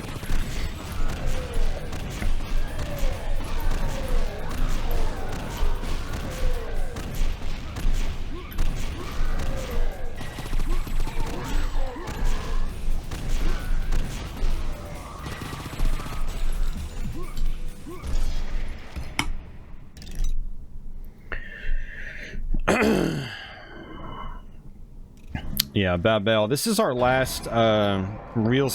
Yeah, the next level I think is the boss fight. And then there's one more level after that that is not in the alternate difficulty modes. Hey, Tony. Yeah, totally, man. I mean, streaming in particular just started off as like a relaxing thing for me. You know, there was like a year where I didn't post that much content. I posted stream archives from Twitch. Because I just really enjoyed streaming so much, but now it's become a little bit more of a job, so to say. And I don't mind it feeling like a job if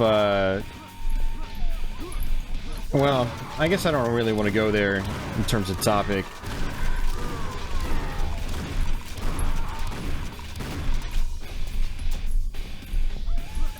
I mean, there are... you should always do things, like, because you enjoy them. But, you know, especially with, like, online video streaming and dedicated content, like, I think for anyone that puts enough time into it, there does become that point where you start thinking about it and you're like, well, this could actually end up being a part-time job, you know, if I play my cards right. And that's kind of where I'm at right now. But, you know, all the time I'm thinking to myself, like, maybe I should cut back on a lot of the things I'm doing here. Because it was a lot more fun. Fun is a key word here, when I was just doing it casually. Didn't have to think about it that much. Didn't worry about the numbers and whatever.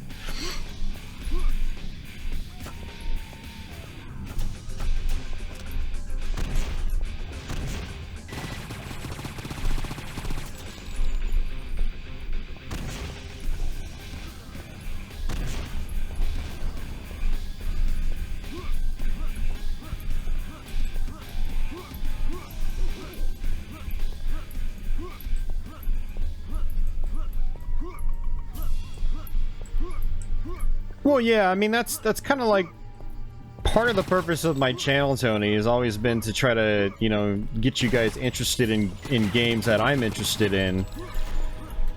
But the thing is with... Holy crap, dude.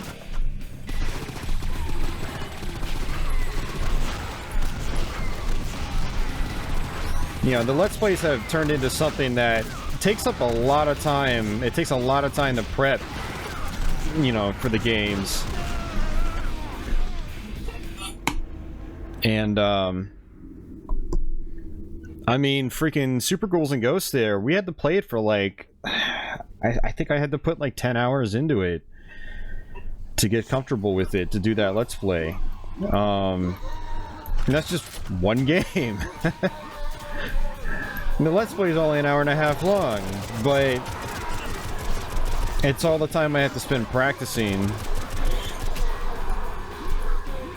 I mean, unless I want to have Let's Plays that are just unimpressive like I used to back in the day, where I would just kind of crap out Let's Plays because they were easy. You know, now I'm more about trying to actually finish the games and... But that takes a lot of time outside of YouTube.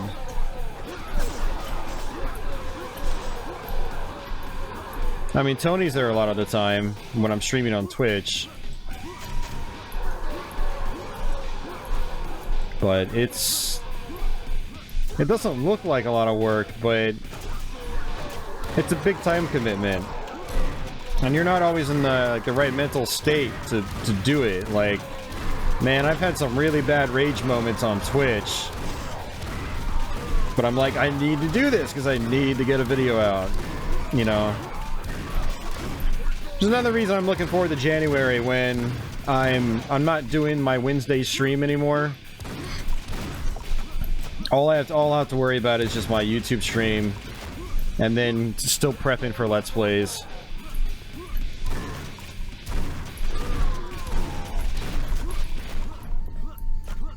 I think once I have, you know, 3 days off of video stuff in a row every week, I'll feel a little bit better.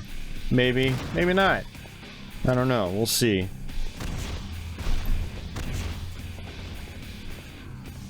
You know, like this pinball stream I took on, I thought I could handle it. I was like, oh yeah, this will be great. And then just a couple months in, I realized, oh yeah, this is kind of kicking my ass. You know, factored in with everything else I do, basically. Alright, we're gonna go ahead and use this.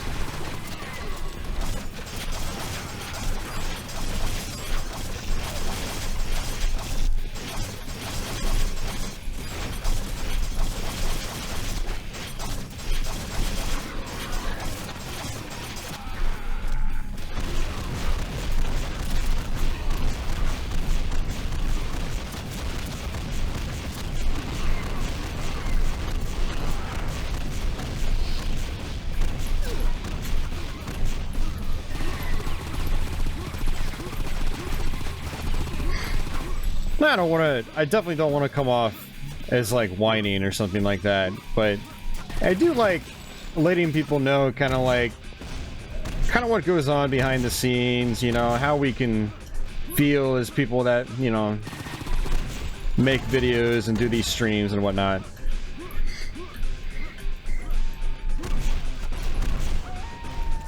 I don't even know if providing the backstory even really helps, you know, the viewer, but I don't know. I like being transparent about what I'm doing here, how I'm feeling, stuff like that.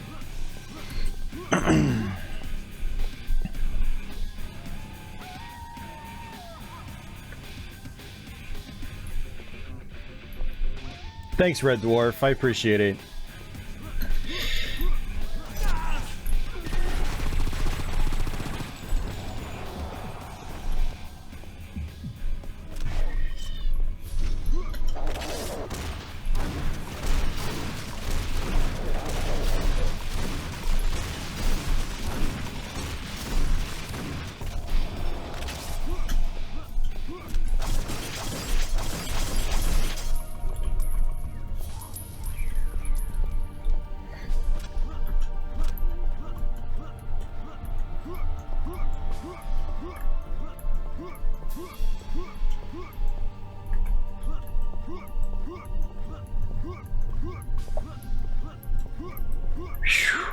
All right.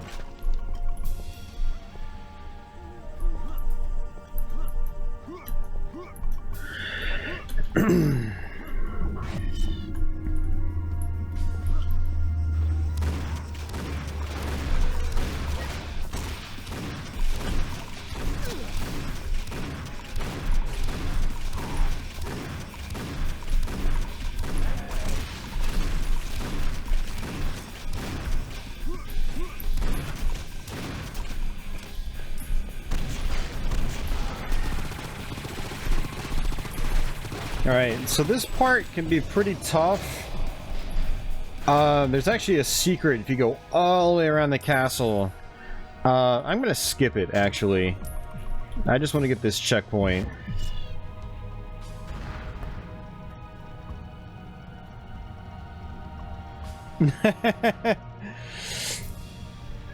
Yeah, well, I mean, I don't even know if my stuff is quality, man. I try to, you know, I try to have decent audio quality. I try to,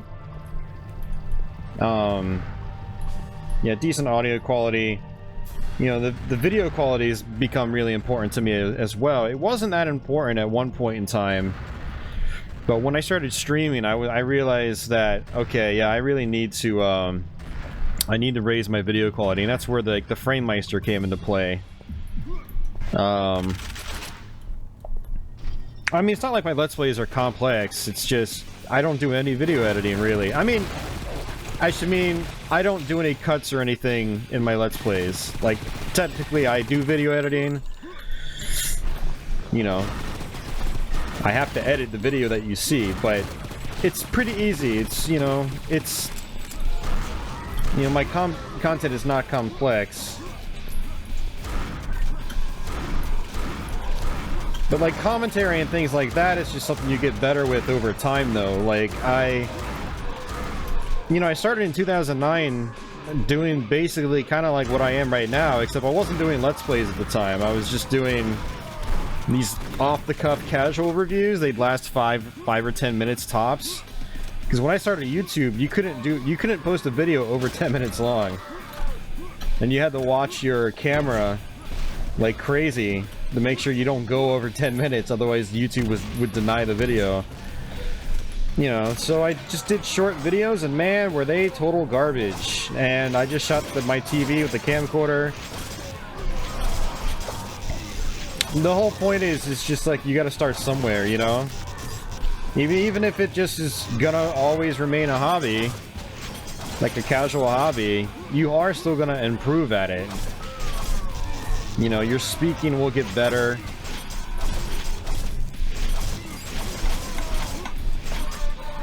You'll have, you know, like when I first started especially,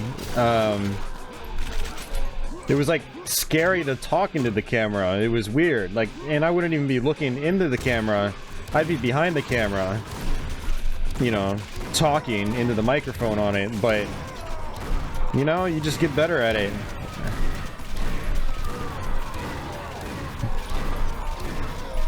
Now it's just completely second nature for me to just talk into a mic.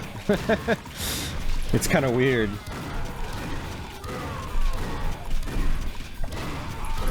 I don't know. I would like more time to dedicate to actual higher quality content, like more scripted videos. And I say that all the time, but the fact is I just don't have the time right now. And imagine if I was like, I'm single. You know, no girlfriend, no nothing like that. Like, imagine if I had a wife and kids or a kid or something. Like, I'd be doing like a single video like once every month. A single Let's Play once every month. If that. You know, right now I'm doing them once every week and live streaming once a week as well. Twice a week in October.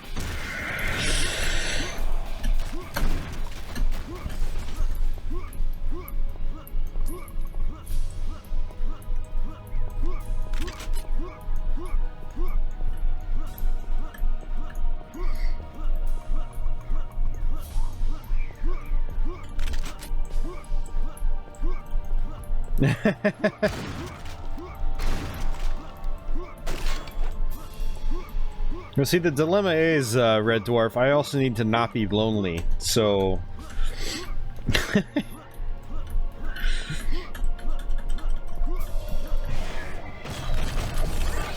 Okay, this is actually the end of the level, almost. There's gonna be, another fight here.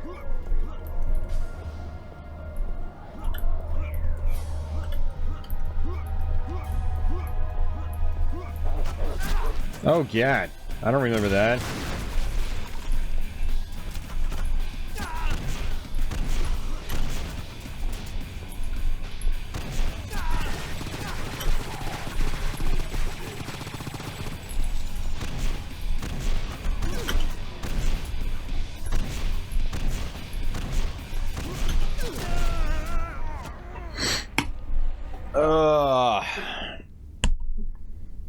Yeah, I don't remember having to fight these guys, and you know, funny thing is, I played this a couple months ago, and I don't remember fighting any of these guys.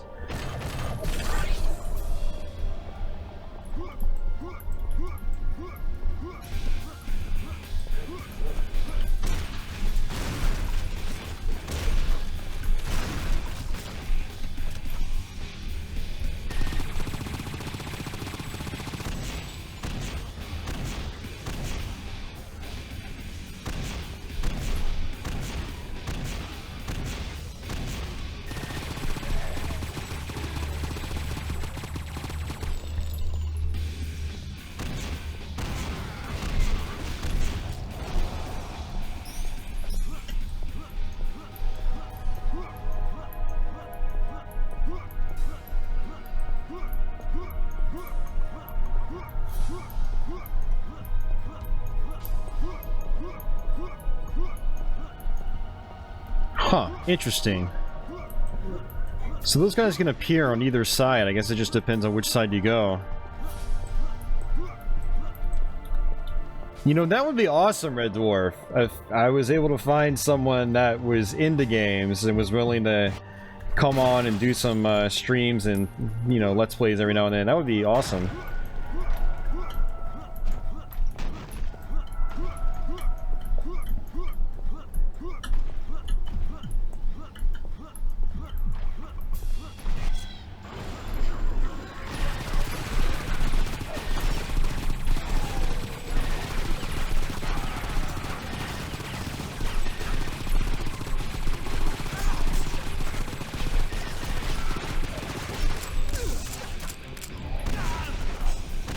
Yeah, unfortunately I already used my cards, so that's gonna make this part a little tough. Yeah, I hear you, man. The thing is, I've been my own boss for so long now. I mean, it's...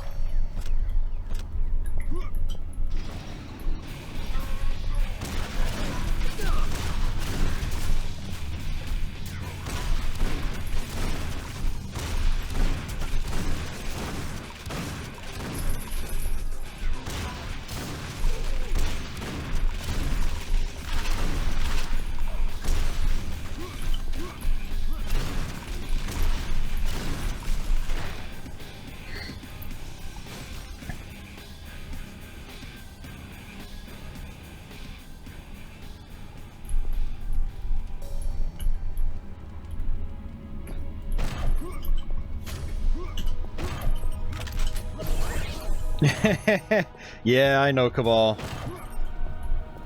I know. It gets complicated.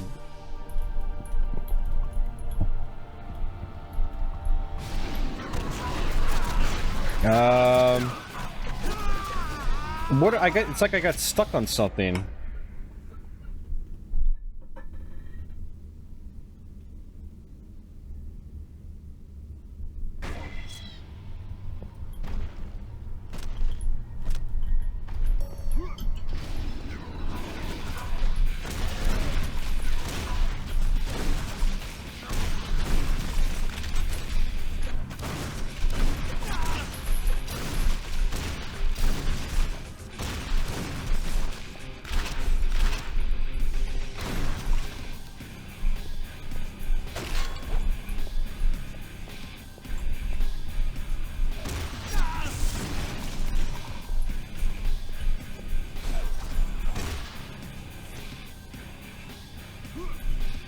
This isn't good.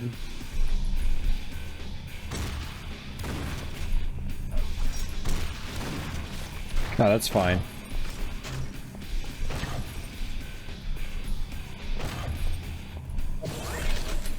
What are you talking about, Tony? You're always fucking posting pictures on your Facebook like, I'm married to the most beautiful woman in the world. I love you, baby. Like, don't give me that. It's pure hell crap. I know you better than that. Or maybe I don't.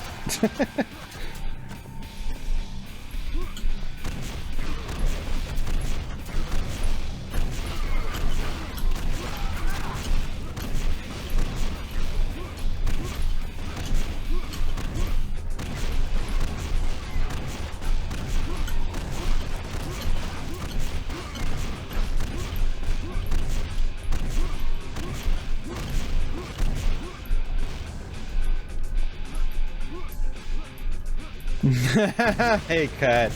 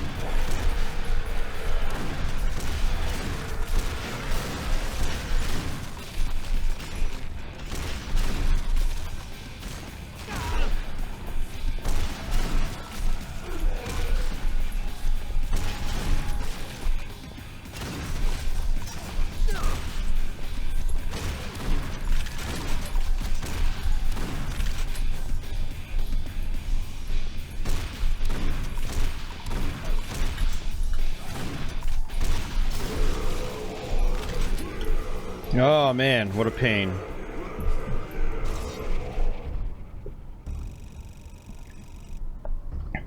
Tony got married beginning of the summer, maybe later. He hasn't been married that long.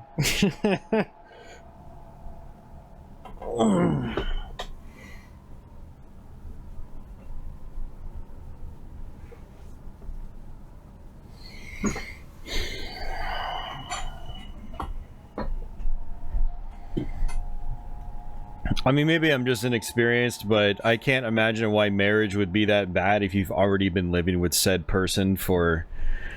I don't know. I can imagine marriage being in total hell if you're one of those couples that have known each other for just a couple months, then for some reason you decide to get married.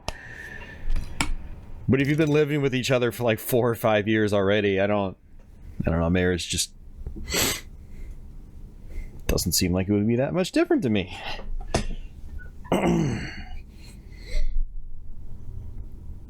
Okay, so this is the forest level. And you get a card for finishing the level without using the Black Tarot. This is a level you don't get on the easier difficulties. You only get it on the hardest difficulty. And then after this, we go to the final boss. But the final boss is not the final boss in the normal game. He's the second to final boss in the normal game. But since we're on the hardest difficulty, he's the final boss.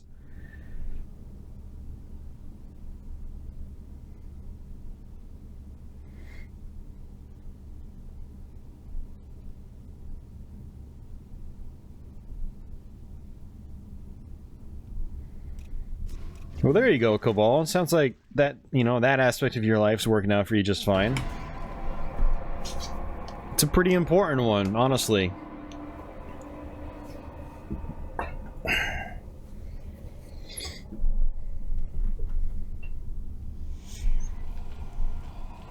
Alright, let's see if I can do this without using the tarot cards.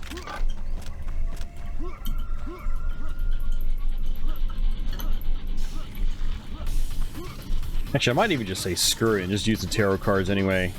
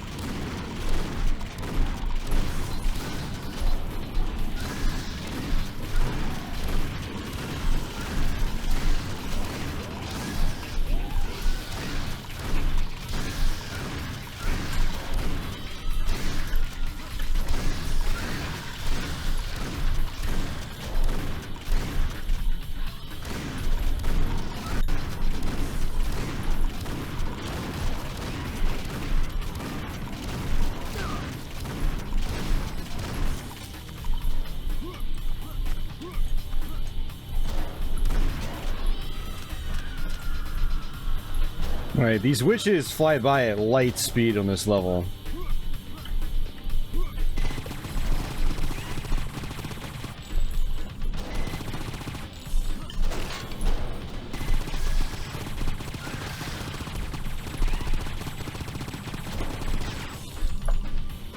It's good to use your Gatling gun.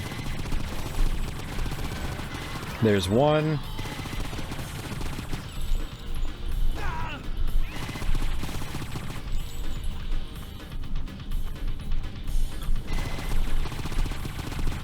There's another.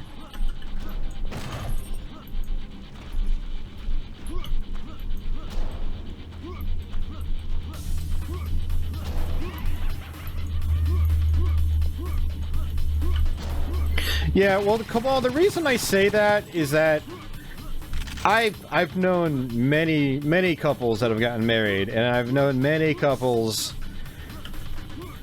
that have gotten married really quickly, and then I've known many couples that, you know, let the relationship, you know, blossom over years and years.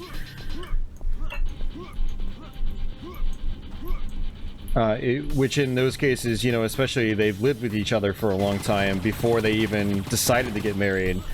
And it's that latter scenario where it seems like they're perfectly happy. Like, it's all the people that, you know, they knew each other for like less than a year and then decided to get married. Like,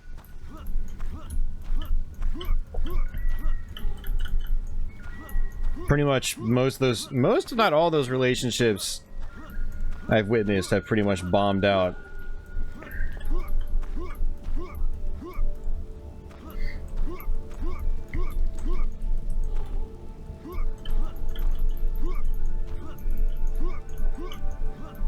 It's funny, like, we're playing a game about slaying monsters and demons, and yet we're talking about relationship advice. Not advice, but just relationships. Coincidence? I'm just scouring for ammo. This is all I'm doing. There's gonna be another section with a lot of witches. Actually, there's gonna be a witch right here too.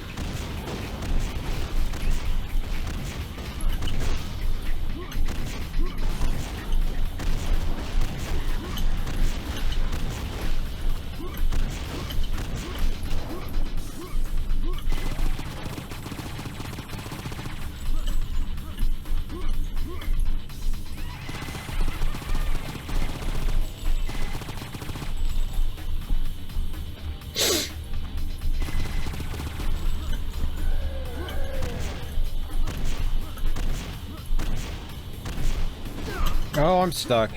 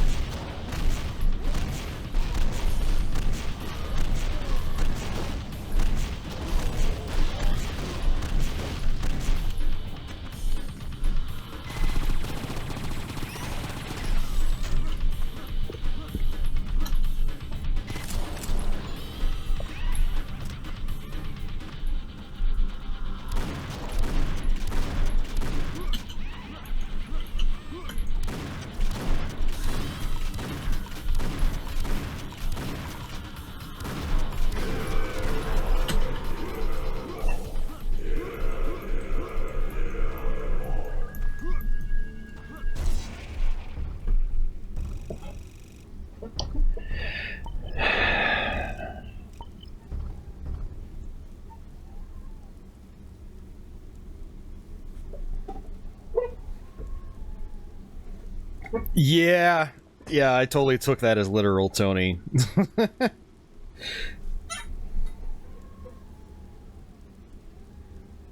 Oh, that's right. There were passive Black Tarot cards. I totally forgot. I forgot about that last time we did this too. All right, so this is where our all hell breaks loose. This is, well, I don't know. I might have a strategy. Let's see. This is going to be our final boss.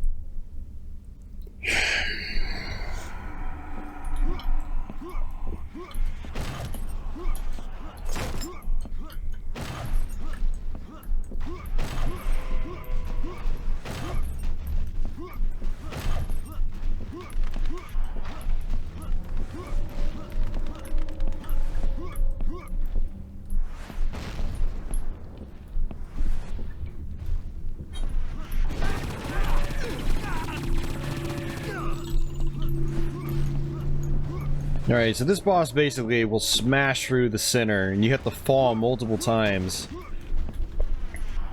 It's an absolutely awful boss fight. And you take damage almost every time.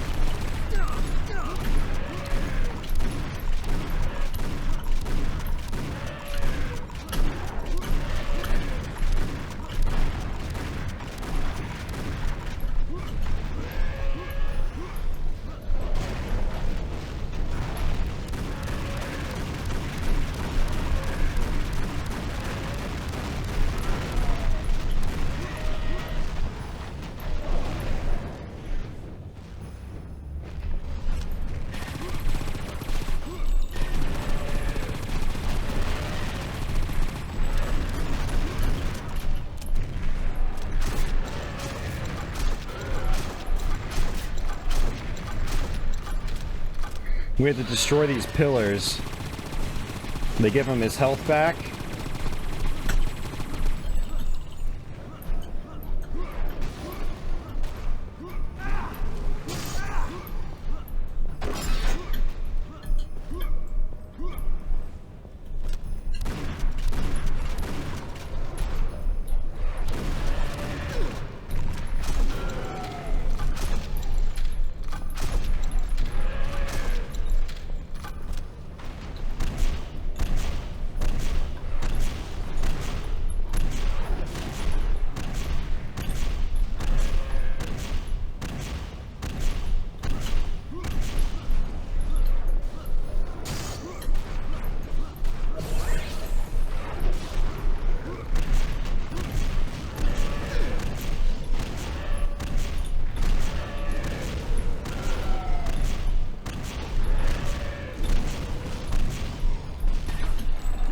Okay, he's gonna get his life back again.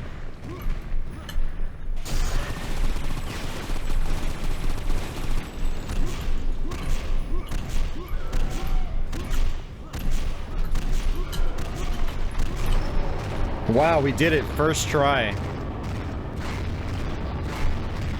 5.5 hours.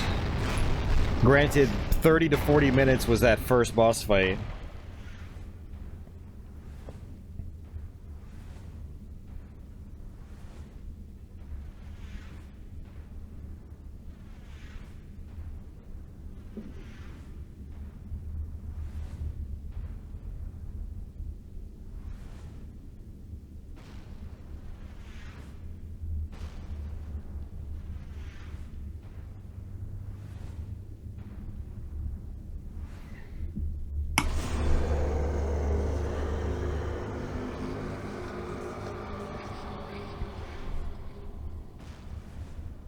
Of course, this card does us no good since we just beat the game.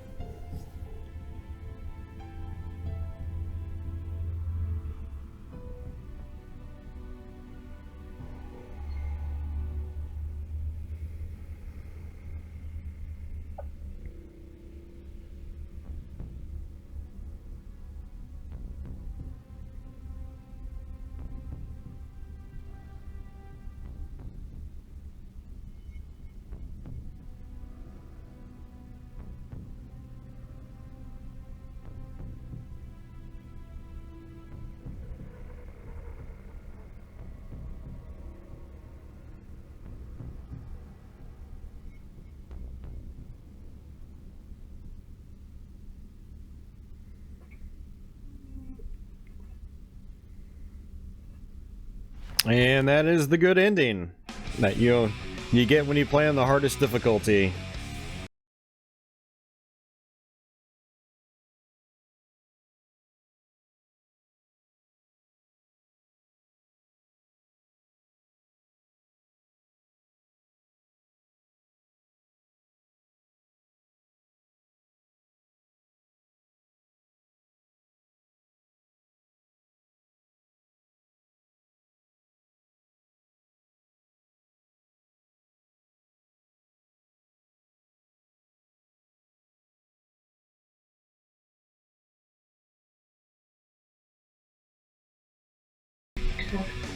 That's what sucks about doing these modern games, man. You get so many copyright claims.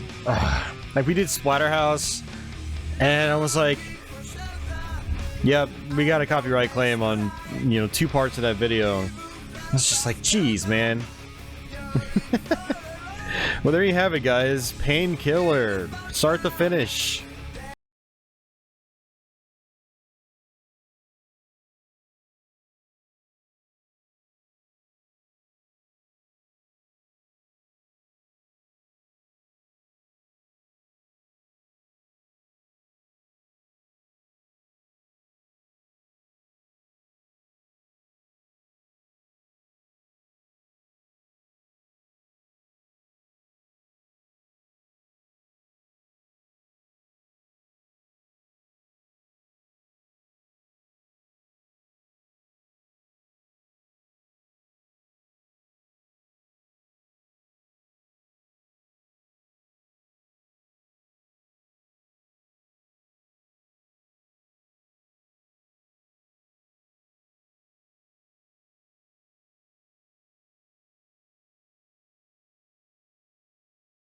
So yeah, like I said, if you play the game on any difficulty other than the hardest one, you go to more levels.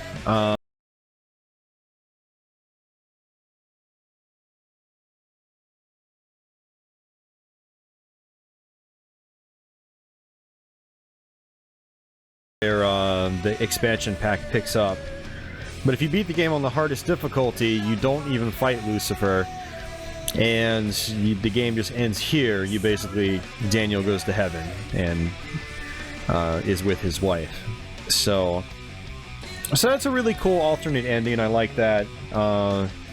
When I first beat the game on the hardest difficulty, I was just shocked that they went through the trouble of alternating the end of the game and giving you a different ending. I thought that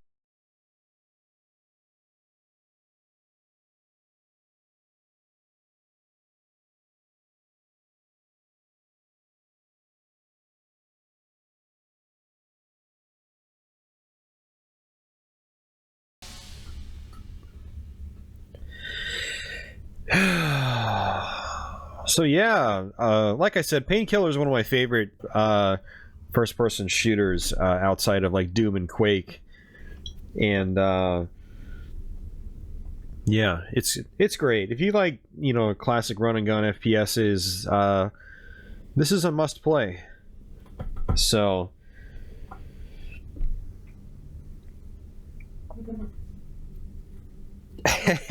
October's flying by with my streams. Well, I'm glad it's helping you guys.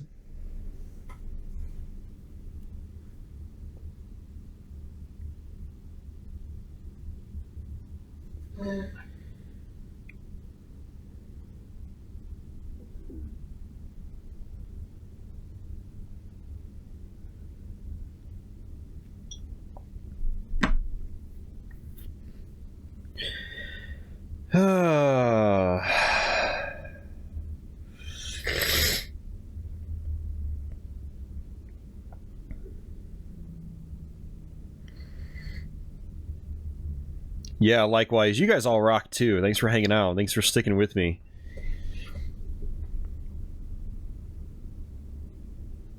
Is this where the beta testers come through? Yeah, check this out.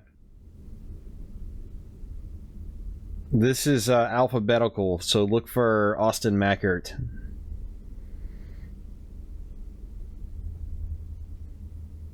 Nope, there it is. Oh, it just went up.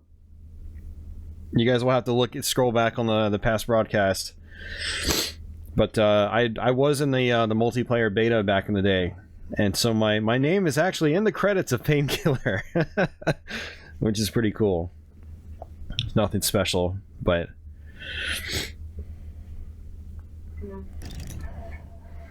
I didn't actually do much beta testing because I was on a Pentium 3 computer, which could not keep up with this game.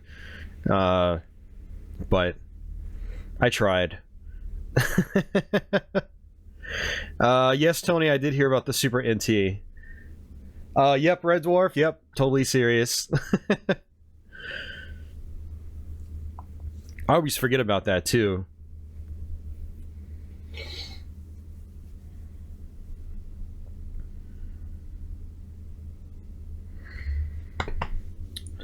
Alright, folks. Well, that's pretty much going to do it. Thanks again for hanging out. I hope you guys enjoyed the stream. Anyone catching this at the tail end, it's going to be a while before this is done processing and before it's published. It probably won't get published until later tonight. So...